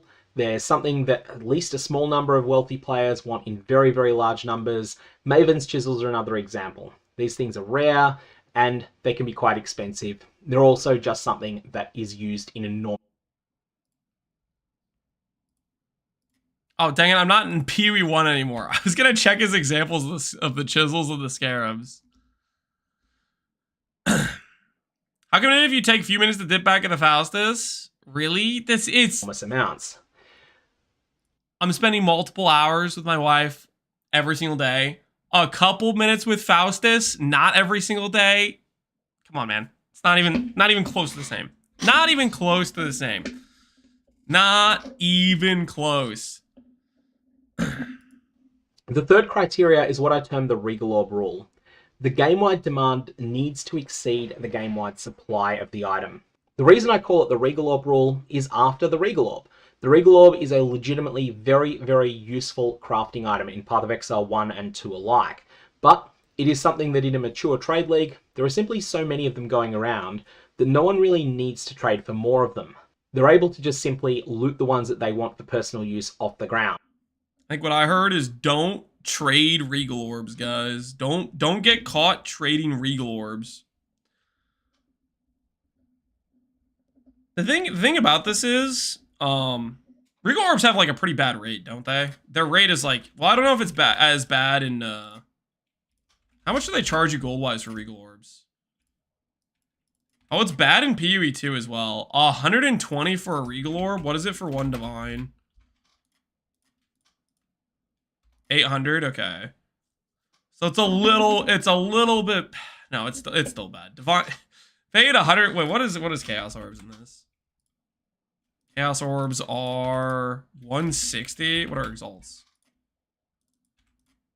120? Okay, I actually just... These numbers seem pretty high. I wonder... Do you just get more gold in freaking PoE 2? Because the commodities are definitely higher expense, higher rates. So he's trading free. And that means that few people want these things in bulk, and that means they tend to be very, very cheap. The fourth point for selecting an item, you need to be able... You get way more gold in PoE 2. PoE 2 has way more gold. No King's March. Well, just in general, like dropping gold. Not just talking about like whether or not you upgrade the town or not. You can buy gold in PoE 2. That's true. Yeah, you can literally do ROG currencies and get gold back from them, right? Which is weird. Able to afford the item in significant bulk. That's part of the reason I stayed out of the Greater Essence of Torment market, and also there was just a lot more competition in that market. If you're going for things that are more affordable, you can pick up more of them. The fifth criteria is that the number of other people flipping the item is as small as possible. More expensive commodities always attract more flippers. I guess it also makes sense because in PoE 2, you're like literally you're buying vendor items with gold. You're not like, it's not like you're trading an alteration for an item in the vendor. You're trading gold for it. Is he British or from New York? I think he's like Australian. They do potentially end up being better choices in some situations, but you are going to be competing with more people, and that can end up working against you quite badly. A good example of this is like early league trading like something like a gem cutter feels pretty efficient, whereas a couple weeks in, there's so many people competing on it that usually it's like its rate is just way worse because a lot of those more common currencies, enough people are trying to flip the same currency that your rate is killed. But the single most important criteria of all of these ones that we've gone through, the items need to drop in small quantities for a large number of players. This means that for those players, the response is not, oh, okay, I got another one of these. All right, I'm going to have 10 of them pretty soon. Once I've got 10, then I'll get around to selling them. Instead, you want it to be an exciting drop for someone so that they end up thinking, I'm definitely going to sell this because this could be the best drop in the map that I just ran. That's why I like the Greater Essence of the Body. It's stackable. Most players... I don't know if I agree with this.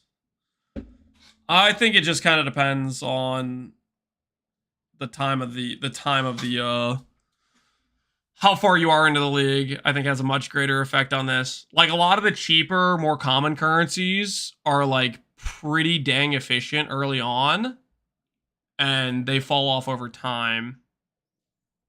Like if it's something that people are dropping a lot, they're also moving really fast on trade too. So they have really quick turnaround times. If you do something more niche like this, the turnaround time is much slower.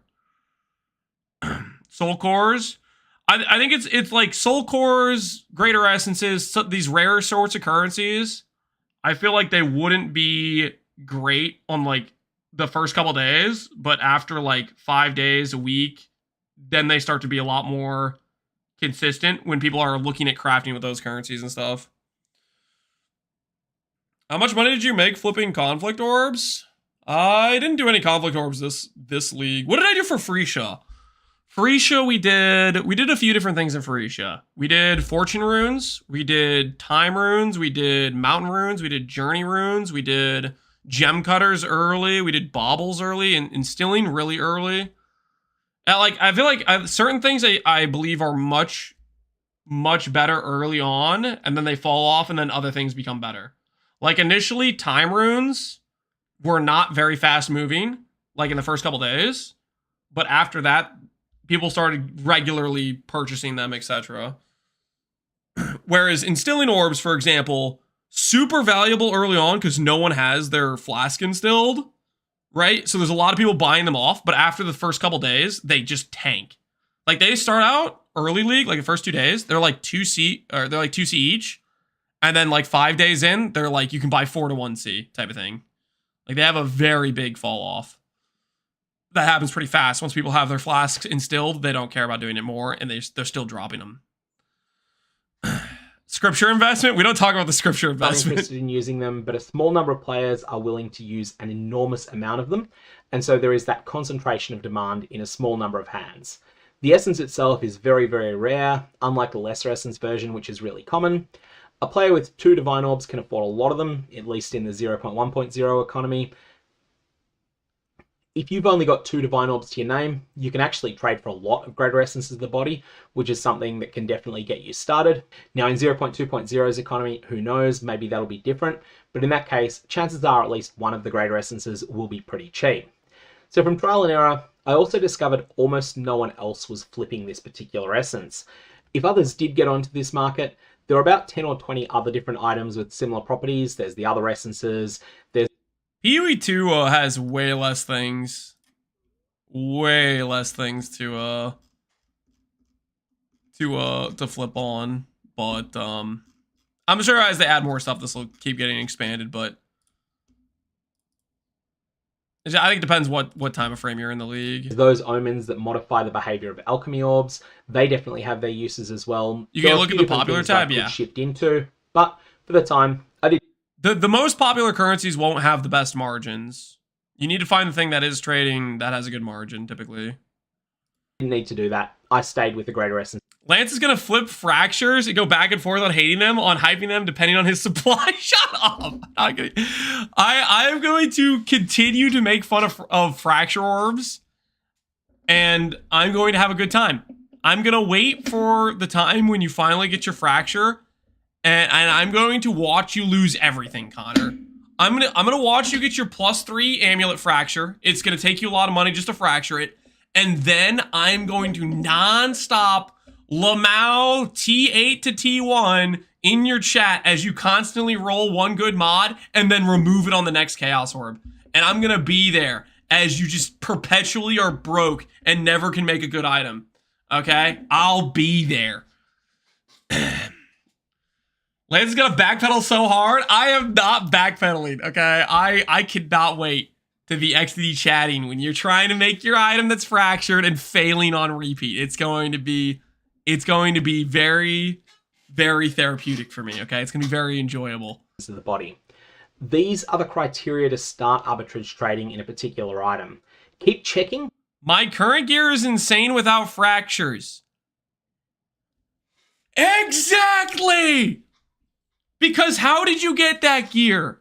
You traded for it! That's the point I'm making!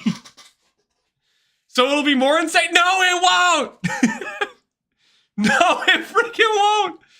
Because here's what's gonna happen. You're gonna try to make your item with fracturing. You're gonna realize, holy crap, this is way worse than if I just bought the item, and I'm never gonna be able to buy an item that competes with this item that just got auto-generated from a random drop.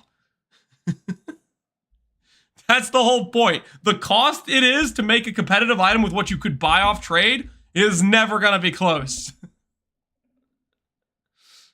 To make sure that they continue to apply, because the more people that jump into a market, or the more that just the league metagame evolves, You might find that certain items end up failing the Regal Orb test after a while. There's just so many of them in circulation that no one cares anymore. Or alternately, you might find someone with deeper pockets muscles into your favorite market, and it's best for you to find something else. Now, let's talk about a few particular tips that are important to note. Arbitrage trading.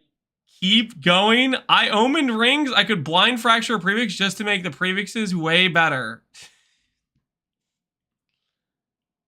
I omened rings. I omened rings. I omened rings.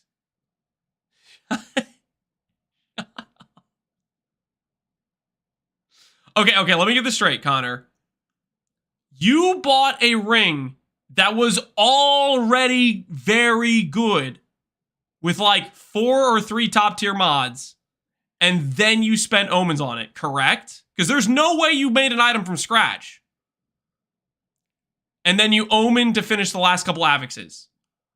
In what world are you buying the item that's already good, then clicking the fracture after you've already had to omen for a semi-decent prefix to justify the fracture to try to improve your omen odds? How far deep into this item are we talking?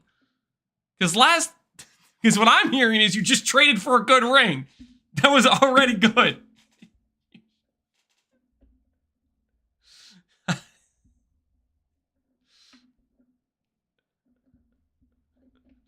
I guarantee my current ring was like the 3rd ring I bought because the first 2 lost a mod. So if I hit the fracture, I would have guaranteed.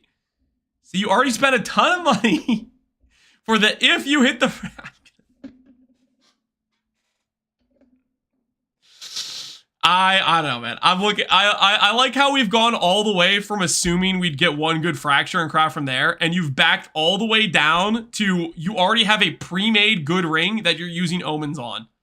You've ceded so much of the argument for the value of fracturing orbs all the way down to the you are omening an already very good ring. that's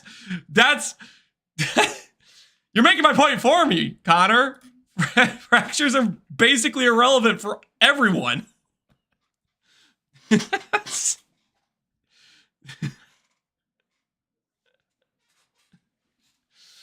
No, because we're talking about my current character being already purchased gear, which you literally just followed it up with saying I have an already good purchase ring that I spent expensive omens. I'm not.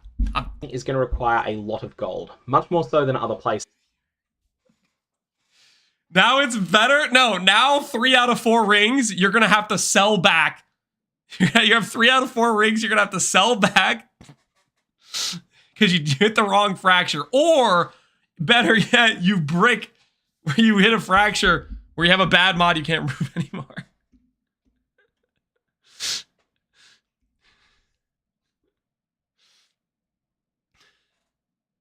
Them having a T1 fracture doesn't lower their value, but you have to resell it.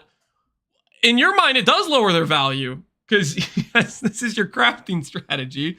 But aside from that, you have to go sell it and then go rebuy another one, and you're doing all this extra. Never mind. Styles in Path of Exile too. For that reason, what you the TLDR is, Connor, I look forward to you fracturing an item. I'm gonna be there. Okay, I'm gonna be in your chat.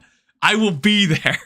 To do is get out there and map quite a bit. You want to run the highest tier waystones that you can run smoothly. Now, if you do start finding that when you jump up to high tier waystones, you have a significant slowdown, then in that case, it is fine to stay lower. For instance, if you can run 10 tier 10 maps in an hour and almost never die. Okay, I gotta be honest, guys. My focus is losing. I don't feel like he's giving us the secret tech. I feel like he's just going over the basics. I mean, I think for the most part, he could have stopped right here. He could have stopped at this first sentence. Is all we really needed to know. Currency flipping is the art of buying low and selling high. Okay, I think I thought he was gonna have some top tier strats for some specific currency he made bank on. I guess he had the greater essence of body was good for him. But I think it's time we finish this interview that we started on, because we do need to get back to practicing Act 1 and maybe Act 2.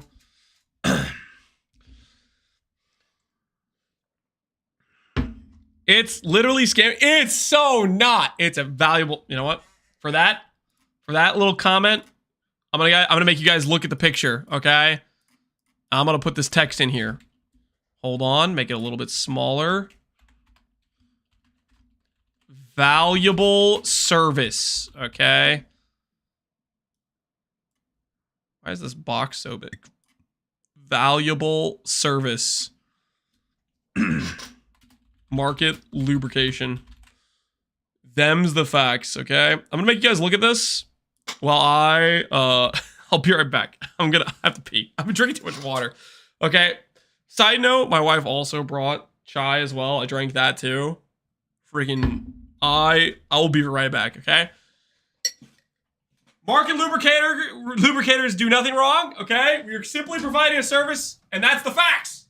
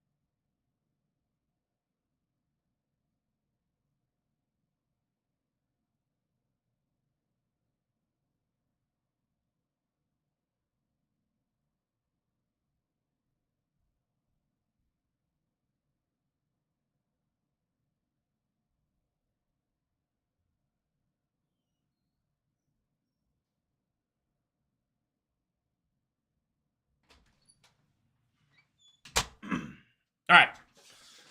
I'm back. Captain Chai Market Manipulator. Listen, the chai is pretty good, man. The chai is pretty good. Bots have closed almost all meaningful arbitrage options. How much do you guys think there are bots in the economy? Surely not. With the trading Faustus.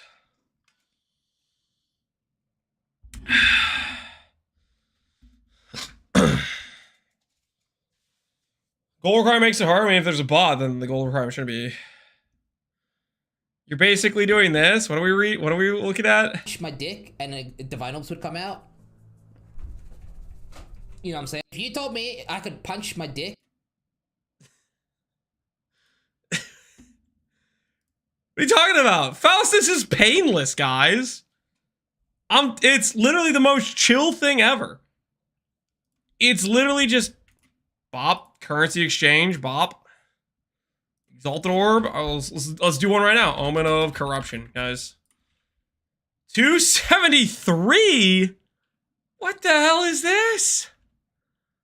Okay, I'm not doing that. I'm not doing that. What's the divine rate? Oh, whoa, whoa! Look at these margins, guys. You guys seeing what I'm seeing right now? Ooh, hello. 5 divines, roughly the oh, hold on. How much gold do I have? I got 800,000. All right, watch and learn, guys. Watch and freaking learn. 2.2 for 5 divines. Watch and learn. 11. Okay, are we watching? 5 divine investment, baby. 5 divine investment. Watch me. Freaking watch me. I'm uncontrollable. I have too much power. Do I actually? How many?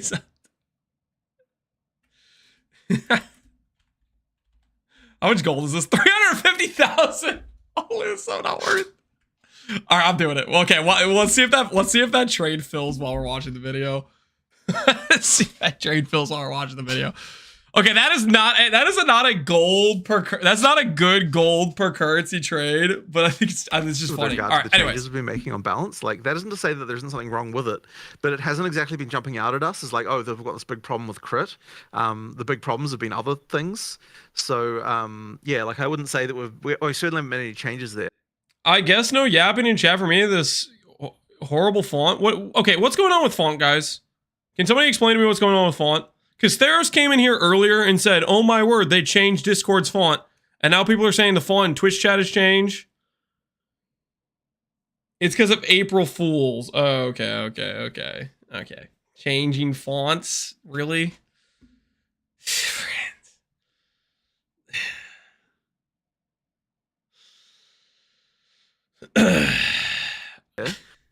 As for whether or not it should be like this, wait, you beat Act 1, yes, in an hour and 8 minutes. Okay, listen, that's not the most speedy time, but it's decent. Okay, I think that'll be a question that will start to come up once we actually have that jumping out as a problem, if it does. So I believe our intention was okay.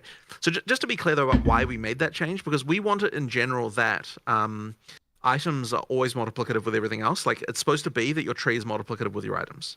So therefore, whenever that's not the case, that's kind of a defeat. Like we want it, yeah. That's just our general philosophy. So ideally, we have it that way for as long as we can. If we then run into an issue, maybe we'd change it. But we haven't noticed any particular issues yet with that. So we'll just leave it that way for the time being. The concern would be, of course, is if every weapon build is playing crit characters, which I mean, like, I don't know if it's the case right now. It possibly is the case, but I don't know if you've got any feeling about that. Every, I mean, a lot.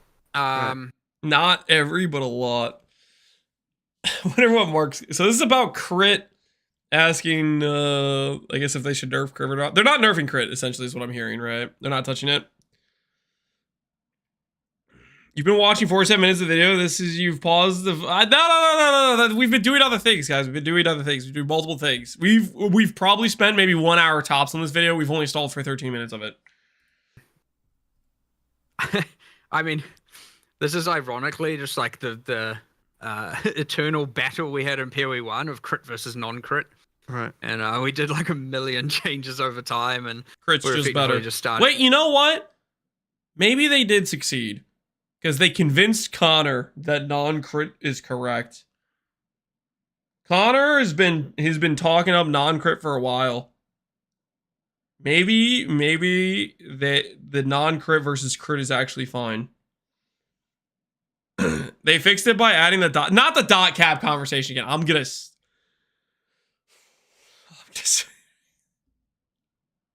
But Lance, poison. I'm gonna hurt somebody. I swear. I'm gonna lash out, guys. That battle again. The good thing is, because we've done that, we know exactly what we would have to do, which is there is almost certainly just an imbalance in the ease of getting chance relative to the amount of crit damage you can get.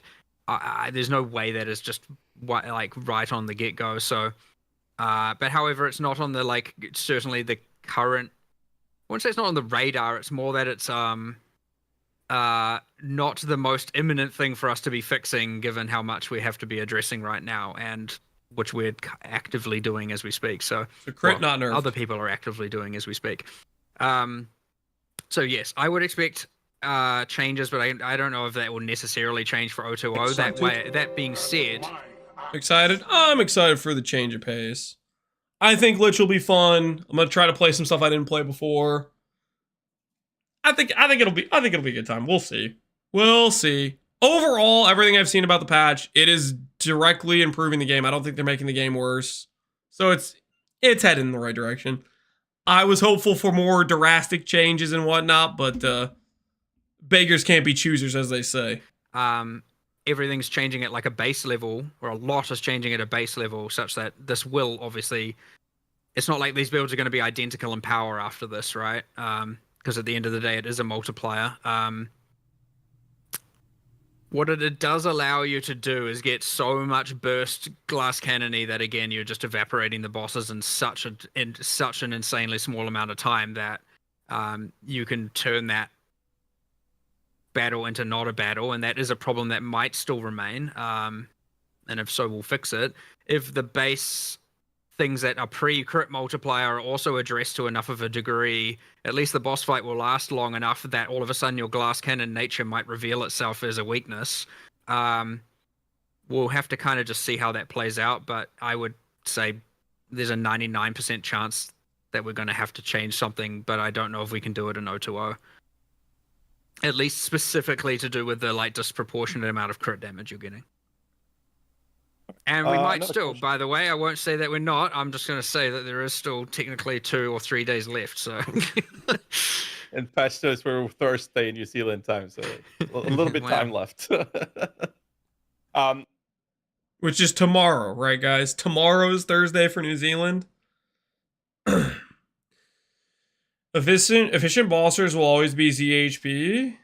Yeah, if it's content where you just one shot the boss or whatever. I mean, it depends how much they're doing, like, of limiting portals and stuff. They did give us more portals on boss fights and stuff like that, right? So, even if you are a glass cannon, you can afford to die now that they let us have more portals for boss fights. Can you give us GG change the portal after Cirrus to your hideout? No, Ellie, I can't help you with that.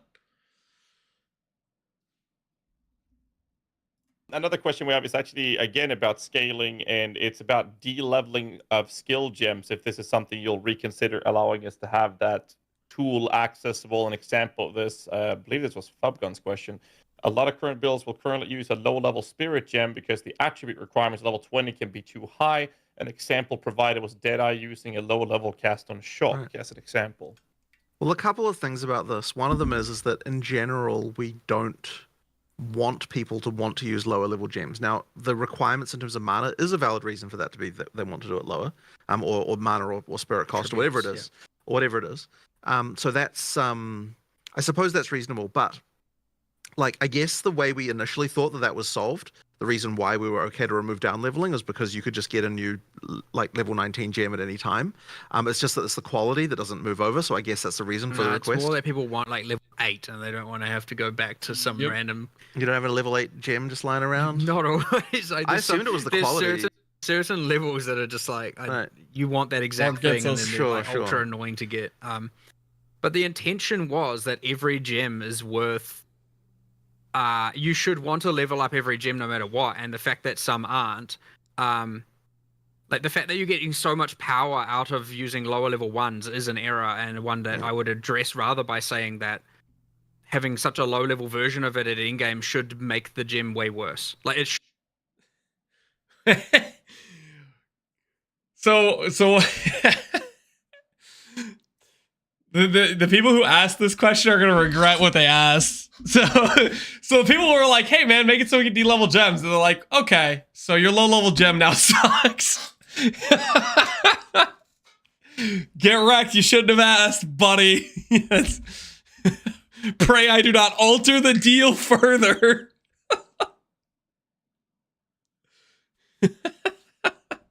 Shouldn't be good. It's just that a lot of these things don't have scaling over the levels. Right.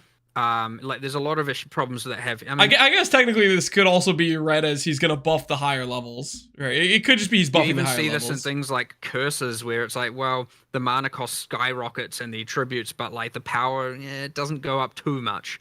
And so you end up with a bunch of low-level stuff everywhere. And I would say all of those are failures in that regard, and we should be making the level of them way more significant. You shouldn't want a low-level gem, but in the case, I do have some sympathy in the case where you're like, I leveled this to 20 and I actually wanted it at 19, right?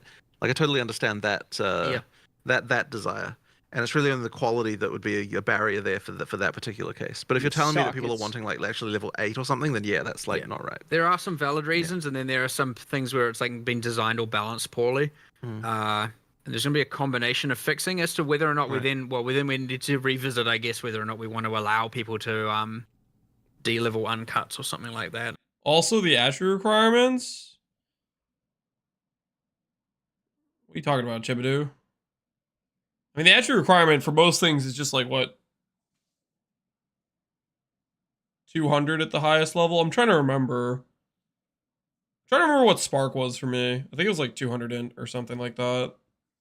Which I guess is actually pretty high now that I think about it, because PoE 1 it's like 155 and attributes are twice as common, right?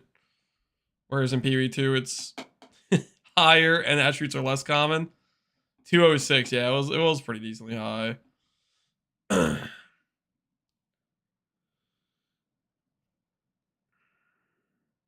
George even high for PoE 1? Yeah. Most skills are like 155 at level 20, level 20 for I think dex strength or int is at the highest. Again, like obviously you have like Omen 1, which is 240 int, and some of the specific level 84 bases are higher too. I don't know. But I mean, neither do I. But it is definitely a design consideration. If you're using an off-class reservation, the diversity or the requirements are pretty soul-crushing. Oh, like you like at actual like casting vulnerability on a strength build. Was vulnerability an int requirement? Like I feel like it wasn't too bad for support gems, because support gems you just needed like the 5 per support gem or whatever. But yeah, the actual main requirements is pretty rough with the limitation of attributes. For every skill we design, of making sure that the levels matter enough, and like there was quite a lot of work in this direction, because that was a big problem in PoE 1. Adding Blink to a warrior, Blink's like 140 or something. So yeah, we do try and make the levels matter more. I think one of the the primary concerns, and you touched on it a bit there, and it was a topic for later, but I suppose it's a good segue into it, is mana cost on abilities. Like for instance, 1 mana left at 22,000 mana, Spark cost 700, but then you had Hammer of the Gods. And it costs 1,180. So I suppose some of the questions would be like, how do you guys feel about mana costs of certain abilities and how it deprioritizes the suffix of like bonus levels specifically on classes like Warrior that already have reduced max mana on the tree for some reason? So what are your guys' feelings on the current state of like mana costs in relation to that? Well, the few rules or things that we had before discussing what some... Sorry, before Mark starts, I love how he just put it for some reason in there. Warrior nodes have reduced mana for some reason.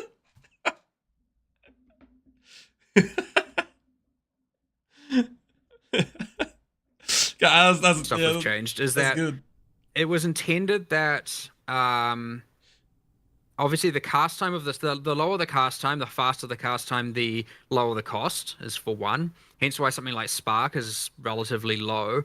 And then there was like a how frequently should you be using this, which is understandably somewhat subjective by us, but it is our design goal of how frequent. Now, not every skill fell into that correctly. So a good skill there, for example, is like Toxic Growth, was meant to be way more of a like, occasionally you use this and then you work a little bit to blow up the pods. Now in reality at endgame, it's you use it inside a gas arrow and the pods explode it literally in 0.1 seconds, right? So you end up just doing gas cloud spam. That's just like one example where it's like, this skill is now being used as a spammable and not being used as the infrequent thing that we wanted it to be used at. Now, when it was infrequent, by our design, it had a multiply the mana by 1.4 because that's how we expect to use it, and ideally it would be balanced around that. And then, so yeah, the goal here is now, okay, do we either change Toxic Growth's role, or do we make it more into what we intended for it to be. Obviously, we're going to start with that direction, and then hopefully we can achieve that. And then if that fails, obviously, who knows? Whatever happens afterwards. That being said, that just explains why something like Hammer of the Gods has a much higher cost multiplier, so to speak, as the frequency in which you use it is much lower, and Spark's cast time is much higher. How? You got a cookie, big guy? This is my cookie, my A cookie. You want to hold it up? Yeah. What are you doing? I'm watching an interview. You want to show him your cookie? Hold up your cookie. Say, Daddy's not going to eat my cookie. I'm not going to eat this cookie, guys, okay? I'm not going to eat this cookie.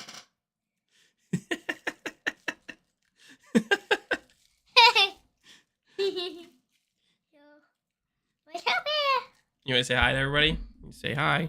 Hi. You see them saying stuff over there? Hi. Yeah, they're waving at you.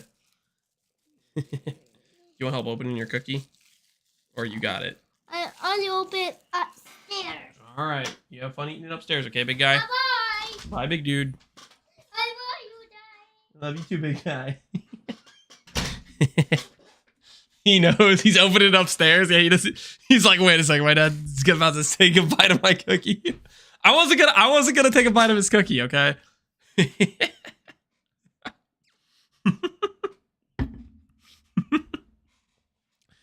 Don't sure me, guys. The donuts were in the common area, okay? I didn't go up to Nolan and freaking take a donut out of his hand and then eat it, okay? You guys are ridiculous.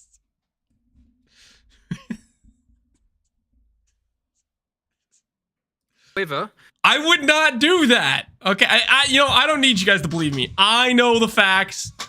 Lance knows the facts. Nolan, they trust me. Okay, we're fine. There was a few things that happened in the mana cost balancing. So, for example, when you were a spellcaster, there was a level of assumed plus gem level you had, because if you didn't have that, then all of a sudden you get +4 gem level and your mana cost skyrockets and you're like, what the heck, I can't even use my weapon or my skills because I'm running out of mana because I got some plus gem level. So we assumed at certain intervals of the game you had, say, up to +4 or something like that. But for attackers, because of the gem level, at least for stuff that isn't using flat damage, the gem level matters a lot less, and we didn't make the assumption you had any, which was an error. Because all of a sudden now you get like +3 projectile levels or something, and now your mana costs are out of control, and you're like, well, this sucks. Like you get probably like 40% more mana cost for 15% more, 20% more damage, and it's like, this isn't proportional at all. So we have lowered all the attack mana scaling in O2O. Nice. Nice. To account for the same amount of, or some amount of gem level. I think it's slightly less than spells. But it makes a pretty significant difference in game. Like nice, because it's an exponential. Like it was like 12% per level. Now it's like 9% per level, which over 20 levels is like a pretty significant drop in mana costs. Okay. So yeah, there's a few things going on there where there were skills not being used as we had intended. I mean, you're talking about the 22k mana. That spells cost so much non-mana stack. Yeah, spellcasters are probably still kind of looking a little bit sketch. One of the things I like about Lich, by the way, little side note about Lich, is let's say mana is a problem. If mana is a problem, we can always just click blood magic and that we have no mana problem because the life doesn't change. So if we need to go that route, we do have that option to just solve. We can still have as much gem levels as we want, and it won't matter. Does that even work? I would think so. I would think so. I would think that's another tertiary benefit. Grampage? I don't know what this is for. This is not related to me at all, but sure, I'll give you that. All right, 4 more emotes and the emote apocalypse is gonna happen, guys. No way, you guys don't think so? I'm at 99% confidence. I'm 99% confidence. I have this node plus blood magic equal I can cast skills and it doesn't spend the life. 99% confidence. I would bet on it. I would bet on it. Wait, Connor, you want to bet against me? Connor, are you there? Connor, I'm looking for another easy win, Connor. That means you get unlimited ES? You don't spend ES with blood magic. I think it means that you can't pay the cost of the resource. They showcased when they did this, they showcased the character wearing Demon Stitcher. Let's friggin' find it. Let's find it. Hold on. PoE 2 Dawn of Hunt content reveal. I'm pretty sure the person was wearing Demon Stitcher, Players which will is be able to join their league. Holy, too loud. I'm pretty sure the person was wearing Demon Stitcher. Finally, witch players will be able to join. Do I have captions on? Legions by becoming undead themselves. In Dawn of the Hunt, we're introducing the Lich Ascendancy class. The Lich is a master of chaos and curses and could sacrifice her life to enhance her energy. Show the items. The crystal Demon Stitcher, it's Ziri's Disdain. Look at that. Demon Stitcher right there. Look at it.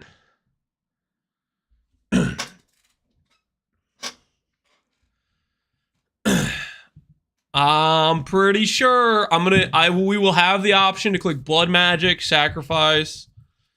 You know, they're the master of manipulation. I don't think that's necessarily true. What does Demon Stitcher do? Okay, so for those of you who don't know Demon Stitcher says sacrifice X amount of life to get this amount of ES. It has a mechanic where you're giving up life and it's giving you back ES.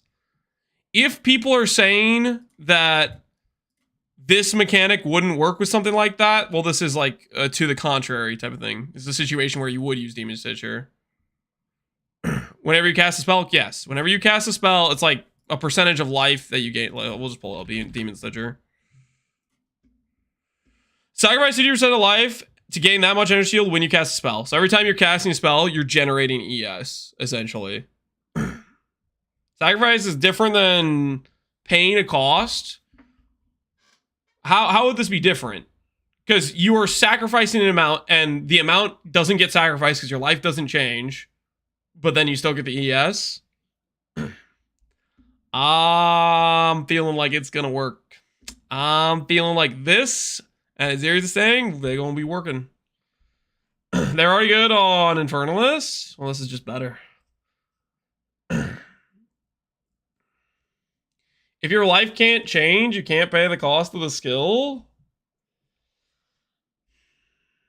I think it's gonna be able to count as the cost. Is your throat okay? Is your throat okay?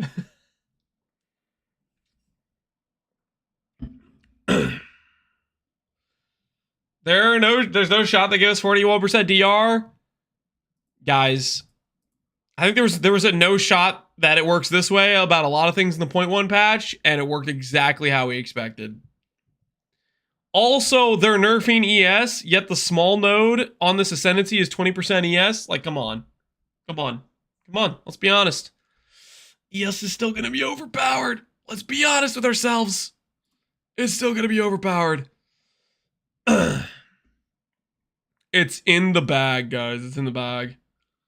We're gonna show up. We're gonna be Lich gaming because Lich is good.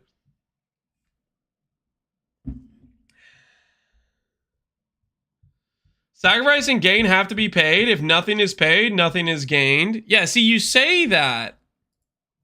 You say that, but then why are they holding Demon Stitchers? Be able to join their legions by becoming undead themselves. In Dawn of the Hunt, we're introducing the Lich. Let me see if it looks like they proc ES gain. Master of chaos and curses, and could sacrifice her life to enhance her energy shield. They definitely have the sacrifice 3% ES on skill use. To enhance her energy shield. Yeah, they definitely have that node clicked. The this node sacrifice 3% in that video. He was bleeding. He was doing this. It was Eldritch Empowerment was proccing.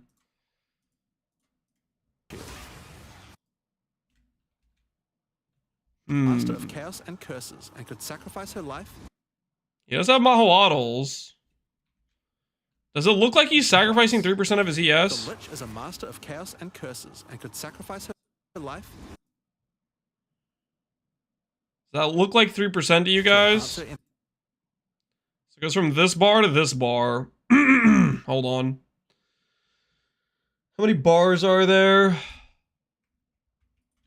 Oh, great. This is stuck in the freaking logging out thing. I have to re-log in. That stopped the recharge? I think him getting hit stopped the recharge, right? He didn't gain an F ton of ES. He could be CI.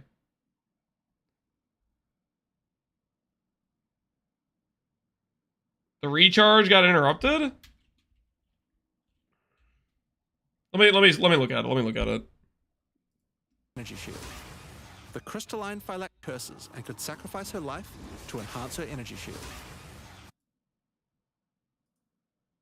Dawn of the Hunt, we're introducing the Lich Ascension class. The Lich is a master of chaos. Dawn of the Hunt, we're introducing the Lich Ascension class. The Lich is a master of chaos and curses and could sacrifice her life to enhance. The Lich is a master of chaos and curses and could sacrifice her life. I mean, it doesn't look like they get hit by anything. Maybe they changed how the node worked. They could have recorded this footage and then changed how the node worked, maybe.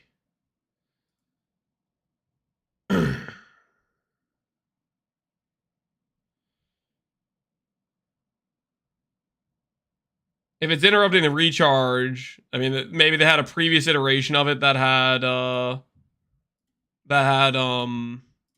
this, the sacrifice part, but they didn't have this part and they added that later.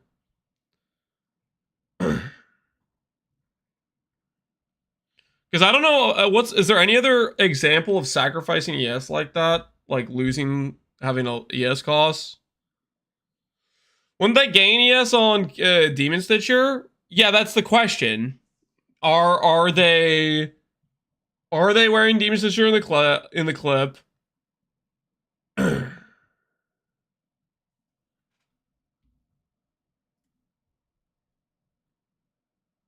Only it's the same gear, which it does look like they're using the Mahawaddles in the clip, right? Massively increasing its phylactery skill allowed to sacrifice her life to enhance. That is a Mahawaddle on the character. Chaos and curses and could sacrifice her life to enhance her energy shield.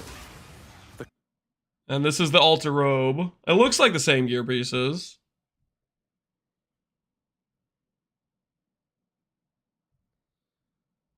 Same skill binds as well. Yeah, it looks like the same character.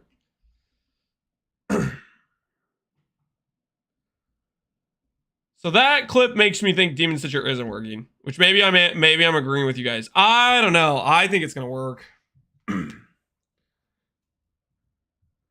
Depends on the roll of the gloves. How much do the gloves vary by? The gloves have up to 5 to 50%. They could have clicked CI. Why would they be wearing this in the showcase with a CI build? I don't know. But based on the clip, I think you guys are right. If they have a character that isn't CI and they have a proper amount of life. CI would be a blue globe. Oh, that's right. Yeah, CI would be a blue freaking globe.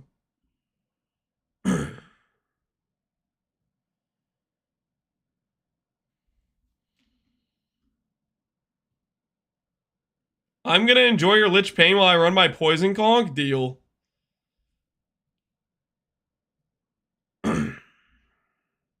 Would you create a build guide for Lich when the patch notes come out? I am planning on making a video on my League chart based on Lich when the patch note comes out, but we need to see those first, obviously.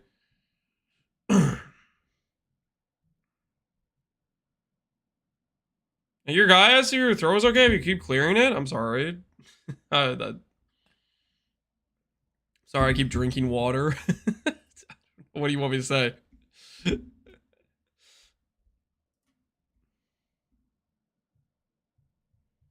There's a separate problem.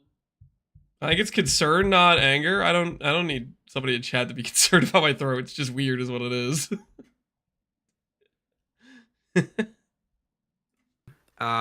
Which we're also addressing. though you certainly are not going to be expecting to see mana in the same level it is right now. Given you had mind over matter, people were getting way too much mana, whatever, whole different thing. Ingenuity, breach rings, and all that. And then yes, you have. You might not make it. I'm gonna be fine. Anyway, what am I saying? Attack mana cost down at endgame, and then just explaining some of the philosophy and how some skills aren't used as intended. And ideally, over time, we'd be either adjusting their mana costs because the role they now play is spammables, or more spammables, or we would change the skill of the design or the build or the archetype to have it that the skill is actually being used at our intended frequency. Got it. Okay. Well, I heard that attack skills cost less mana, and that makes me a happy warrior. So. Yeah, that's the actual takeaway, and also nerfed mana and nerfed ingenuity. Yeah, I think everyone knew that one. But by how much? By how? My cookie, Daddy. Do you not like your cookie? May you eat my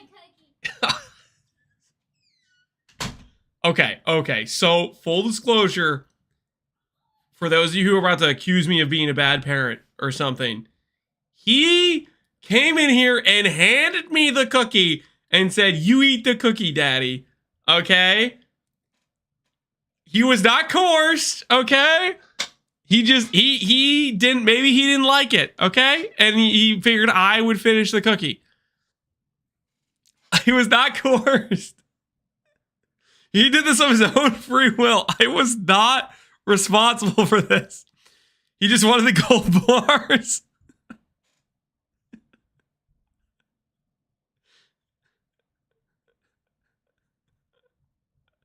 He's seen that you'll eat anything. Possession is 90% of the crime. I did nothing wrong. Okay, I'm going to enjoy this cookie though.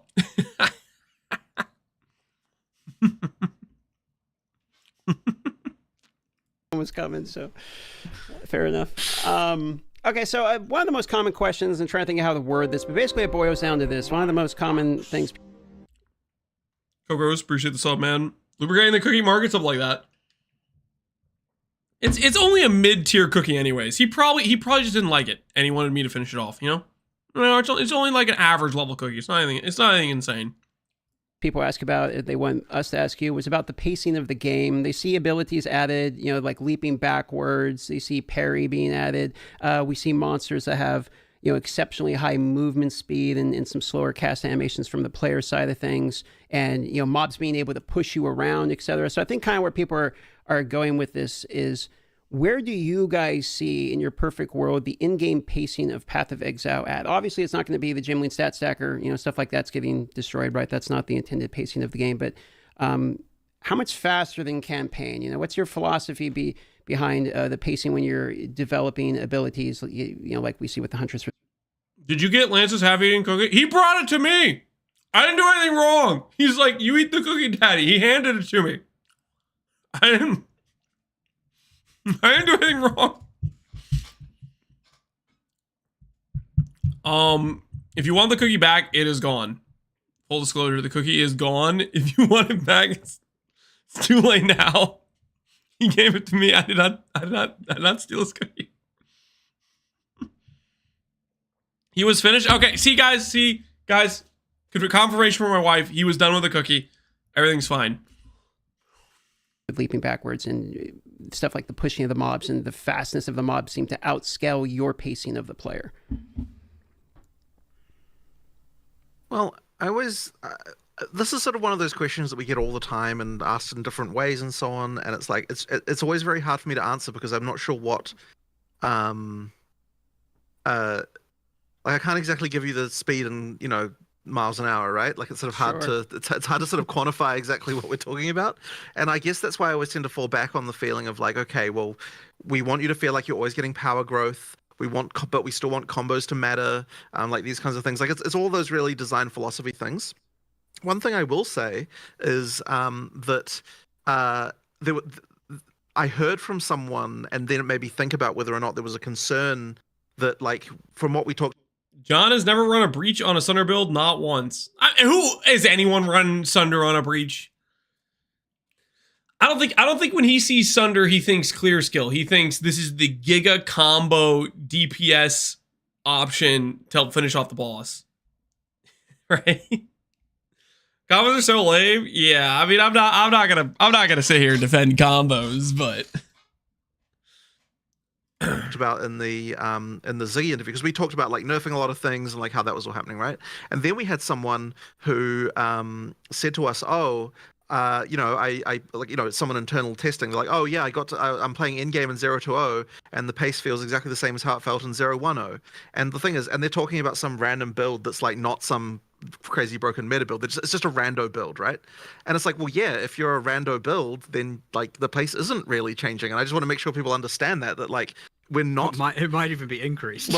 A rando build. You guys know what I just heard? You know what I just heard? I heard in the great words of Steel Mage himself, hipster build, trash, a garbage, freaking horrible. Literally, you see the worst build you've ever seen, and this build is only slightly better by about 5%. Okay?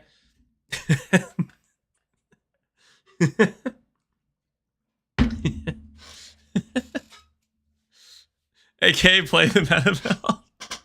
So my build's there. A rando build. I'm catching strays here. Listen. Take it up with Steel, okay? I was not the one with unseen hatred towards Dan and hipster builds. Okay, that was Steel. Okay, I was just there watching. I was just watching, I swear. In some cases, sure. Like, you know, like if you're not playing the like, you know, ridiculously broken shit, it is, yeah, in fact, pretty similar to before. But like, so long as the engagement of like making sure the combat is engaging is ultimately our goal. And so, you know, it's like, yeah, the bosses take a little bit of time to kill, and then you have to engage with their mechanics and like all that sort of stuff. And like, that's the only way that we would ever look at it, right? So I can hit you with a little bit more of a specific to make it a little easier to answer then. So I think you know, it's kind of two questions mixed together, and the more specific side of it is mobs being able to push you as a player. It's kind of a new addition. You know, you got the rolling mobs that can hit you and move you halfway across the map. Where's your guys' stance on this? You know what I mean? It's been a common question. Well, that's a different question. I don't. Okay, well, like there are specific issues with the old roly-poly monsters because they're not meant to just take you freaking for the ride all the way along. They're meant to just like shunt you to the side. Right. So I think that's more of a case of fixing those specific things. I think those are fixed now. Well, as in now as an O2. I think. I hope. Please, but the system seems to be quite volatile in a way where it likes to. Well, I mean, even we had that issue with. I mean, I feel like did we even fix? They fixed Delirium, right, guys? Delirium had this. That was the biggest part where I was like getting annoyed with the pushiness. It was Delirium because they were invulnerable. You couldn't target them for 2 seconds. Every single time you ran into one of those stupid crystals, it was guaranteed you get pushed around. But I think they fixed that. Got Band-Aid. I think that was the biggest one I noticed of the pushy stuff. The lumberjack guy at the start of the game. The Miller. Because that for a while in 020, that was just like randomly taking you for a ride. Yeah. I think that is a volatile system. Yeah. You change nothing, and for some reason now all the monsters are taking you for rides across the level, and then sure. Yeah, I don't know. Yeah, I mean, look, we don't want it to feel like you're just as I said, getting taken for a ride when you're not supposed to be. And so that one, ideally we're fixing cases where that occurs. Now, the reason you want a little bit of impact from monsters is just because it makes you actually feel the abilities. And there are monsters that feel if they don't have a push on their abilities, they feel just terrible. Like, I mean, there's things like the Devourer where like until we added the like pushback on the hit, it just felt like it wasn't even hitting you really. So there's stuff like that that's just really important just from a physical nature. So generally speaking, for the pushiness, we're trying to just make it so it feels physically correct. But yeah, we don't want it like pushing you half across the map, as you said. But yeah, and then the other part I guess you were talking about maybe was to do with the abilities that kind of like where the character's moving. Oh, the other part of it, your characters get shoved a lot. And it feels like the pushing is a new concept for a lot of players, and where is its placement in maps? I get the Devourer argument, where it's like, okay, it's a Devourer, it's a big impactful hit you earlier on, I get it. But then when you get to like in-game mapping, it starts to feel a little weird when you got these little mobs that are way faster. They're also like, kind of shoving you around a little bit. Right. I suspect that might be a case of certain monsters just not having correct adjustment. I mean, like, I'd be interested to know a specific example because I mean, so you've got stuff like those werewolf prowlers, right? Where it's like when they attack you, they do a little push there. And once again, it feels like from just a mass perspective that feels all right. But I guess I could imagine a scenario where, because your character is moving so fast, at endgame, that you might get into a situation where that push might feel a bit off. So, you know, like I can kind of see where you're coming from in some of those cases. So, I mean, maybe we do need to do some adjustment to some of those monsters based on level or something like that. I don't know. I think also when you have, there will be monsters that are wrong that don't appear as much in single player as well. I mean, this is just on top of that. They botched this question wildly. I gotta be honest. What was the start of the question? I mean, it was basically about the pushy stuff and the pace of the what we should expect. I don't think player speed has anything to do with being pushed around. Well, I think. Yeah, it feels kind of unrelated a little bit. Because you won't know they're wrong until they're not only trying to attack you, they're trying to attack something behind you.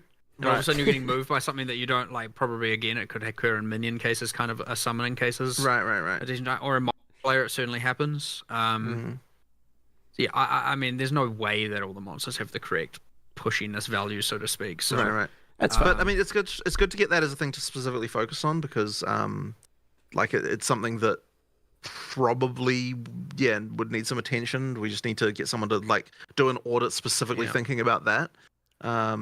It requires, for some reason, a quite difficult eye for detail because, again, you want it to feel physically correct and make sense from a physical perspective. And I don't know, I found it quite hard to find someone who can actually assess what would happen if this werewolf jumped on you. You know, there is stuff like that, which, I mean, sure, maybe it is kind of difficult, but yeah, we need to go over it with a fine-tooth comb. I do think the context, though, of like when you're, because I mean, normally when a monster is being set up, it's being tested in isolation, and you're not necessarily using like a crazy fast build on it, right? You're just like playing it in the context of the era originally appeared in, like that is to say during campaign when you don't necessarily have you know, like some this like crazy move speed and all that stuff. So I suspect that the interpretation actually probably would change a little bit in the presence of having that sort of faster play that you get as your stats increase. I appreciate I think it is something we should look into and like do it, recontextualize it with the idea that we should be looking at it from with high level builds in mind. There's some. Sure. Yeah. I suspect there might be something. Ideas. I think there might be some something ideas. there. Yeah. That works. We can move on. Okay, so the next portion here is kind of around ailments. So ailments in particular scale off of on hit, which means that ailments very often ends up feeling no time to set up combos. I mean, combos are can you justify the amount of time you spend doing it? I feel like most of the combos we have right now in PvE2 don't justify themselves. I worked a full 8 hours a day. Lance is still watching the same video. I haven't been streaming that long. How long have I even been streaming? Not been that long. We've done other things, guys. We've done multiple different things. Not so much as a build in and of itself. Can I mirror Blood Needle? Sure. I'll log in. Hold on. I got you. Oh my goodness. Look how cute she is. Holy. I gotta be honest, one of the better decisions I made was getting a rotating background of pictures of my kids. Holy worth. Absolutely freaking worth. Greetings. Alright, message me in game. I got blood needles, so just hit me up. I'll get you up, dude. But that's additional damage to a build. So the question would be, and I have a couple of specific questions as follow-ups here, is where do you guys see ailments placed in Path of Exile? Do you want to see, like, I'm doing a bleed build, or do you want to more see it as bleed as additional damage to a build I'm already doing? Well, I personally, when I'm designing, I'm looking more about the combo potential of ailments and what they can do.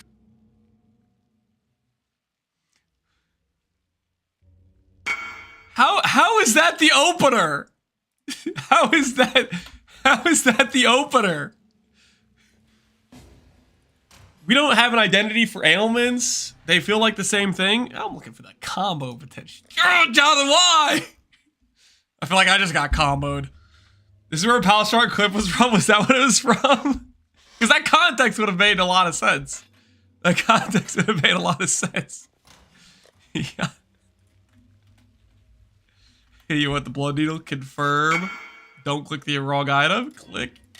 Here you go, good sir. Enjoy your blood needle, good sir. Thanks so much. No problem, dude. Enjoy the blood needle. Okay. Let's go ahead and continue. Okay, let's see where I'll try not to be a hater right away. Let's just see what he's gonna say about combo and related to bleed for other abilities. But that being said, that ideally we're in a situation where both of these things can be true, where it can be that you're playing a bleed build, but also then someone else might be playing a build that's relying more on consuming the bleed to do something else. And there's like a few different approaches you can take with it. Ideally, it's like, you know, we can get all of these situations to be true depending on how you spec your character. It was intentional to make it so that the ailments depend more on the original hit, and I guess... So why did we do that? A lot of that thing... is somewhat, to me, intuition, right? Right. Like, there's a little bit of a confusing level where you're like, I got the skill that applies a bleed, and I'm going to increase my damage, and it happens to say increase damage with hits. And, like, I don't know if anyone at that time is thinking that, oh, this is a hit, and the bleed isn't a hit, even though it's applied by the hit. Like, there's a level of just, like, unnecessary complexity that occurs there where it's like, it's nice to just have... more damage is more damage and it affects both, and that's just like nice on some level. Like that is certainly helpful.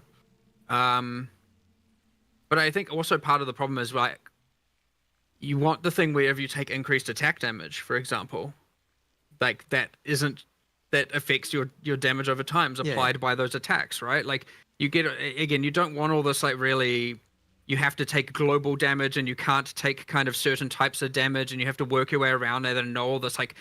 Is this like a thing where I don't like it because I'm a PoE 1 player?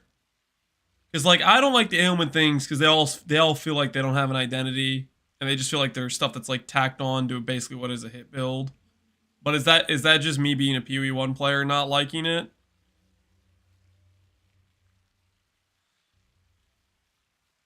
Is it I feel like this would be, as a first time player, it'd be way more easily understandable because of how simplified it is of it.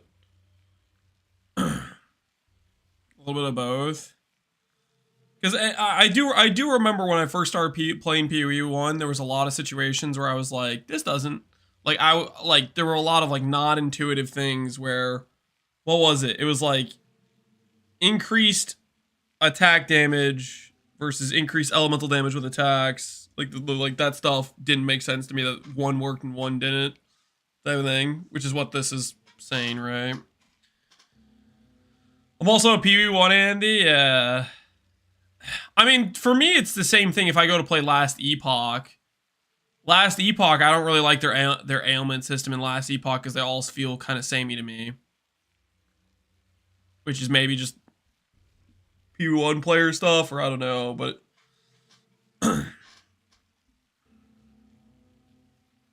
So prefer it over the PoE 2, yeah. Definitely not as... I wonder what he's going to say, though, if they're just happy about the current system. You prefer the LE ailments? Really?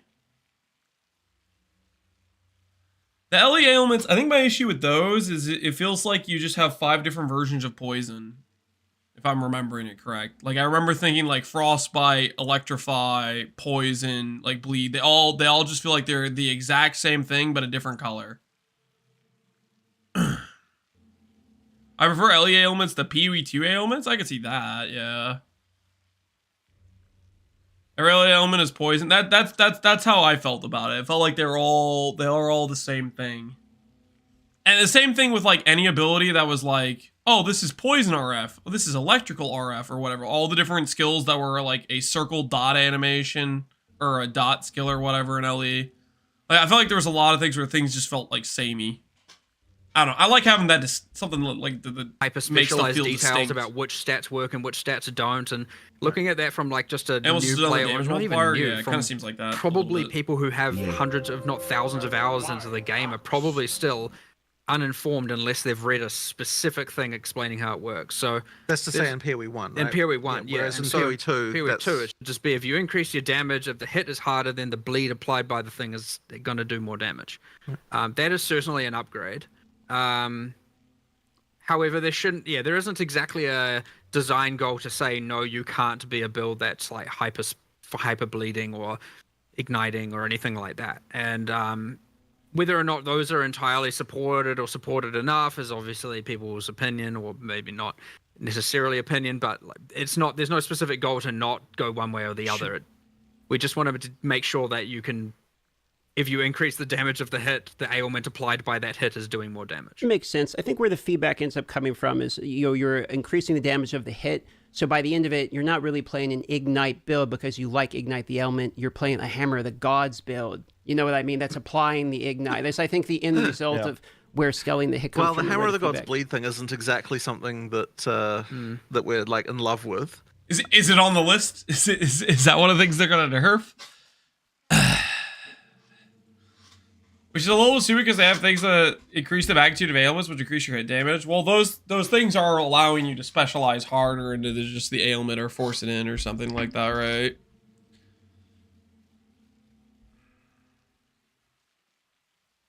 Just as a side note, yeah. Something is needed to be done. Something is needed about that. I really don't want to do the whole like 80% less damage with ailments and all the skills and all that. I feel like it's all a bit tacky. It should be, but honestly, I don't even know an alternate solution right now, and we need to delve into for. So, there's probably a way around something like that. But yeah, you're right. It is unfortunate that Hammer of the best way to do a bleed. Like, it is counterintuitive and not amazing. And an ignite. And an ignite. Yeah, sure. Yeah. I mean, it weaves back to what we had talked in our previous Tavern Talk, specifically about ailments, where how the thematical approach of the harder you hit, the harder the consequence of that hit becomes in form of an ailment, right? We talk about ignition, we talk about bleeding, all those things.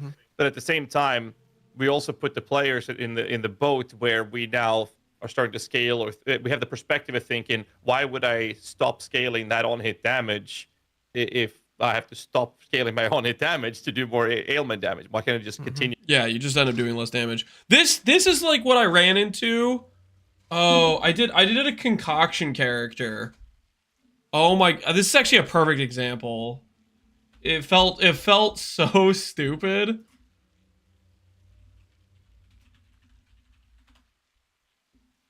This thing. So I played an explosive concoction, and this was supposed to be an ignite character. Like, I invested a ton of ignite magnitude with like specialized timeless jewels in the tree. And this is what my character's damage looked like. Where I guess on this clip it actually I think to be fair, on this clip I literally swapped some support gems to make the ignite look more notable, I think. Let me check the other clips I did. I think I intentionally, yeah, that showcases it better. Me just chunking the boss HP. I manually swapped some supports just to like force the ignite DPS to be like the thing that actually killed it, but it made my damage worse to do it. And even then, it's still a large amount of the damage was the hit base, and I just stopped attacking it so the ignite could go through. Lying to your viewers? No, this is literally me just trying to like I had multiple different clips of different setups. But the thing I actually recommended doing, like on the actual support gems, was the stuff that actually was a more effective DPS, which is the stuff that was actually doing hit-based damage. And like here, I'm walking away to let the ignite bleed out, but it was clear like that I'm just chunking him from hits. But on the character, I spent like I want to say I invested into like 200 to 300 ignite magnitude or something. Like I spent all this time investing into magnitude, and I could have just been grabbing like crit multi or, you know, something that actually scales hit damage. Ignite gives uptime. The uptime being this situation where I get to kill the boss in 5 seconds instead of 1 second because I invested into ignite. Are gonna go controller, Lance? I think I'll go controller later on.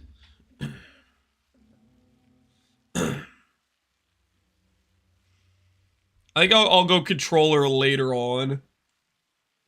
Not during the campaign. Controller slows you down too much. It's just too much of a speed loss, I think. I'll do controller once my character's like mostly up and running, I think is what I'll do. Magnitude does scale damage overall a lot. The thing is like the hit DPS was just already so efficient. Like Hammer of the Gods, magnitude matters a lot more because you can't like scale attack speed or whatever, right? Because you're just cooldown limited. But like on that build where I was doing the concoction, which is a skill that hits pretty hard and could inflict a pretty good ignite, it didn't matter. It was still way more efficient to just hit the boss more times with like extra projectiles and attack speed scaling and stuff. You're scaling that on hits. And then you have these outliers like Hammer of the God, for example. Whereas in PoE2, there's like separate. This also might be an issue because we're dealing too much damage. Well, the thing is like even if I was like downscaling how much damage we're dealing just overall, it still would be the case that me investing into this ignite stuff was just a waste of time compared to investing into more if I just went for more hit based. And that's where it's also shoehorning you towards an ability like Hammer of the Gods where you're cooldown limited, where you only get that one snapshot hit. The hit was just 10 times faster damage, yeah. They should remove hit-based scaling. I feel like there just has to be more that differentiates it. I don't know. Something where it's like, at Bonka stop. Do I not already have this? I don't know if I have this already, but here, sure. Paid for it. Ways of scaling. If you want to scale ailments, then the on hit is kind of meh in comparison, but now your build is actually focused on ailments. So like you guys want to get to that point where there's actual that full might just focus. be a matter of making sure that the increases to ailments are more effective than the increases to hits. This is like the old PoE2 double dipping. They brought it back. It is kind of like that a bit. In that case. Yeah. I think in general. I mean, it is the case, but they might need to further do that. I don't think in a way that would mathematically make it more beneficial overall. Right. Like we might just need to fix that. Yes. I can't remember. Basically, what you guys were talking about. Sorry, no. Basically, what you guys were talking about was that you wanted hard hits to apply this. It's the same thing we talked about in the last Tavern Talk. I was just curious to see if the plans are to find another venue to actually make ailment builds possible contenders in the game, because they feel kind of lackluster outside of what we just talked about. Part of the issue is, as well as the goal, and an achievable goal at that, where it's like, well, why do anything else? Why not do the ailment if you can have that? You start the fight, you drop your Hammer of the Gods, and now the fight's over, because it plus the ailment is enough to kill the boss from full life. All of a sudden, the cooldown of the skill is irrelevant, which is meant to be the major downside as to why it's allowed to deal so much damage. Connor, they're looking at you. As long as you can do that, like if it did 10% of the life of the boss and the ailment did another 10%. This wouldn't be such a problem in the context of Hammer of the Gods, because all of a sudden, you've done 20% of its life. Like, that's a decent. Because Spark kills it 1 second. Yeah. There's bigger fish to fry. Sounds to me like they're gonna nerf Hammer of the Gods anyways, because the Hammer of Gods is still doing more damage than they want, which it's on the menu. Watch them give Spark and Archmage the same nerf they give Hammer of the Gods. Watch them give both of those things a 50% nerf, as if they're like equivalent problematic cases. Chunk of damage, but just because of the fact that there is the capability to get it to be so high damage that it will just one-shot them again, and crit is part of this problem as well. Then why would you not do that? You don't need to spec into any defense or anything else at all. Right, you don't have to. They nerf Hammer a long time ago. This is like on the list. Part of a problem where this is where I'm just like, how much of this is just nerf Hammer of the Gods because that's how it's played.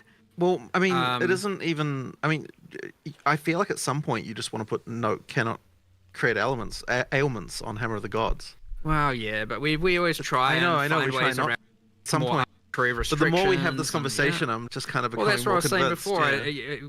As opposed to cannot apply, you put 80% less, and I feel like cannot apply is just cleaner, right? They both suck. They do, but at least cannot apply is just like it's just a clean rule. This is what it is, and they're kind of done. You know, like as soon as you start getting, I don't know. I feel like the 80% thing. I know it's on the list right now of things we still have to discuss in more detail. So right, and I mean the today/tomorrow list. So. Well, speaking of the list and ailments, I am curious because we also had this conversation in the last Tavern Talk podcast, and that was bleed on ES, and it was the contradicting yeah, line. we were the wrong. idea, yeah. Okay. We were wrong. Well, there was a few things we did change around that. I'm still not entirely happy with it, but it was a decision we actually made. I remember being like, okay, you can't bleed things with ES, which actually is the case. You can't bleed things with Energy Shield. Right. Wait. So it actually was that bleed builds literally just didn't work against ES monsters? Was that what it was? Was Quinn right?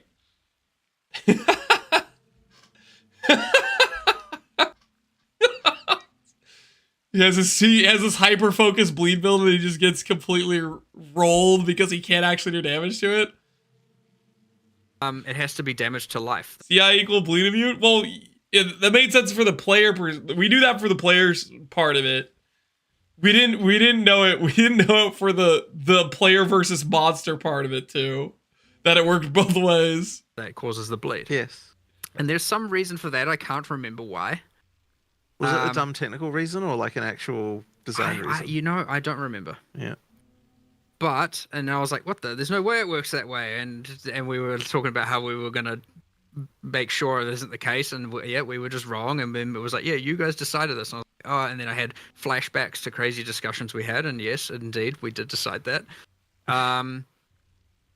Now, all that being said, there were some extreme cases. What if this is the ES nerf? No. I don't want to just start randomly dying to bleed. Okay, they're not, we're still going to be immune to bleed, guys. We're fine. We're still going to be immune to bleed. Of energy shield on monsters where it was like, the way it was working is the map mod was like, 25%, and then it would multiply with all the life modifiers that unique monsters have, and it's like, okay, now the monsters have legit 2.5 times the amount of energy shield that they have life, or like 1.5 times. So that, there's a million life, they have 1.5 million energy shield. And it's like, well, that's of course just terrible. I think we've changed all of that since. So at least like now when it says they have 20% energy shield, it is at least their final life multiplied by 1.2, or 0.2 and added as energy shield. So at least like, there's a lot less to deal with there. Now, I'm not entirely sure if I'm happy with the fact that it works this way and it is just a nice downside for bleed builds. Or if it's like, well, this is just annoying because of, I don't know. I don't quite know how I feel. I like it in some regards, and then in others I can see why it's frustrating is the thing. But at least we've fixed the freaking energy shield problem, which is just things having all of the energy shield. But I do like the idea that monsters with energy shield it is a weakness to a bleed build. Now, whether or not it is a balance warranted weakness is a different story, because you could argue that that isn't factored into bleed's power. But yeah, I'm not quite sure where I sit on this one, to be honest now. But we did address the energy shield problem, at least to the major degree. All right, so one. Okay, I got distracted too much with the Quinn clip. Are they saying that bleed builds now work on ES characters? Is that what they're saying? No. What does he mean by address the ES problem then? What does he mean by that? The triple ES. Okay. So every build but bleed got buffed. More last question regarding ailments before we move on, and that is actually regarding ignite proliferation. It feels very wait around 2 seconds for it to spread. Long. No Are you guys shot. happy Come on, with current please. state of proliferation effects of ailments such as ignite? I don't even remember the radius. 1 meter or something. Too many numbers. I honestly can't say I have enough familiarity with this to even be able to give you an answer as to whether or not I am happy. So I guess the real thing is if players are unhappy, then there's probably a change that needs to be made, right? So if that is the case, I'd have to look into it, honestly, which wouldn't take me long. It would take me like 10 minutes. I just need to refamiliarize myself with it, but obviously not in this moment. I believe the radius is nearby, so that would be, in this case, 1.2 meters. I think it is, or 2 meters or something. It's very, very short. That's why I had to bring it up. Well, let's move on from. I mean, the problem isn't even the AOE. It's the freaking you have to wait. I feel like it's like literally the enemy has to be like next to each other for 2 seconds for the spread to occur or something like that. It's like a significant amount of time. Ailments, and one of the questions we have like was a super long cross delay weapon between it skills. spreading. Are there any intentions in making skills be able to be used with multiple weapon types?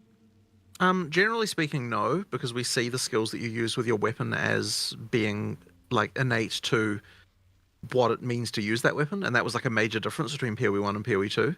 So yeah, the plan is to keep that. I mean, that being said, there's still a few skills. I mean, things like marks and stuff like that. We just have them work across things. But generally speaking, no, the skills are supposed to be associated with the weapons. There'll be like unique item territory that might bend the rules there a bit, but otherwise, yeah, wanting the skills and the weapons to be quite linked was one of the main design goals of PoE 2, and having that different weapons feel different from one another when they can be quite melded into the same concept in PoE 1, where it's almost like it doesn't really matter if you're using one or the other necessarily. It's just a matter of what gives you the highest DPS.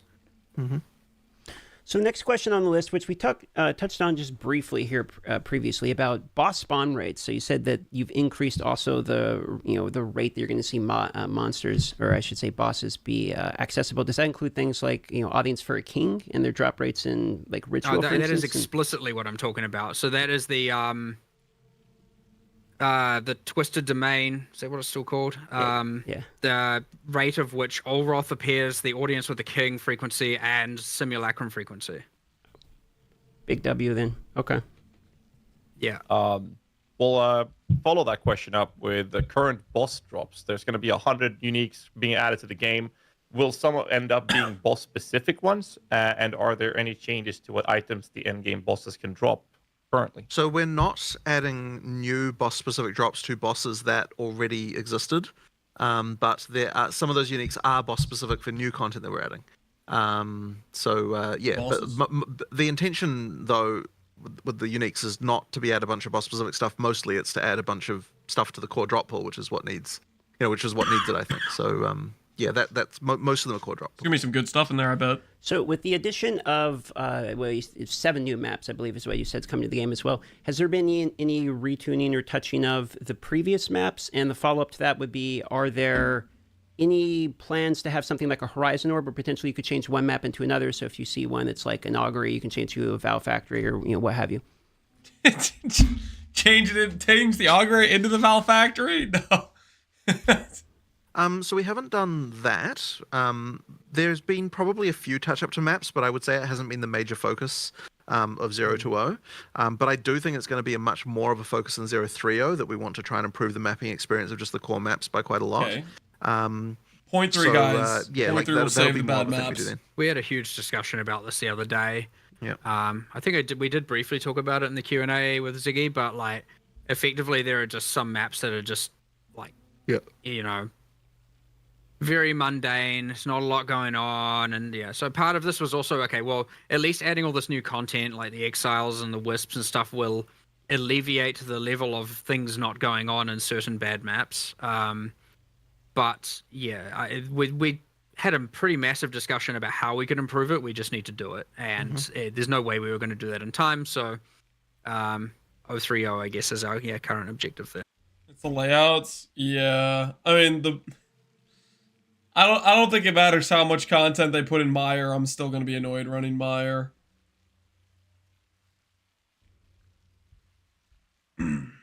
Every map's a maze. Not every map, but there are definitely some mazy maps. Mire, Val Factory are pretty mazy. More things going on, like more levers and fun stuff like that. I don't think that's what they mean. They mean Rogue Exiles. That was the example they gave, Rogue Exiles. We'll see how fun they are. I think Rogue Exiles are gonna be pretty fun. We'll see. I'm hopeful. I'm on Copium for Rogue Exiles. Another Atlas question regarding maps. Sometimes they're broken. Like there are map nodes that are 100% out of reach. Is this addressed in point 2? There's been we told the person who works on that to fix it. They said that there was improvements. So as far as I know, it should be fixed. There are improvements to the full, like, I can't exit at all. Like, you're in this block and you're like, I literally can't escape. this island. I don't think there's. I think there will still be just like very rarely random disconnected maps that you can't get to, because that is technically less problematic than the people who are literally unable to play the end game because they're trapped. The other thing that we've done, a very recent, which I checked yesterday, was a pretty drastic improvement, is just there's like bits that are just improving the general connectivity between blocks. The concept of a block is probably not very observable to a player, but effectively you'd get these like kind of lines where it's like I can't map across this entire section. There's 0 connections. That's like kind of because it's a gap between what is we call blocks, and we've increased the connectivity between those like dramatically. Cool. There is like one bug left, which I don't think we're going to fix in time, which is... What are you guys all laughing at, Voids? What did he say? I have learned to understand when Captain Lance 9 claims any sort of gameplay in the title, the stream will include anything but. I'm sorry. No, that is not true. Guys, do you see this timer at the bottom? It says 108, 20, 53. Earlier today, we made a wager. Can Lance beat Act 1 in under an hour and 10 minutes? And we succeeded. Doubters lost points. Write it down. Believers won points. And there was gameplay. Things you try to pretend don't happen. Face the facts. Currently a node is only meant to have a total of 4 in and out connections. And I think once they get more than 4... one of them, they look like they have 5, but only one of them will just straight up not work.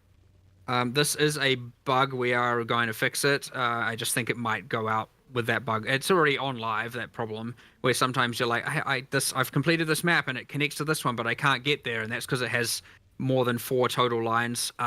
We just need to fix that. So he started to flip. Oh yeah, how's that doing, by the way? Excruciatingly busy. So check up on the moneymaker. If it's not there immediately, it'll be there shortly after. Good to hear. A more sought after topic, it was regarding trade improvements, which was mentioned in the Destin interview. I don't have anything extra to say about this.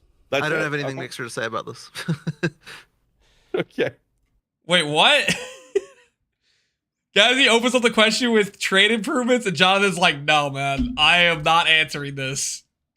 What the?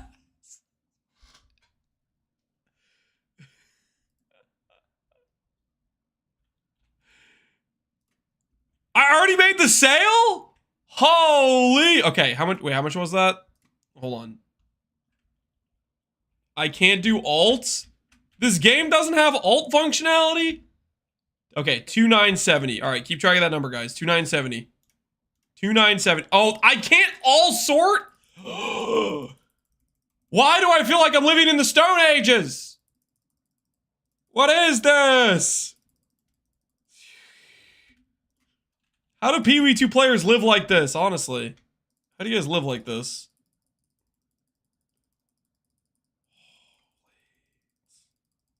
It's literally from the caveman era, yeah, straight up.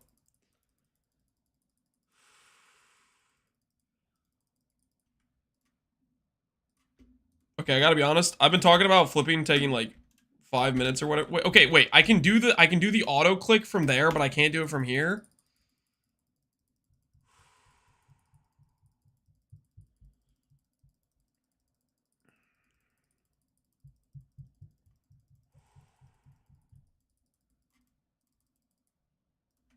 Honestly, the biggest time consumption of this whole thing was taking out the exalts. Okay, let's do this now. Let's do this. How much money did we pay? We invested?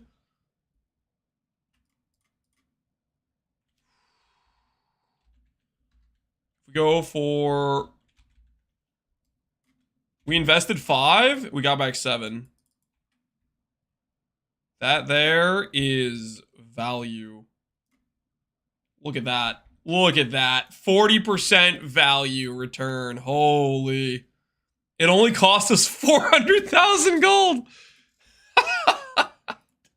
All right, anyways. All right, so then moving on to crafting here. So we're hoping you could walk us through the process of coming upon the solution as Recombinators to be the next addition you guys wanted into the game. Wait, so they're just not going to press him about the economy question? About the trade question? 1D per 1k gold, I heard. That was in reference to PoE 1 and me not screwing around in PoE 2 for fun. Okay, shut up. Listen, it was 2 divines. It was 2 divines for like 2 minutes of effort. Okay. Well, actually, it was more like 4 minutes of effort because of stashing the exalts, but we don't talk about that.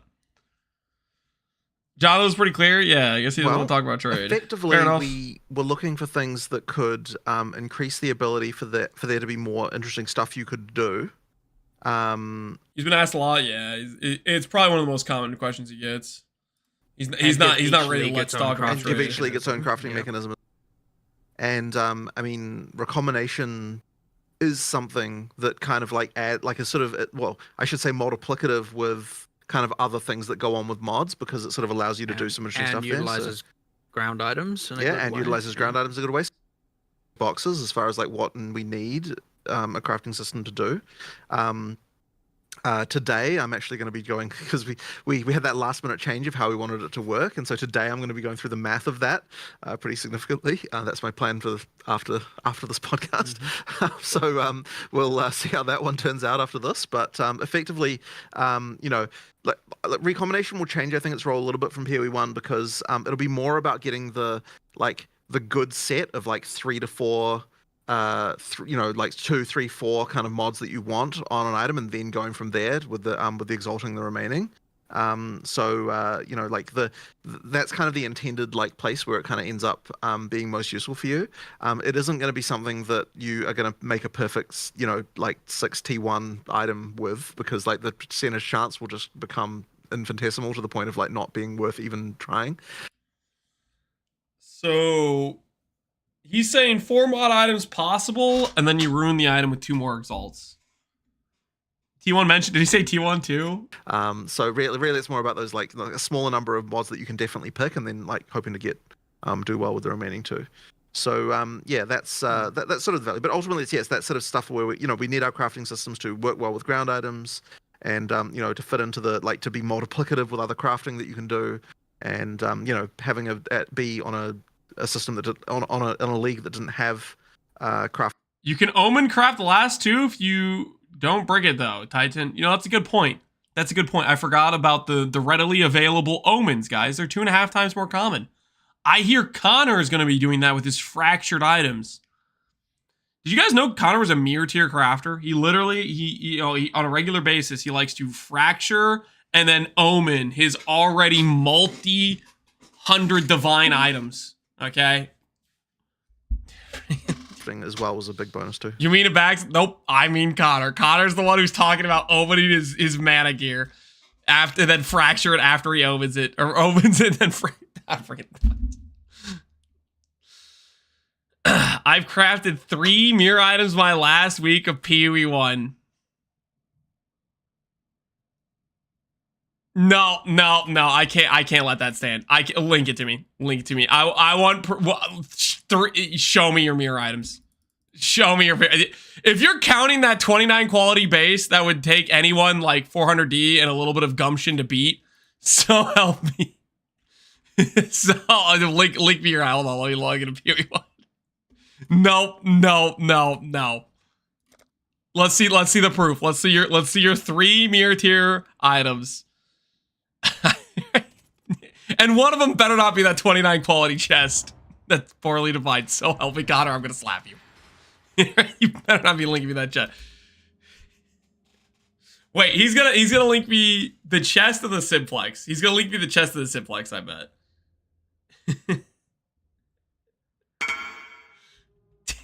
Freaking shut up. Shut up right now, Connor. You freaking.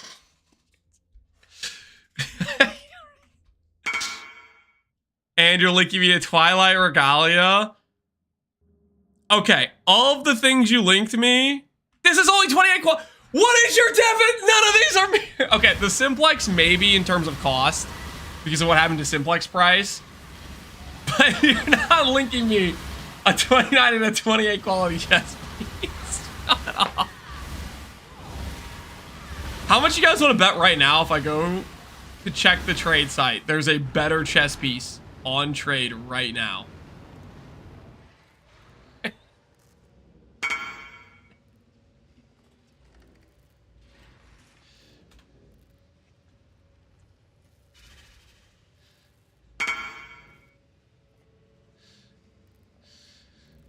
25 dex. Attack speed. Necrotic. Mana. Captain Toxic. I'm just checking. Does it exist? It doesn't exist? Really? Okay, you know what? Maybe he's in the clear. Maybe he's in the clear. So people made suppressed versions. I think most people just didn't make it with mana. Like most people were busy making it with triple defense mods.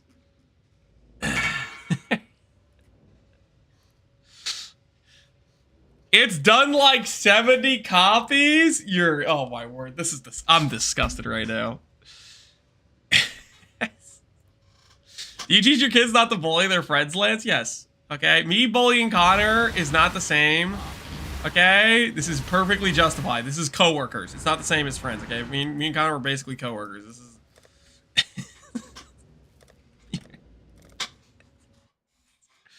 All right. I will see some people are willing to beer your chest. Okay, the quality control is questionable. You just called him not a friend. No, I called him a coworker. I mean, maybe friend's appropriate too. I do like to mess with Connor. It's fine to bully your coworker, Lance. Okay, that doesn't. You know, now that I read you saying me saying that actually sounds not that good. I'm gonna take that back. We're gonna send that comment. It was just a prank. It's just a prank. I mean, we have so many more other ideas and other things we do, and all of that with future leagues, future content. There was a pizza offer last Indianapolis stream. We'll have to make good on it next time. Well, I don't live in Indianapolis anymore. The pizza offer is still open, but you're gonna have to come to Northern Indiana instead. Okay, you have to come to Northern Indiana. I'm not in Indianapolis anymore. You said it was like an hour away. I'm like 2 hours from Indy. Like 2 hours. Are you in Gary? No, I'm not in Gary. Was it you who took all the snacks from the kitchen? I plead the fifth.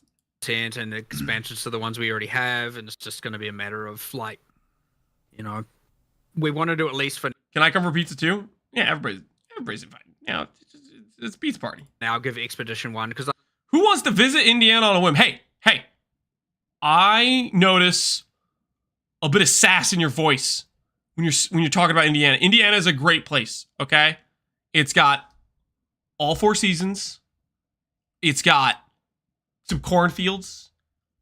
There's a really, really pathetic ski slope that I'm not even sure even counts as a ski slope. Listen, we got things, okay? Like the vendor thing is there, but it's not really like achieving. Terrible state police. I would agree with that. Yes, I have gotten robbed multiple times. It's not really equivalent to the others where they have like, again, an external crafting system that interacts with like dropped items or something like that. So, adding that means at least now they all have. I have grew up in Indiana. I have since left. Having 4 seasons is a negative. No, having 4 seasons is not a negative. Okay, it is not a negative. Okay, maybe it's a negative if you don't appreciate the other seasons. Okay, cheap housing. That's right. Low cost of living. One of our highest selling points. Low cost of living. Well, kind of. Something, and then now it's either make them better or add new ones. Which there's no shortage of ideas of things we want to actually do there. So. Why is the cost low? Reasons. Fair enough. We have another question we got from the community as well, and that is regarding your stance and don't make a clip of me saying bullying coworkers is okay. It was a joke, guys. I was joking. I was not being serious. Or plans for like resistance swaps, craftable option. Is that something you guys want to see in the future of the game? Sorry, what was that word? I missed it. Resistance. Resistance swap. Well, swapping is similar to like harvest in PoE1. It's meant to be the roles of runes. Like your runes are meant to be the thing that's doing that, as opposed to just changing the mods on explicit items like that. The context there, I don't know if you're aware, but there is a harvest craft in PoE1 that allows you to change a cold to a lightning or a cold to a fire, etc. In the resistance thing. Yeah, that really is what runes are for. Okay. Next. That's a no for Harvest. they came for the prefix reforge item keeping prefixes. They started with the keep suffix reforge, and now they're coming for the res swap too. It's time to let go of Harvest, buddy. Time to let go of Harvest. The final crafts are gone. Next question we have is actually starting to touch on Ascendancy specifically, and we have starting with the Amazon. And there's a node called Critical Strike, and it's referring to additional crit strike chance from 25% of excess chance to hit. The real question here is rather, is this going to be like a base crit strike chance or increased critical strike chance to the player? I would assume that we think it's base. Probably base, but honestly, I'd have to ask someone specifically about that. Yeah. Okay, hold the phone. Besides the base crit chance thing, Ultions, we will never see anything close to the power of 311 Harvest. I'm pretty sure Recombinators in the current league are better than Harvest was in like 95% of the cases. On top of Recombinators in Sentinel League were also better. No way? Yes way. Yes way. You know the amount of remove ads you'd have to do to force certain mods versus you can just arbitrarily create the finished item at a 1 to 3 chance. Necropolis is also a good example too. Necropolis was ridiculous too with the multi-fractures of T1 mods. Recombinators is just more tedious? I don't think I agree with that either. Recombinators, I mean, the amount of like setup you're doing for the amount of Harvest remove ads is, I definitely think, more effort than doing the recombination. I think the peak of crafting power, and you guys can argue with me, I think the peak of crafting power, I would say, was original Sentinel with the recombinators that could add specialized mods. By far the strongest items we've had, I think, that were craftable was those recombinators. And then you can make an argument for like the mirror tier situation in Crucible, that gear slot. Like that was a peak for those gear slots. But outside of like specifically Crucible gear slots, I think it was recombination from Sentinel League. And then I think either would it be easier to craft a gear piece with Necropolis this last league or with recombinators this league? The difference in the setup for Harvest was playing the game. Nah, I don't know if I agree with that. The amount of remove ads you'd have to do to make a proper item with Harvest, you were trading. You were doing the same thing you're doing for recombinators. You were trading for the specific Harvest seeds. The difference in Harvest actually returned in full power. Harvest was better on the return, if that was 313. I'm not, like, I'm hazy with the leagues on which was which. Original Harvest was weaker than Returned Harvest, and Returned Harvest was definitely weaker than Recombinators both times we've had them. You can't do Fractured Grasping Mail with Recombinators. Well, that was the reason why I'd say Sentinel was the peak. Is Sentinel you could get a like quadruple fractured of like, I mean, just you can just look at the items that got made in Sentinel, but the items were just ridiculous because you could create, you know, like what's a good example? The like +2 power charge rings, stuff like that. It's just absolutely obscene level of power on certain gear slots that you couldn't get otherwise. Where special mods you could combine together, suppress on your ES gear pieces, right? Stuff like that. Gotta love being suppress capped on an ES build that didn't take a single suppress node because you had like what 34 suppress on your suffix on your chest piece and 22 suppress on every suffix of all your helmet, gloves, and boots or whatever.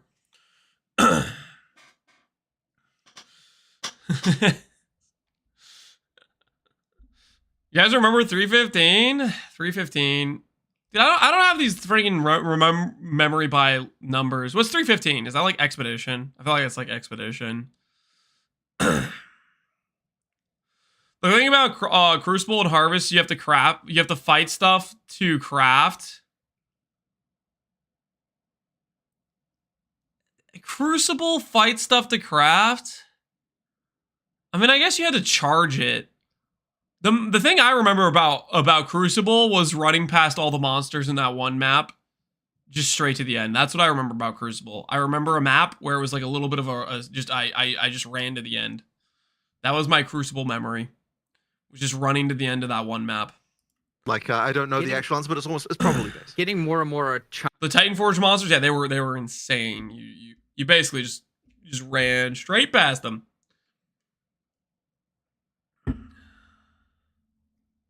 Because the chance to accuracy has diminishing returns, so it gets harder and harder and harder to get higher values. So I should, in theory, be okay to be adding as base because could get quite aggressive. You're suppressing the chance orbs for Crucible? Oh, yeah. Well, now that you say it.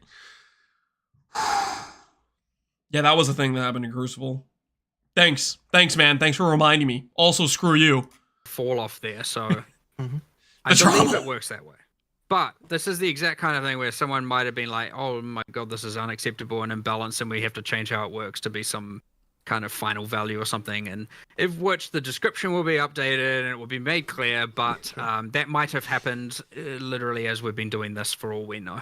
So as far as we know, last it worked, it was adding just a base critical strike chance that then gets scaled with increases. All right. The other note is also from Amazon, and that is penetrate. This is referring to having attacks adding 25% of the accuracy rating on the weapon's added base physical damage. Question here is simple. Is it going to be added as local damage modifier that will then be scaled with the weapon's mods, or is it just an added flat number on top of the total damage? I don't think it adds it to your weapon. I just don't think it would work that way. Because I don't even think the stat is phrased that way. I think it's more that like I think it's the same as if you got added physical damage on like a ring. Yep. Right. That's I'm pretty sure. All right. Yeah. So one of the things I was most excited by when I saw the reveal was the Tame Beast. Kind of something I was not expecting to see when I saw it. And when I heard you guys talking about Pokemon, you had to, in the Ziggy D interview, you had to change some of the affixes. It got me curious. Did you guys run into any scenario where some of the affixes you thought would be, absolutely busted, like invulnerability aura or etc.? What was some of the cases you ran into? Yes, 100%. What other ones? There's definitely some that were. But I think the temporal bubble that was one in another particular was pretty crazy. Yeah, I mean we've had to do things where we had to reduce the uptime on some of them and like, change how frequently they use them. But on the other end, we've also taken the mods that would have been really, really bad at killing monsters and made them a lot better as well. So, guys, stop being toxic towards Gazzy and the devs simultaneously. Mageblood coming to beats. Dude, chill. The hell out. They pulled a bunch of questions from the community. These aren't just their own questions, okay? Relax. Should be a bit more uniform, but and I think they're doing a pretty solid job. Kind of, well, on top of that, I mean, aside from being a difficult balance task, there's also like just making sure it's not annoying when you're like AK or Luke. He targeted you? No, I just couldn't say your name. I didn't read your name well of Komodo. I was talking to both of you guys. It's not like, doing things too. I mean, wait till you get to the 15-minute I want to address. I just don't know how to do it imminently. Is the fact that you might often see those things coming out. Like, for example, if your rare monster has periodic fire explosions mod, like you can't distinguish those from enemy ones, and you might all of a sudden be avoiding your beast's mods all the time. Now, a lot of people are probably just gonna be like, "Oh my god, don't tame a beast with that mod." Fair enough. I do want to actually alleviate that and do like Asmerian versions of all those effects so that you can at least distinguish them apart. Half these questions are asked, there's no excusing it. Shut the hell up. I want to see you do a better job. Honestly.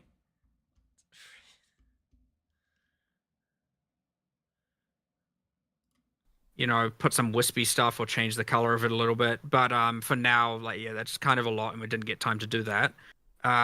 So that will happen, just as a forewarning. That being said, it obviously doesn't damage you. Well, actually, it did at one point. It won't. It won't damage you. We had that with specters as well, where there are some monsters like the ones in the Ziggurat, where they like create they send forward like a little sun orb, and it's like, oh yeah, that's just a normal projectile, right? And then the specters are using it, and all of a sudden it's killing you. And one of our audio guys found that the other day and was like, I'm getting killed by my own specters. I'm like, oh, no. This is not the point in the pipeline we should be finding this out. So hopefully there's no more of those going on, but be careful. That'd be a bad way to die in You know, the funny, hardcore. because the reason why the audio team is because the audio team have to do a whole pass on every monster for the case where it's your minion, because otherwise you get really annoying audio that's like 5 minutes a monster, but when they're next to you all the time, it's like really irritating. So it's like that's actually one of the things we had to do to make specters work was do a redo of the entire audio pass for that. So it's kind of a funny one. All right, one last question for Tame Beast for you then is so it's a spear skill. Obviously, it shows up on the spear skill screenshot you got there. Is it locked behind having the spear equipped? Is it the type? No, it's not. So you can just use it on any class. It's just there because it's associated with the huntress. You can use it as any character. Okay, that's pretty awesome. Then. Amazing. Okay, real quick, guys. This is gonna be like the parry versus block thing. What's the difference between the Taming the Beast and Raise Spectre?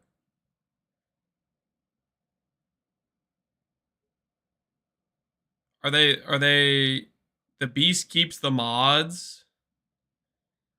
And it's something that you're like actively doing each zone, like it doesn't transfer zones. Different spirit costs, yeah, probably. The pictures are the same, they seem samey to me. Keeps all the rare mods. So I'm guessing if it cares specifically about the mod on the beast, then maybe it's per zone or something. I would hope it wouldn't be per zone though, because that just sounds kind of annoying. Repeatedly capture like every time you go change a zone. You can have multiple specters. I guess that's true. Yeah, it's just one big Pokemon. Much stronger, have higher spirit costs because of the mods. Okay, interesting.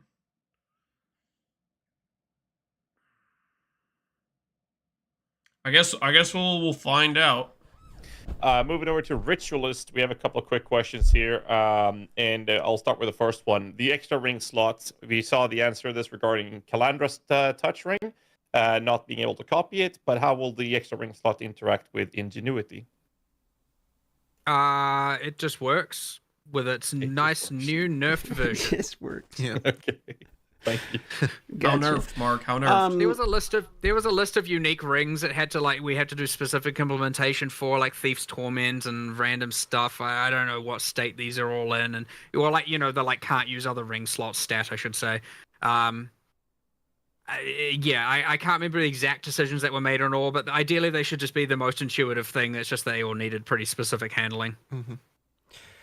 All right, so then the other question I had is a common question people were having was on the screenshot where you were showing the ritual sacrifice where you got the mods from the monster. It was stated as you get one of them, but then in the video you got you actually get all, yeah. Yeah, okay. That's gone through a whole bunch of balance. I don't know if you get all. I think you get four if you stab them and something if you stab yourself. There's some I can't remember the numbers, but I want to see it again. It might change tomorrow.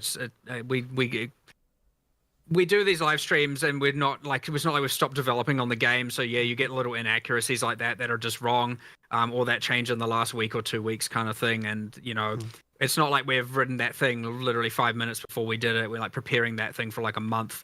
And so yeah, sometimes across that time you've recorded a thing and you don't want to have to re-record every single little thing, or you just miss a thing. And so yeah, you get little inaccuracies like that. But it is certainly not what it was represented as. So. All right. We can move over to the Tactician. And the first... Before they start on Tactician, Ritualist, the sacrifice thing, they're saying four rare monster modifiers when you do the ritual sacrifice or whatever. Are we going to see Deadeye players who have a partial Headhunter addiction before they can get their AHH? Are we going to see them going around scavenging rare monster corpses for their precious mods? Surely not. Surely not. They're not going to be taking the time to do that. Too slow? Yeah, I think that'd be too much of a pause, right? I think they'd have an aneurysm having to stand still for that long. Yeah, it would be a mental break for them. It would be a mental break. Is that you have to stop and do an animation, which is pretty annoying. Yeah, it forces you to slow down. What if it's really OP though? One is regarding the focus fire notable, basically where you attack, your totem starts attacking. We've seen this as it exists in Period 1. It's not been very popular in Period 1, so I wanted to ask what the differences are from the Period 1 versions to the new version in Period 2, if any. I need a monk! Good afternoon, Mr. Lance. You interrupted It is the question. regularly scheduled snack TTS break Uh-huh, time, yeah. and I have Annually something scheduled. truly What the worthy hell am I of looking at? interrupting Gazzy's Oh. million questions. This is a ground beef, bacon and egg sourdough melt drowned in melted cheddar jack, with a drizzle of mayo It's a little and A1 excessive, don't you sauce. think? The yolk busted before I could wrap it up though. Overload. Also cheese now, that's too much for me, dude. That looks too greased up. I'd snack that, to be honest. I don't know, man. Rip the yolk, yeah. Rest in peace. Rest in peace. It flowed out over.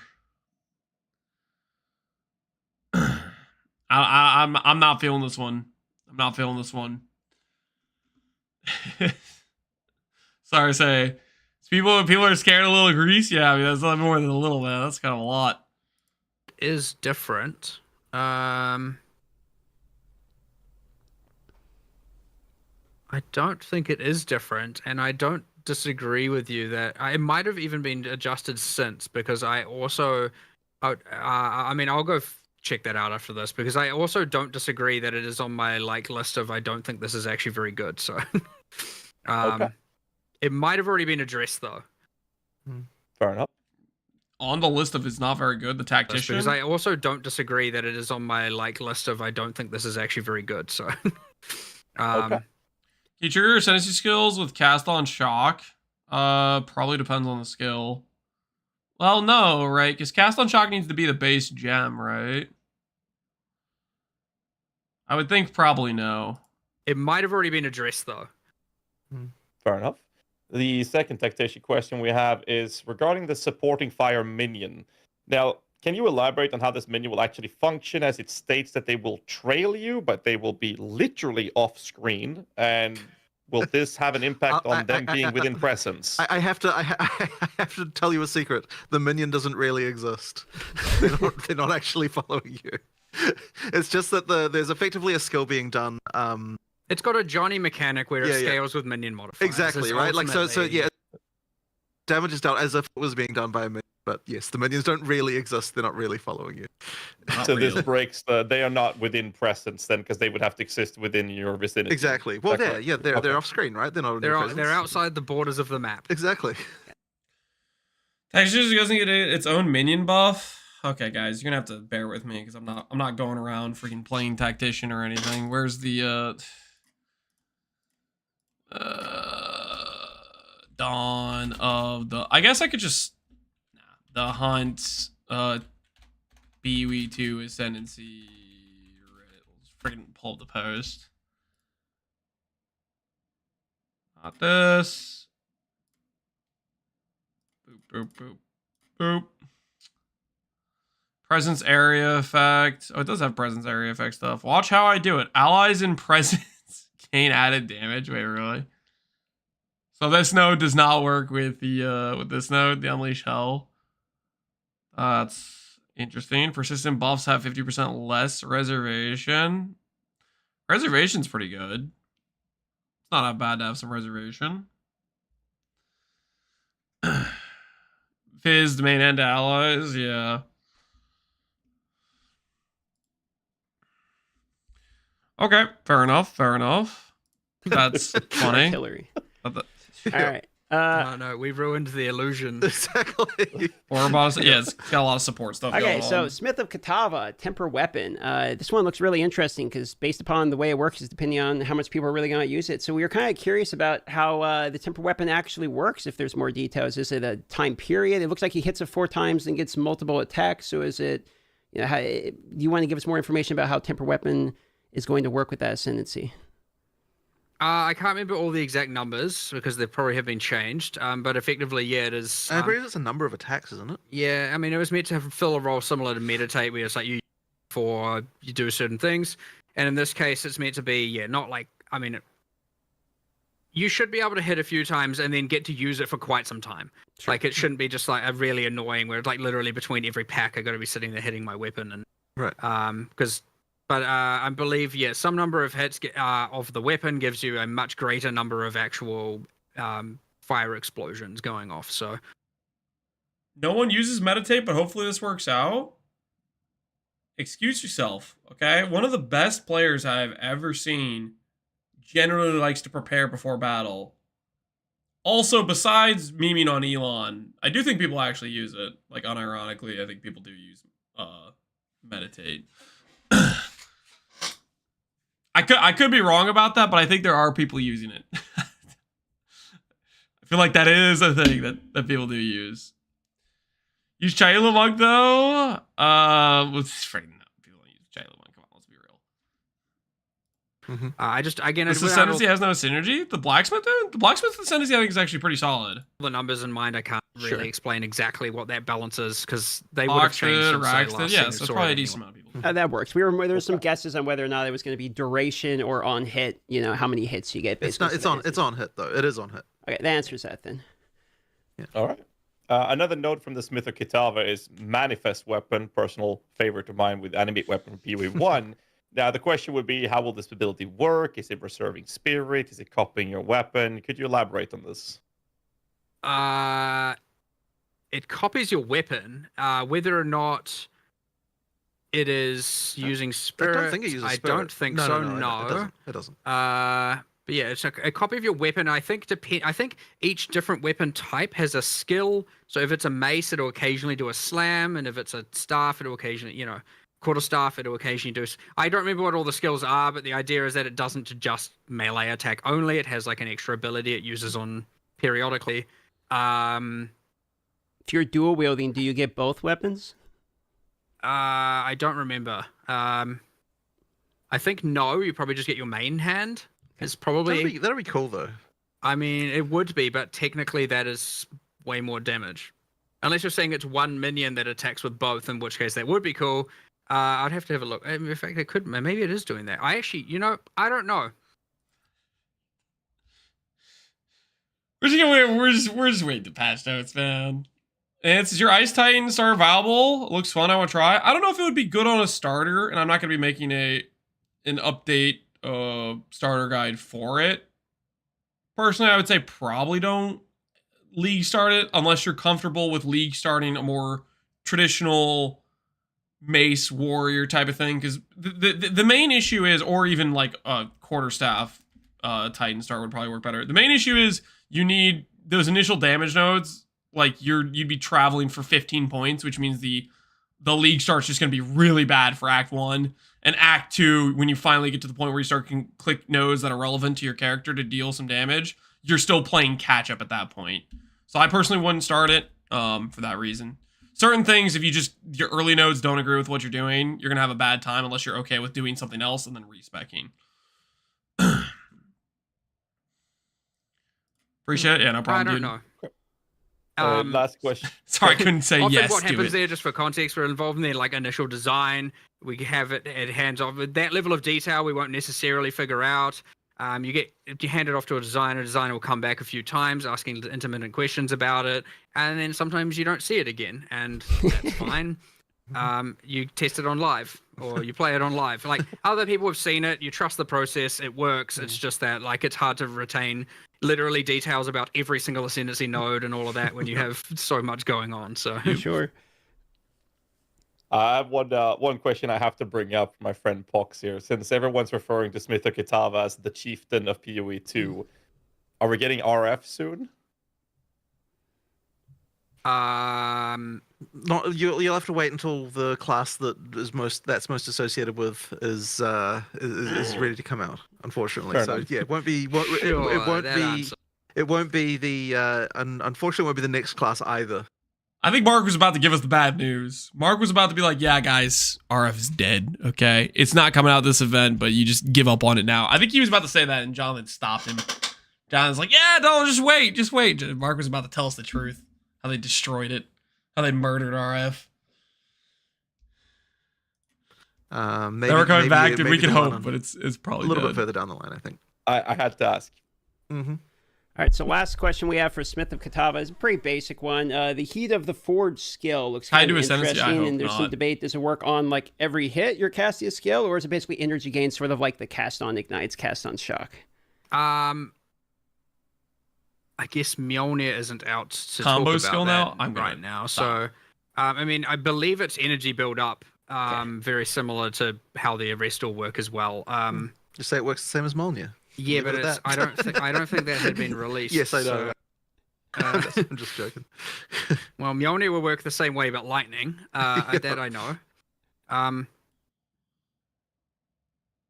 If it works the same way as Mjolnir, then I feel like it would probably be pretty easy to trigger, right? Because Mjolnir has the downside of you're using a mace, which has like attack time limitation and stuff, like a whole bunch of things holding back your ability to trigger the lightning skill, right?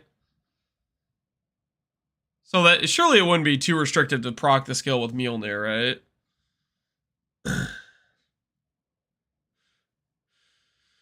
Mjolnir doesn't have a 3+X multiplier on it. It's gonna be pointless. Yeah, I think Mjolnir is gonna be dead on arrival. I don't have faith in Mjolnir because it's based on the melee hit, right? Which you're holding a mace, which means you're forced into mace skills, which means attack time galore. Good freaking luck, right? I don't know.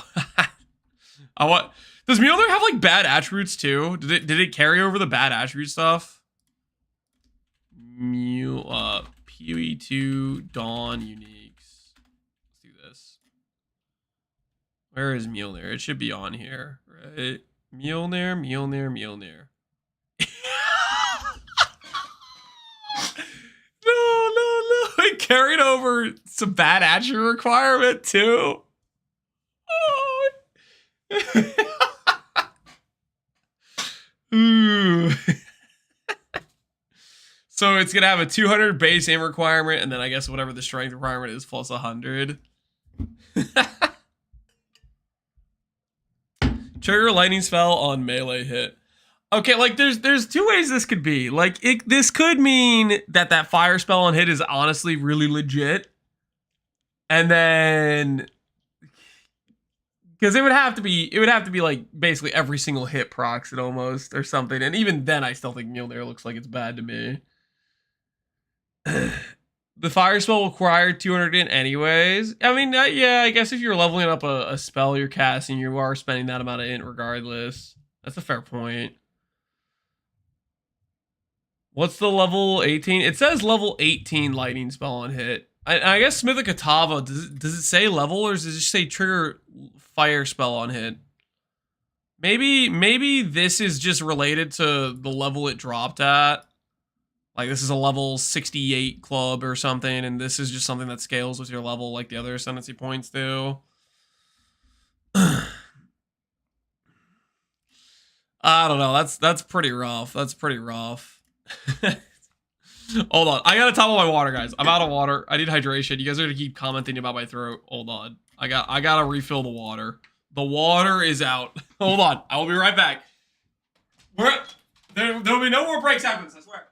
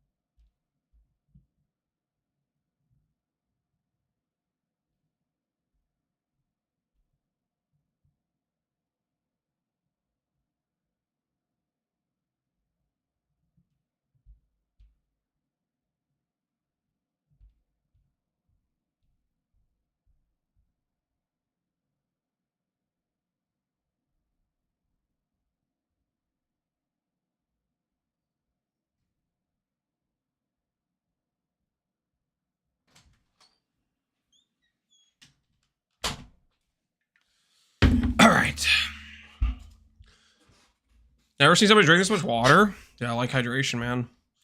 Ain't nothing wrong with a little bit of hydration, okay? Ain't nothing wrong.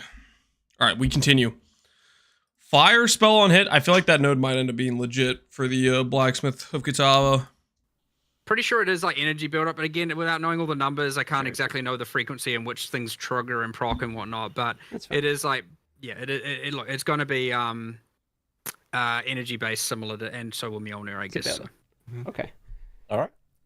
We'll try to speed up a bit. We don't want to take you too much time like we did last time. So we'll move over straight to the Lich.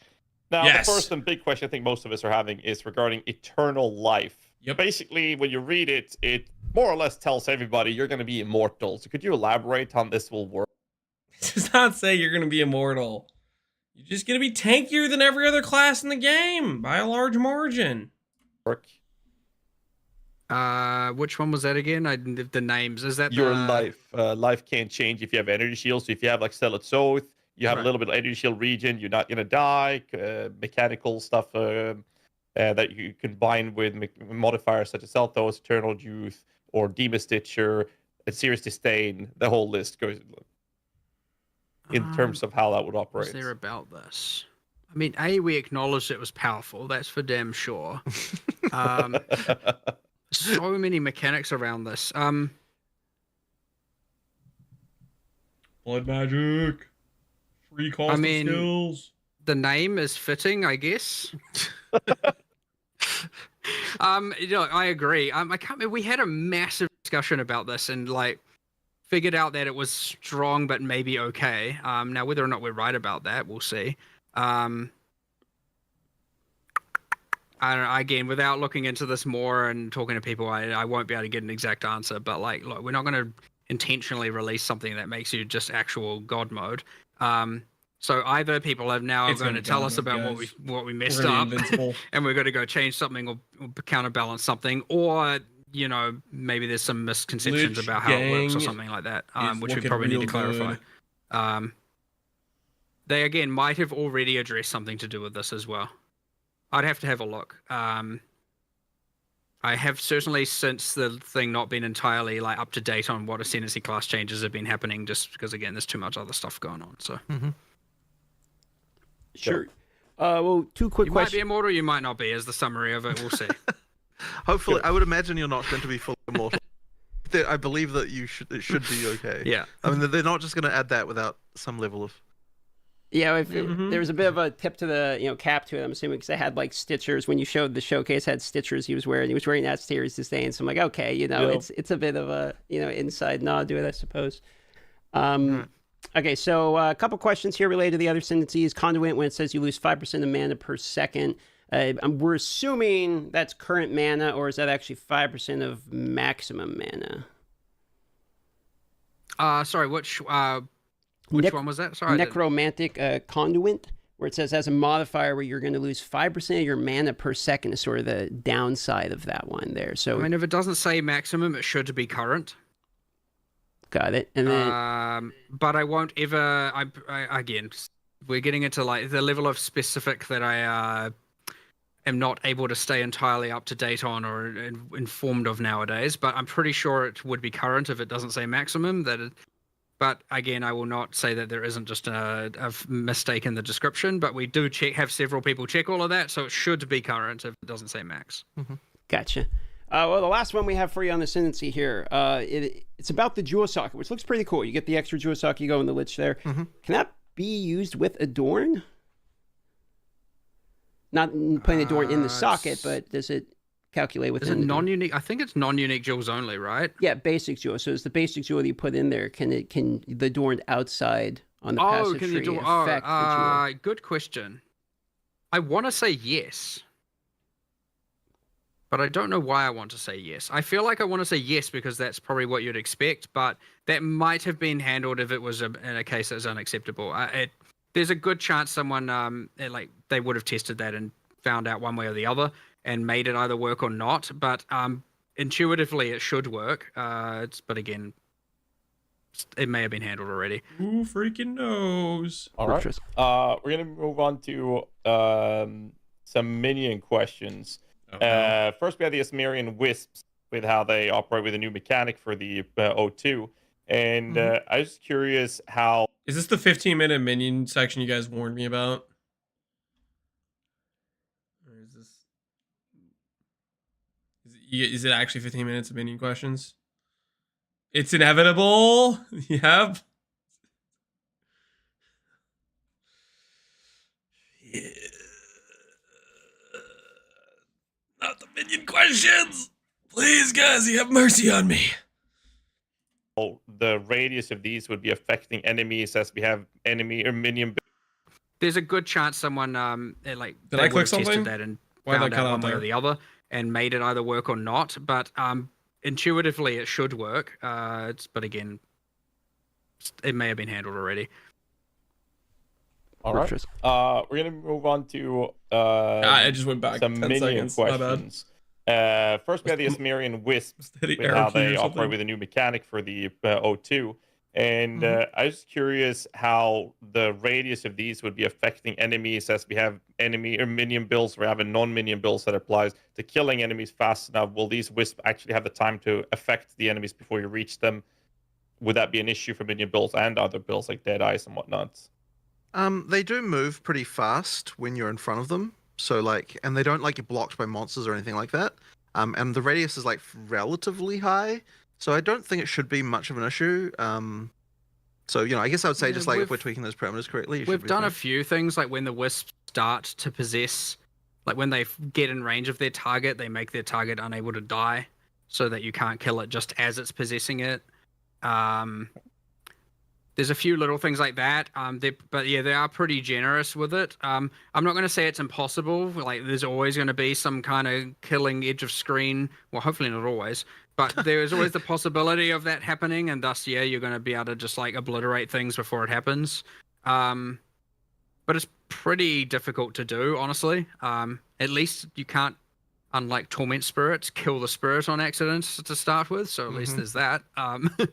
One step in the right direction. That being said, yeah, is this a throwback to Torment Spirits? They have like pretty similar mechanics, right?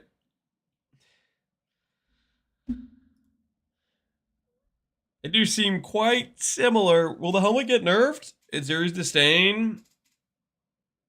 Will it get nerfed? I think no. I think Zero's Disdain shows up and it's just OP.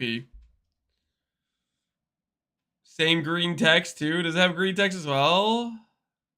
Look, I'm not going to say it's impossible. Like, it's obviously if you are extremely powerful in like an underleveled area, there's a good chance you're just going to kill everything with a single tap. The moment it you know, not even approaches your screen. That being said, it should be that we've done enough to account for this. If we haven't, there is always more we can do to account for it. So we'll just have to see. But I'm pretty sure it's in a decent spot right now. Hopefully it won't be a problem. This is a classic nerf. So we have a question that's sort of a follow-up from one of the previous updates. Minions got an AI improvement around body blocking, and we were wondering if there's going to be any further AI improvements to body blocking in 0.2. I don't think we've got anything else in 0.2. I think there wasn't anything else. Yeah, not in 0.2.0. Yeah, I'm pretty sure that isn't. I know, like, the raised specters have a thing where because we don't, if they get too far away, they like become like a spirit form and like travel over to you and then reappear as the monster and stuff like that, so they don't have to even die and respawn when you get too far away. But there is like an extreme case where that can still happen, but we do try and at least keep them from having to do that. That is also mostly because like most monsters, if you start to like speed up their movement speed, especially you could, with the whole range of monsters, start to look ridiculously absurd. Whereas I guess with a skeleton, you get away with it a little bit more, so you can be a little bit flexible. But in terms of the generic minions, no, I don't think we've changed anything else there yet. We did the 2 changes, right? It was when was that door thing we did? We did that. When was that? Is that in? I'm pretty sure that's it. Okay, right. And what was the other one? Main one we did? The whole like if they get off screen, they immediately revive next to you. So I don't think there's any other changes. The thing was done in But yeah, before they did that change, the minions were. Did we try a minion character? What was it?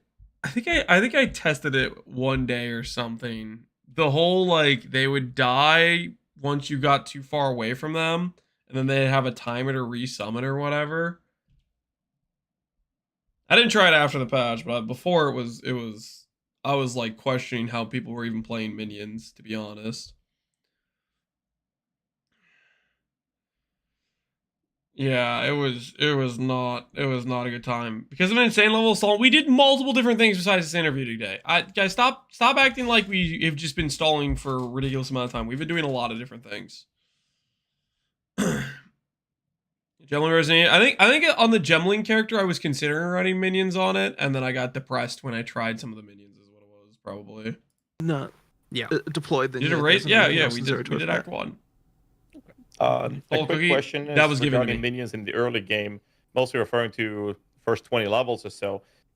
For minions to be able to perform and feel like you're playing a minion build, the minions need to stay alive, and an 8-second revive timer whilst they're dying as soon as something looks at them in the wrong way in the first couple of levels is kind of a question that's being brought up several times. So the question is survivability of your minions in the early couple of levels something you've looked at? I don't know that I see Early that minions suck so currently as too much of a problem. Oh my word! Speaking of early minions, dude, you guys remember when we got baited into picking up the +1% spirit scepter, and then we like stuck those stupid skeletons in, and we were fumbling around with those for the entirety of that Act 1 run. It almost threw our freaking hour 20 run. Holy, they're so bad early. Playtesting minions last night. And I mean, one thing I will say is that the Witch probably has one of the easiest times in the early levels compared to many of the other classes overall. That's fair. What? Did he say minions are good early? Hold on. Or just Witch?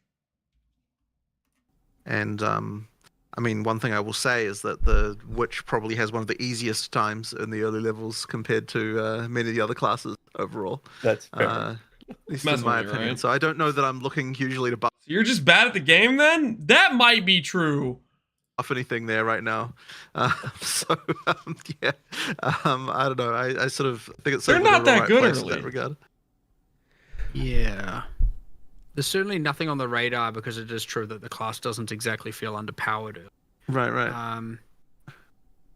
The question is whether or not there's maybe like a couple of bosses here and there that are maybe too punitive, or a couple of monsters, you know, that are too punitive to minions.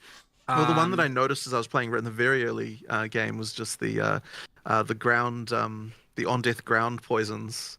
Are pretty mushroom. Yeah, things. the mushroom things are pretty ruthless against minions. Yeah. Well, that is a.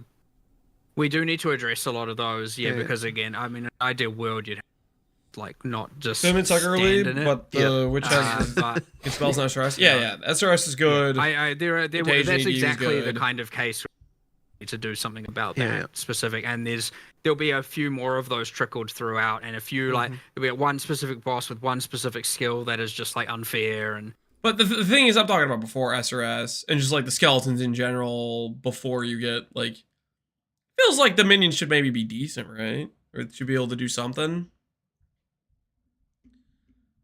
100%. I should just ignore that part. All of those. Those other minions don't count. So the next one is sort of a report from the previous update where it was a controller update for offering skills to make the targeting a little bit easier.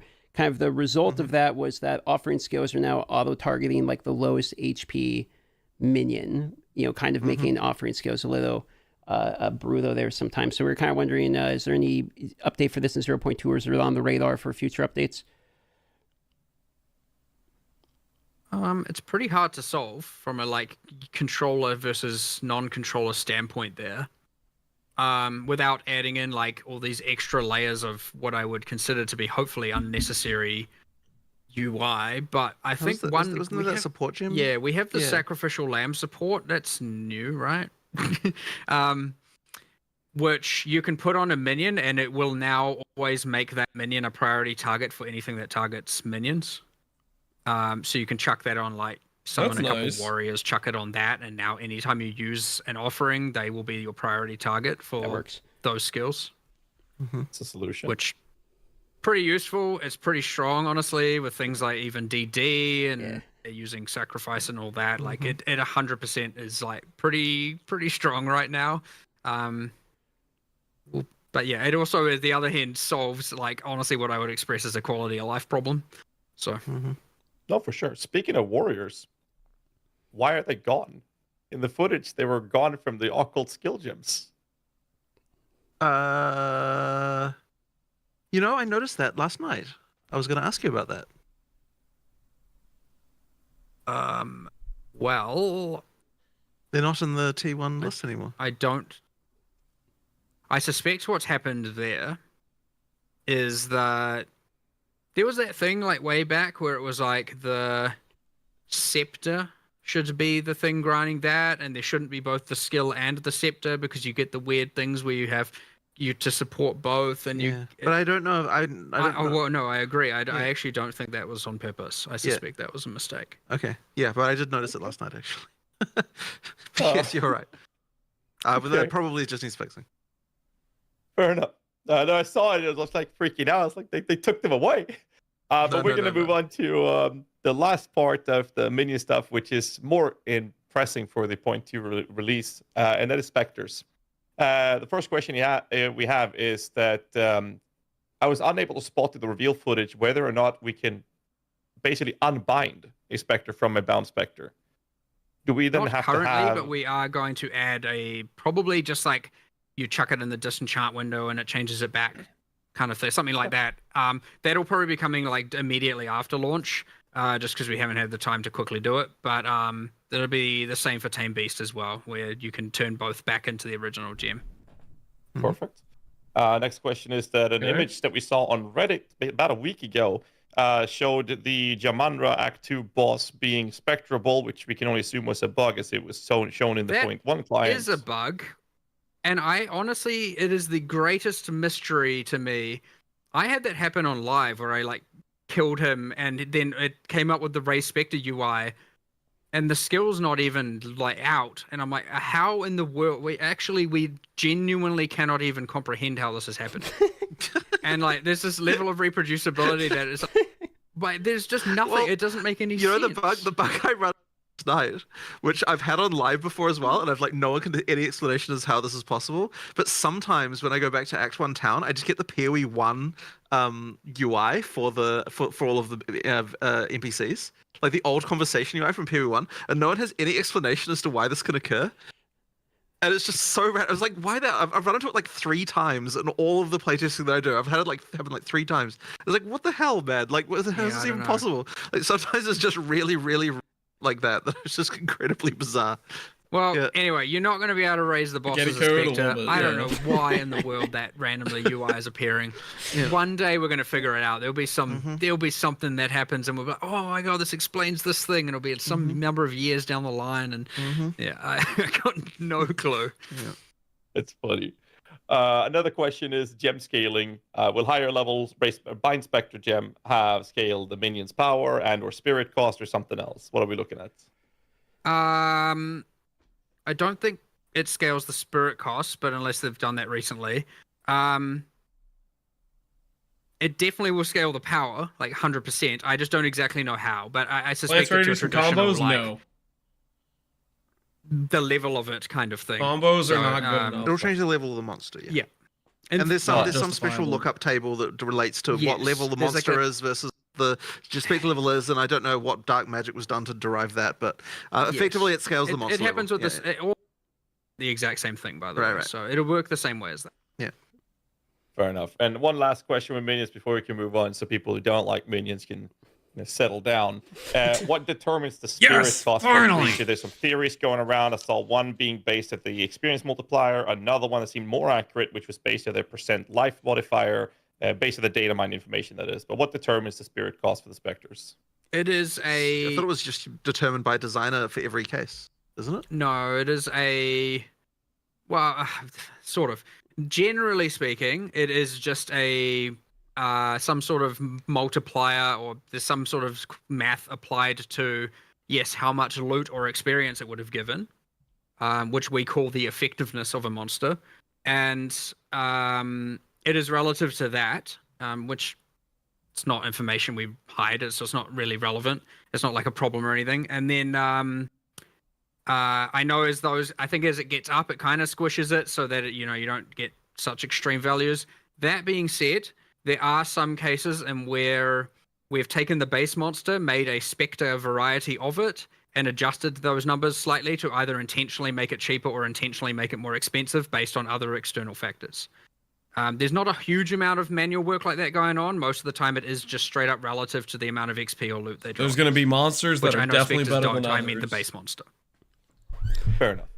All right, so we're on to the final section here. We have some rapid fire questions, just a few of these, and we're done, boys. So we're kind of on the last portion. All right, we made it through the minion section. We're fine. Now for the rapid fire. The rapid fire. You're going to get some good answers, hopefully, right?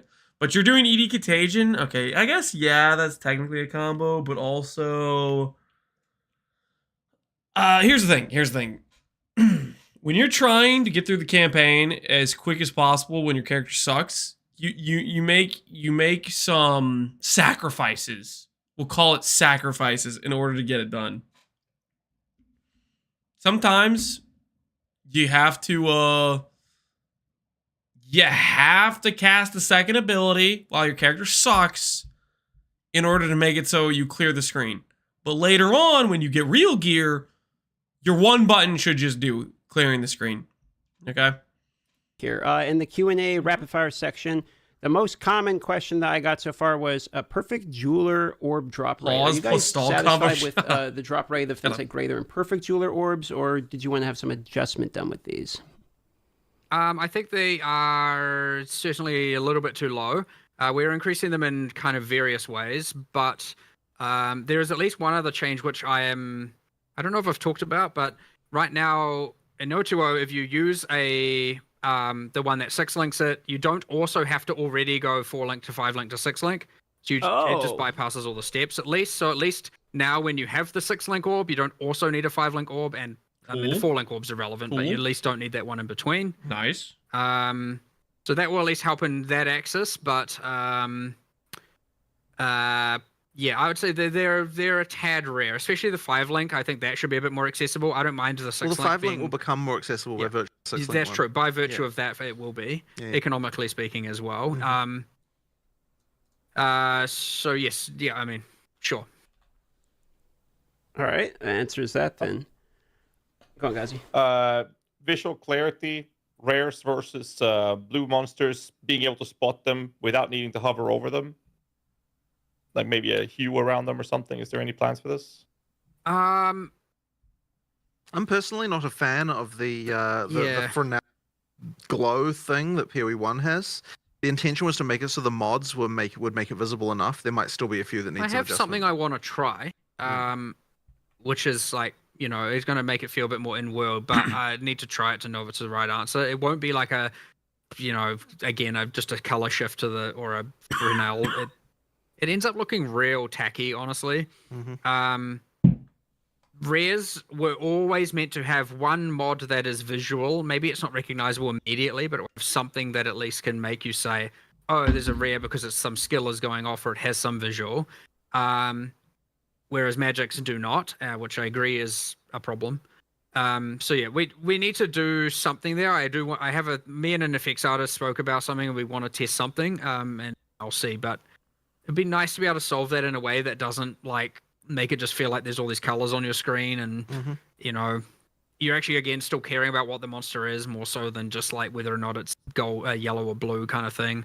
But again, it did really look tacky. Like I have a particular hate for Fresnel glows in games. I like people use them because they make things really visually obvious, but they look lame. Agreed. So this next question here is a follow-up from the previous tablet talk we did. It's about lockstepping. You guys said you were making a hybrid version of it, and so we're kind of curious of the status of that, and if you guys have any information to share about the. Unfortunately, we haven't had time to. Yeah, to do still more on we that just one. have no. We don't even have predictive right now, right? Yeah. So no, it hasn't been done yet. Sure. Yeah. Sure. All right. Rest in peace. Next question is searching nodes in the passive skill tree. It's currently very hard to see what nodes apply to your search prompt in the passive skill tree. Will this see any improvements? I 1,000,000% want to improve this. It's a matter of just finding time for the UI programmers to do so. It is pretty bad. Like, I personally can attest to the amount of times chat's been like, look at this node for an annoying. They say the name of the node, or even they ask me a question about the node because I don't know what every node in the game says, and I don't know the names of every node. They just say the node name, and then I go try to find it in my tree, just staring at hours. Hopefully they improve it, or somehow people start asking the actual stats, especially with the new size as well, with it just being a lot larger. It is pretty awful to try and search for very specific things. Yeah. The next question here. I'll make it happen. I just hopefully it won't take too long. Is all. All right. So another question that we've seen is about API improvements potentially. For instance, being able to the current NeverSync can't use this filter where you can't do like tiers 1, 2, and 3. You can't hide them individually. So improvements around that specifically, or additions to API in general. Is there any update on this? So you tiers 1, like I suspect the rarity tier of the dropped rares are not exposed to the item filters. Really? Was that not done? That's the implication there. That is the implication. I was actually not aware of that. And sometimes we just miss the obvious things. Yeah, yes. yeah. Well, that would be trivial to add, though. We could probably do that. There was something we did that was also obvious and very beneficial. Oh no, it was the tier of the skill gems or something. I think we were adding, if not already added, right. as well, because that was another thing you could filter by skill gem, but not by the. But rarity tier should be fine to add. That should be 100% should be fine to add. Mm-hmm. All right. Next question we have is localization improvements, as in different language support. It's been asked by multiple people. Is that something we're looking at for 0.2 or forward or future? I mean, certainly 0 to 0 isn't going to have any extra languages, I believe. I think there was a list of languages that we still were planning on adding, but it's not like in the immediate time horizon. There's nothing on 0 to 0 though. Okay. Just kind of a random question, but currently how hardcore works, because there's no league, there's just the standard, is if you run hardcore SSF and you die, you become softcore SSF, right? So I'm assuming that if you die in hardcore Dawn, you're going back to the base. Actually, no. So we are actually going to make it so you go back to the non-hardcore Dawn of the Hunt League. And you know, it's funny because the reason why originally, go back to the non-hardcore version of Dawn of the Hunt. So like currently hardcore, you die, you go to standard. This version of hardcore, they're going to go to the parent or like the same current league tag. What's the best fire use for fire on hit? I don't know. Could be fireball. I would look through the list of fire skills, and you're probably gonna have to test different things. Probably the skill that has like the worst cast time of the fire skills, hits the hardest, etc. Stuff like that.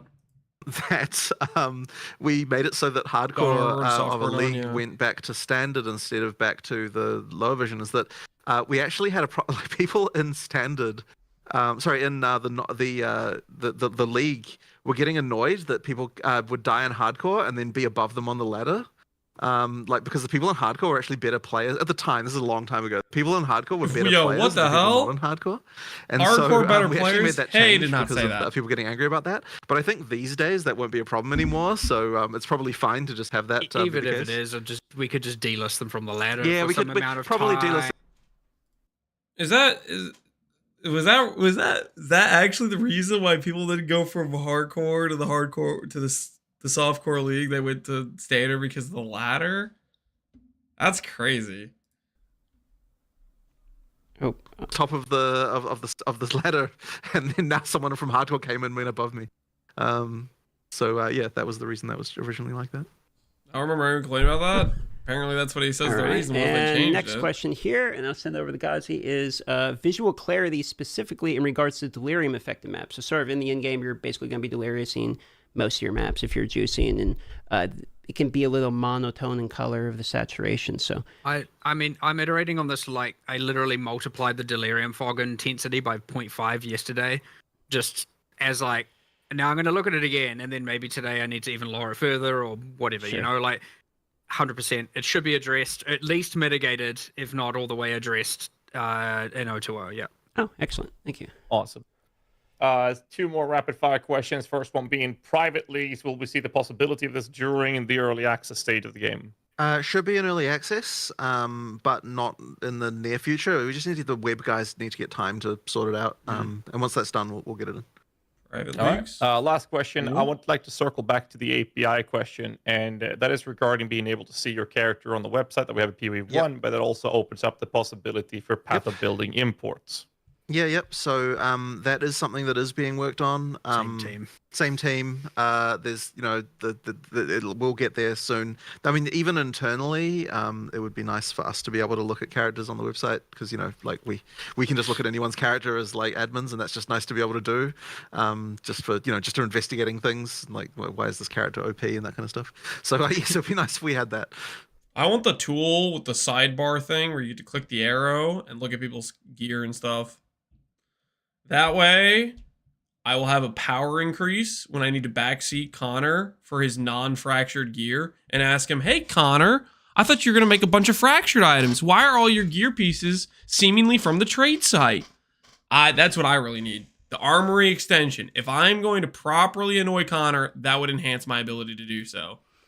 All right, well, that pretty much concludes it. I have one fun question for you on the way out the door, which is, what do you predict the most commonly played class is going to be for the first week? Lich. Well, obviously the Huntress, right? Like, obviously, there's going to be a million people wanted to try that out. So, yeah, I mean, look, it'll probably be some ridiculous number, like 70% Huntresses or something. I don't know what the number will be, but something like that. Lich is going to be OP. You would assume so, yes. Yeah. Right? But I mean, after that, after that is that tougher to understand? So Amazon or Ritualist then? What are you going with? Oh, okay, right. You mean in terms of Ascendancy? Well, okay. I reckon Ritualist for some reason. I just reckon. Really? But maybe that's just because it appeals to me more. Like, what did you say, Amazon? Problem is, if I knew why one would be getting way more played than the other, then I would go and solve that. Right. But I mean, to me, it's like I immediately taken the slot. I'll pick the other one. I'll pick the other one just because I can't both pick the same. So I'll pick Amazon. Right. And I'll do it just because of the name and the Diablo 2 association, and I'm just going to pray that that everyone just wants to play Javazon. In my last playtest for the Ritualist, I took the ring slot, and then I didn't have a ring in my inventory. So I just forgot about it, and then I was like 20 levels later, I was like, oh crap, I still haven't put a ring on my third ring slot yet. It was like completely pointless. But hopefully the top too many players do that. It's not only just pointless because the nodes. Because there's a downside. So I was like sacrificing. Forgot to add the ring. Yeah. All right. Well, we'll see who's right come the launch. And League starting the Ritualist is pure bait, right? Pure bait, because the ring node is the good node on that Ascendancy, along with the amulet thing, but those nodes aren't good until you get good gear. That's a wild take? No, I think it's pretty bait on the League start. You do not have good gear by the time you get your first Ascendancy. Like, I think those passive points are super gear dependent. They're really good, but you need actual good gear. Started as a wild take? Yeah, started as crazy. Jonathan's, he's cooked here starting the Ritualist. He's cooked. Here's what I'm kind of hoping. I want Spears to be good because I would like to have a fun playstyle that feels different, and then I'm gonna just play it with the Lich. But my bet is maybe they're gonna be bad, and so we have the fallback plan of like any of the good caster angles. Is the video finally over? Yeah, we basically finished it. We got all the way to the end. We made it. If I was Connor, I would bet and ruin your League start. Well, if I bet Connor, I need to figure out what he'd be willing to bet against. Like full clearing the bosses, first person to make a good item with Fracture Orb, something, you know?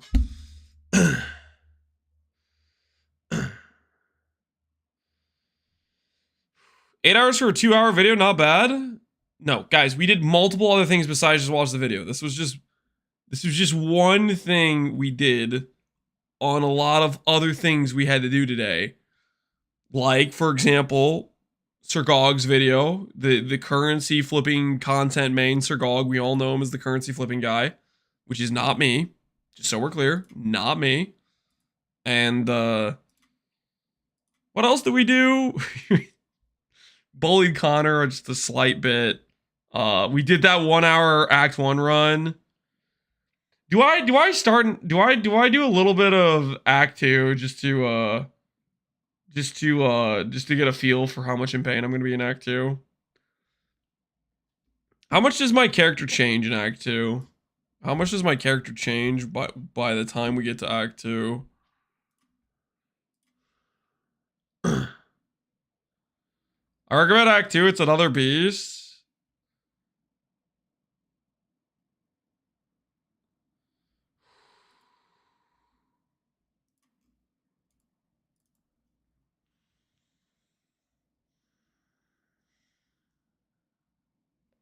Four to 1 content ratio and no donuts stolen. No, we did not steal any donuts. We did not steal any donuts. I'm trying to think what all we would need to do in Act 2. Do we just keep with Essence Drain? What? Hold on. At what point do we get stuff like Frost Wall, for example? Just out of curiosity. Frost Wall.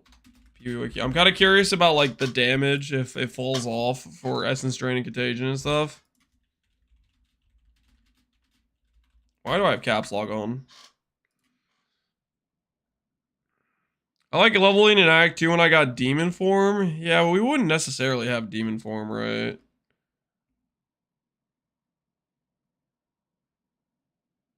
Okay, this is just not correct at all. Tier 9. That doesn't tell me what level it is. Alright, fine. I'll log into another character to check the gem level. Oh no, I have to Alt F4. It's doing the thing where it like freezes the game. Does NC respec get added? As far as I know, they are not giving us Ascendancy respec. They are. It's a not gonna happen until full release if it happens. That's the impression I've gotten when they've been asked about it. It sounds like they want the data. They don't want to see respeckers. They want to see the data of people playing the build and not being able to respec.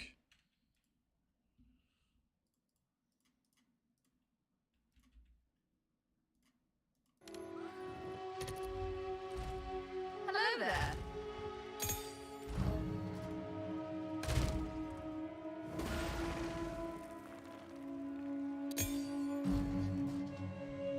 Okay, so Frostwall is level 31. Frostbolt, Orb Storms, Frostbomb, Eye of Winter is not available till 13.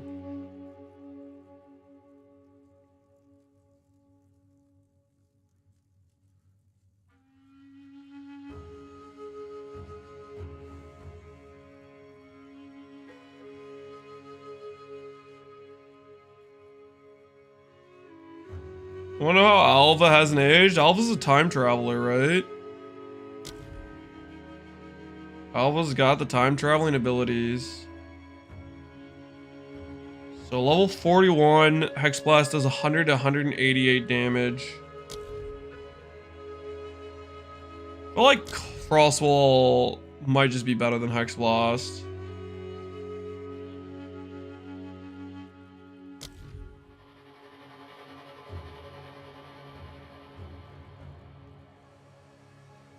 Is that Alva younger in PV1? I have no idea. Detonate dead?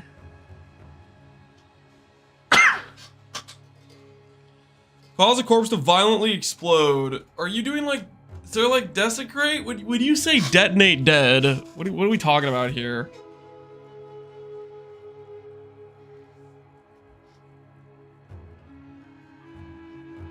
Not for bosses, just for clear. Bone Storm is the answer.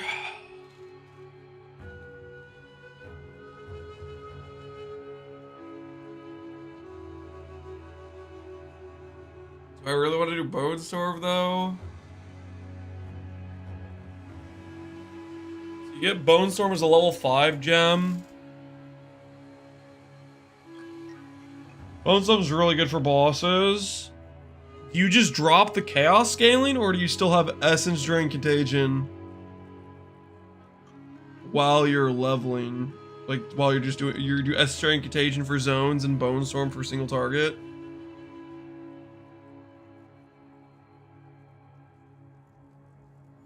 You have generic spell damage? I mean, a large portion of my tree is chaos damage, right? Like, these nodes are chaos damage. These two are chaos specific. I guess that's only 2 chaos specific nodes. Unless I wanted to go over to, like, Lingering Horror.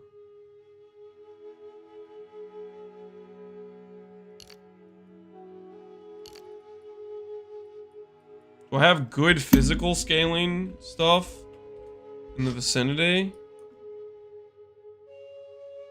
Break armor on critical hit with spells, magnitude of bleed, fizz the spells. This is chaos.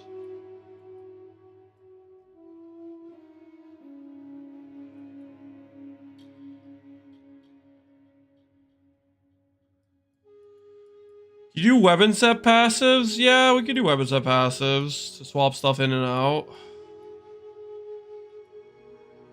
That's gonna be a bit awkward throughout the campaign, though.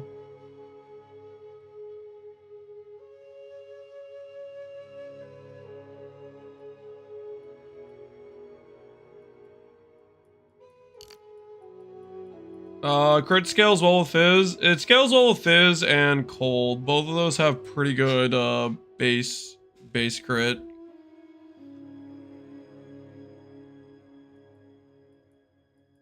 I feel like doing Cold with Frostwall makes sense.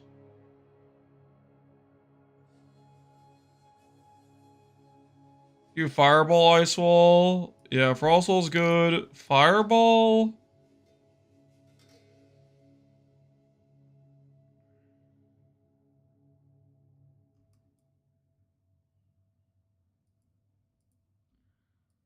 What level is Fireball, actually?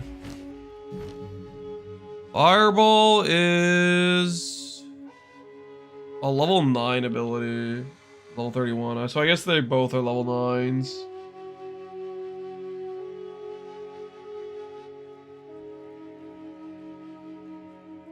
The end of Act 2. Yeah. The end of Act 2. Fireball is a situation where we grab, like, Fork in this game.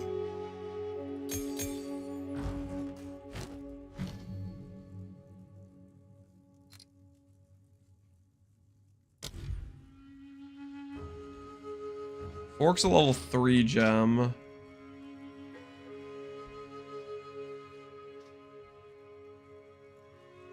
How late in the game was Fireball without Fork? Is that fine?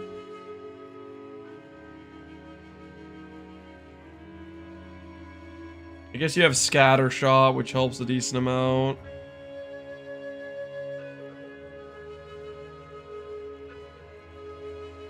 Lots of 100-year supports. Yeah, 100-year supports definitely help for sure.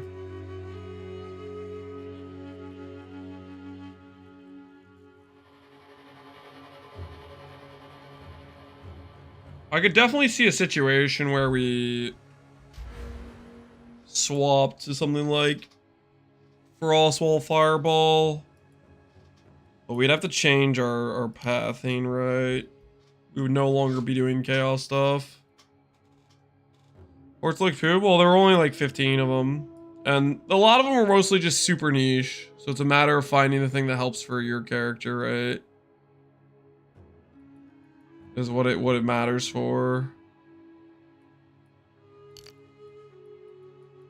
What was the best part for me? I had more than one instance where I had a 6th link with nothing to put in for the 6th link. Yeah.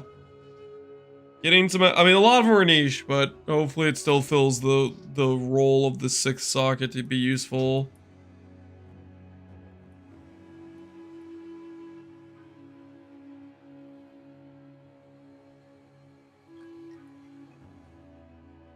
Stunned and Ignited on Tuesday? Yeah, they were pretty dang limited. This cluster's pretty decent, right? Elemental damage if you chilled, elemental damage if you ignite.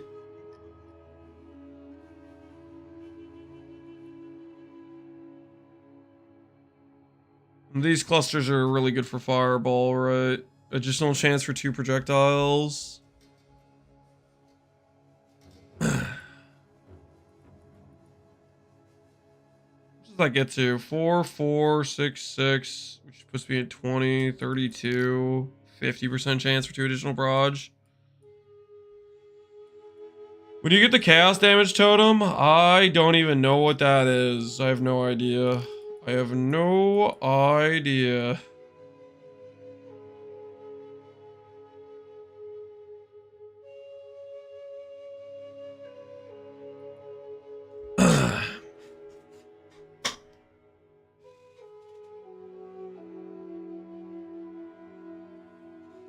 What's the plan for the build? Well, the plan is figuring out what we want to do leveling skill-wise, just getting better at the campaign.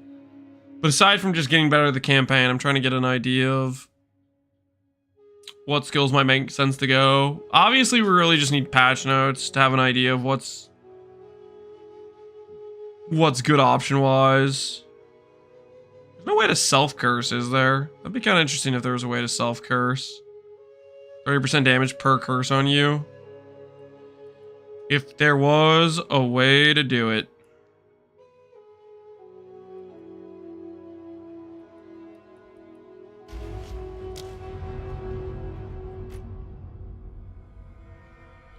Do you need gloves that reflect curses you inflict? There are. What are they called? I guess if they reflect curses, then we couldn't like scale curse, which seems a little bit questionable. Shackles. Oh, they have shackles in PvE2 as well.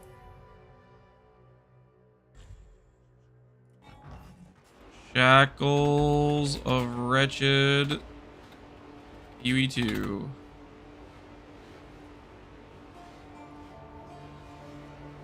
Is this? Why? That is the wrong PvE. Alright, whatever. I give up. I give up. Does only might hit Tony? Only I believe so, yes. Search for the PvE. Nah, it's fine. Alright, we're going to continue the run in Act 2 and see how Act 2 feels just a little bit. Just a little bit. Stay safe, if you can. Time to change plans. How can I How can I help? Here's what I got. Need the items to get a little bit extra gold in our wallets. +1 minion skills. If I was playing a minion, I'd be pretty happy right now.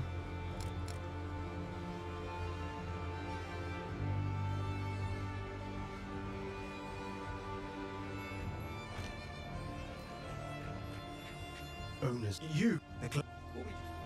Who knows what prizes await? Probably don't want to do that. We probably save our gold for things like this. See if there's a relevant plus levels weapon. There's not. I have actually no ring. Would I buy that to get the ring, to get the res? I feel like I'd be tempted to, but we're not gonna worry about it for right now. Quickly, betrayal. The Countess has escaped with the beast. No patch notes? No, we're waiting on patch notes. We need them. Every attempt to control it has ended in cataclysm. You must pursue her to the plains of Vastilia. Curses inflicted reflect back to you. We should find a Marikath caravan. I don't know if that'd be worth the gear slot though, would it? Well, my lady. This moves swift. Do you know what Ascendancy order you would take on League Start? I have a rough idea of what I would take on League Start. The weary traveler grows close to the end of the path. So, the Marikath. Strong-minded women aplenty. Yours higher. Time to show them what I can do. Were PvE1 patch notes ever this late? Close to this late, I feel like.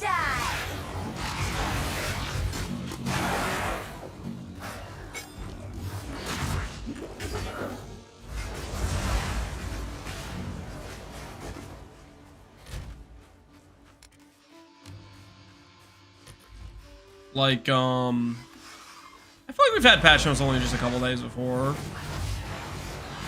Maybe quite a bit later than normal, though, what we've had in the past.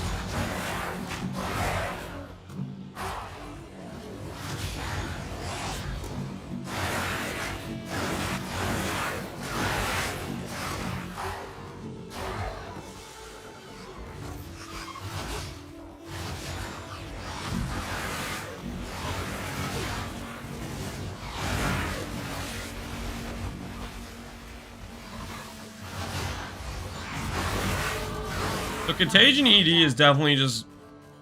We'll see how much it carries. We'll try out the Bone Storm thing when we get to it. We'll compare it to like Frost Wall, Ice Nova and stuff. But I feel like Contagion ED is pretty chill at this point. Grab Int just in case I need some Ints.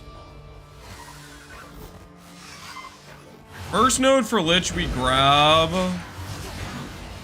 I think would be either A is the node that lets us regen mana way faster if we feel like we have a mana problem. Because like right now, if I had 6% life regen as mana instead of what my current mana pool is, it would be like 2.5x times the mana sustain, right? So that's one option if you think we have a mana problem. Another option is just grabbing the node that gives 30% more damage. That sacrifices ES. I need to read it again, but I think it would literally just be 30% more damage. And then not really much of a downside until we have more of an ES number. You planning on Lich Chaos Thought? I plan on Lich. As for Chaos Thought, I am flexible. I could... If Spears are good, I'd be tempted just to play Spears to do something different. Because I just think that Lich is just unironically going to be very good. And could do a lot of these things. Do I do Bone Storm right now? Do I test out the Bone Storm right now?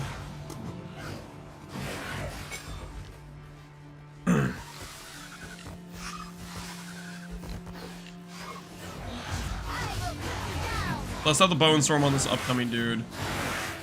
I'm expecting to be impressed. You want faster casting? Well, I don't have a support gem for that yet. If I get the support gem, we can talk. I was looking at old PoE and I found a good clip. What clip you can find? Up there.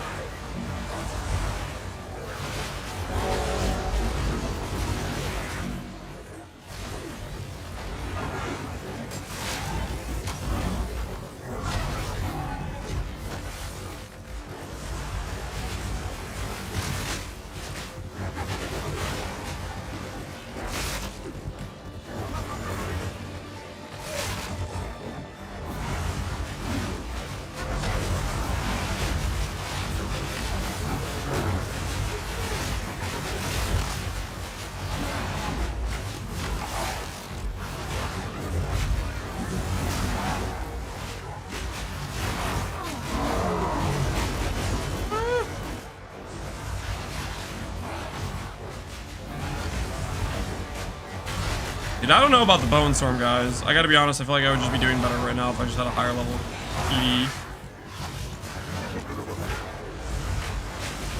I feel like my time's better spent casting, those dudes than the Bone Storm. Holy, I have no flask. It's your SRS, give Bone Storm LMP. I don't have support gems, guys.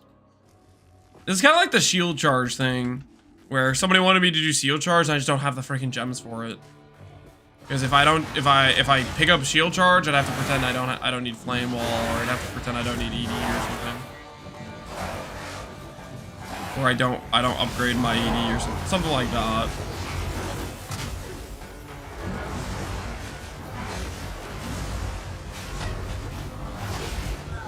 Holy!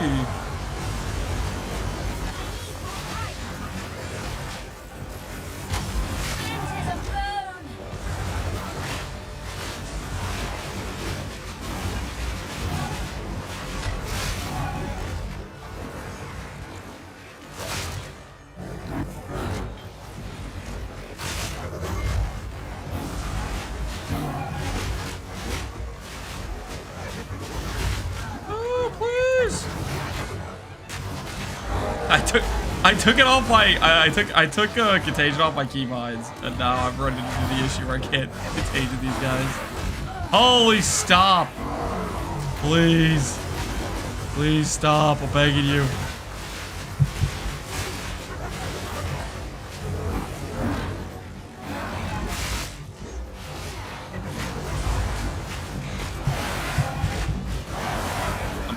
I'm so dead.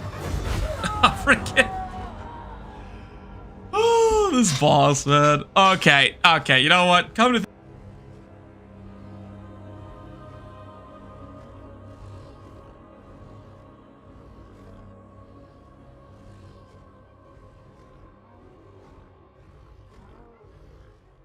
Dang it! Does it mute me every time I accidentally go for the freaking pause the timer keybind? Oh man. Okay, I was saying, not related to the fact I'm getting owned by this guy currently. It is getting kind of late. It's getting a little late. And I was thinking maybe we do Act 2 practice tomorrow, you know? Before you go, you want me to watch this clip? All right, fine.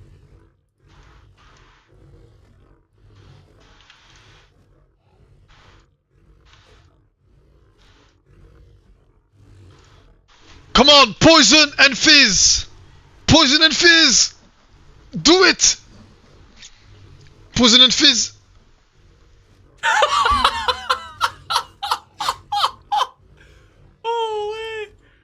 Oh, you guys can't see? Oh, shoot, my bad. Hold on. All right. We'll rewatch. Sorry, you guys are missing context.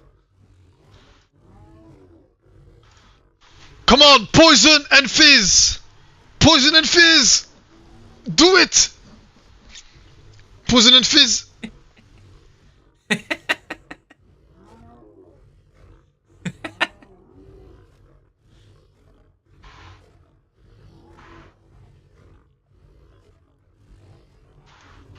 One node back. Holy, he got destroyed. I missed the card hand cam. We all do. We got downgraded from card hand cam to Karn face cam, and we no longer get to see the fluid keybind control. Oh, Crucible, you are not missed. You were OP, but you are not missed, Crucible. Yeah, but anyways, as I was saying, unrelated to me getting destroyed by this guy right now, it's actually getting pretty late. It's getting kind of late, you know. I want to see my kids before we put them to bed, you know. I got things going on that don't involve getting destroyed by this guy right now. Tomorrow we'll get serious about Act 2 practice. And when I say Act 2 practice, I obviously mean reading patch notes. And then the day after that, we might get serious about Act 2 practice. And if worse comes to worse, maybe the first time we do Act 2 is on actual league start. But that's like worst comes to worst situation. That's probably not going to happen, okay? That's probably not going to happen. All I heard was flipping. No, there's gonna be no flipping, guys. There's gonna be no flipping. All right, let's see who is streaming the PoE. Oh, Foggen is. Rax is. Let's go to Rax. He rated us the other day, and we had a fun little impromptu podcast with him, DM, Pox, and Connor. I'm gonna send you guys over to Rax. Already ending, Kita? Yeah. We're gonna call it for the day. Tomorrow we'll probably be looking at how OP will Lich be, and also how much are they nerfing mana by. How much are they nerfing mana by? Only an 8.5 hour stream? Yeah, not kind of lower end on the amount of time we spend streaming. So anyways, enjoy Rax stream. Thanks for hanging out, everybody. Hopefully have a good rest of your evening. I'll see all of you guys later. Enjoy Rax stream. I'll see you guys later. Peace.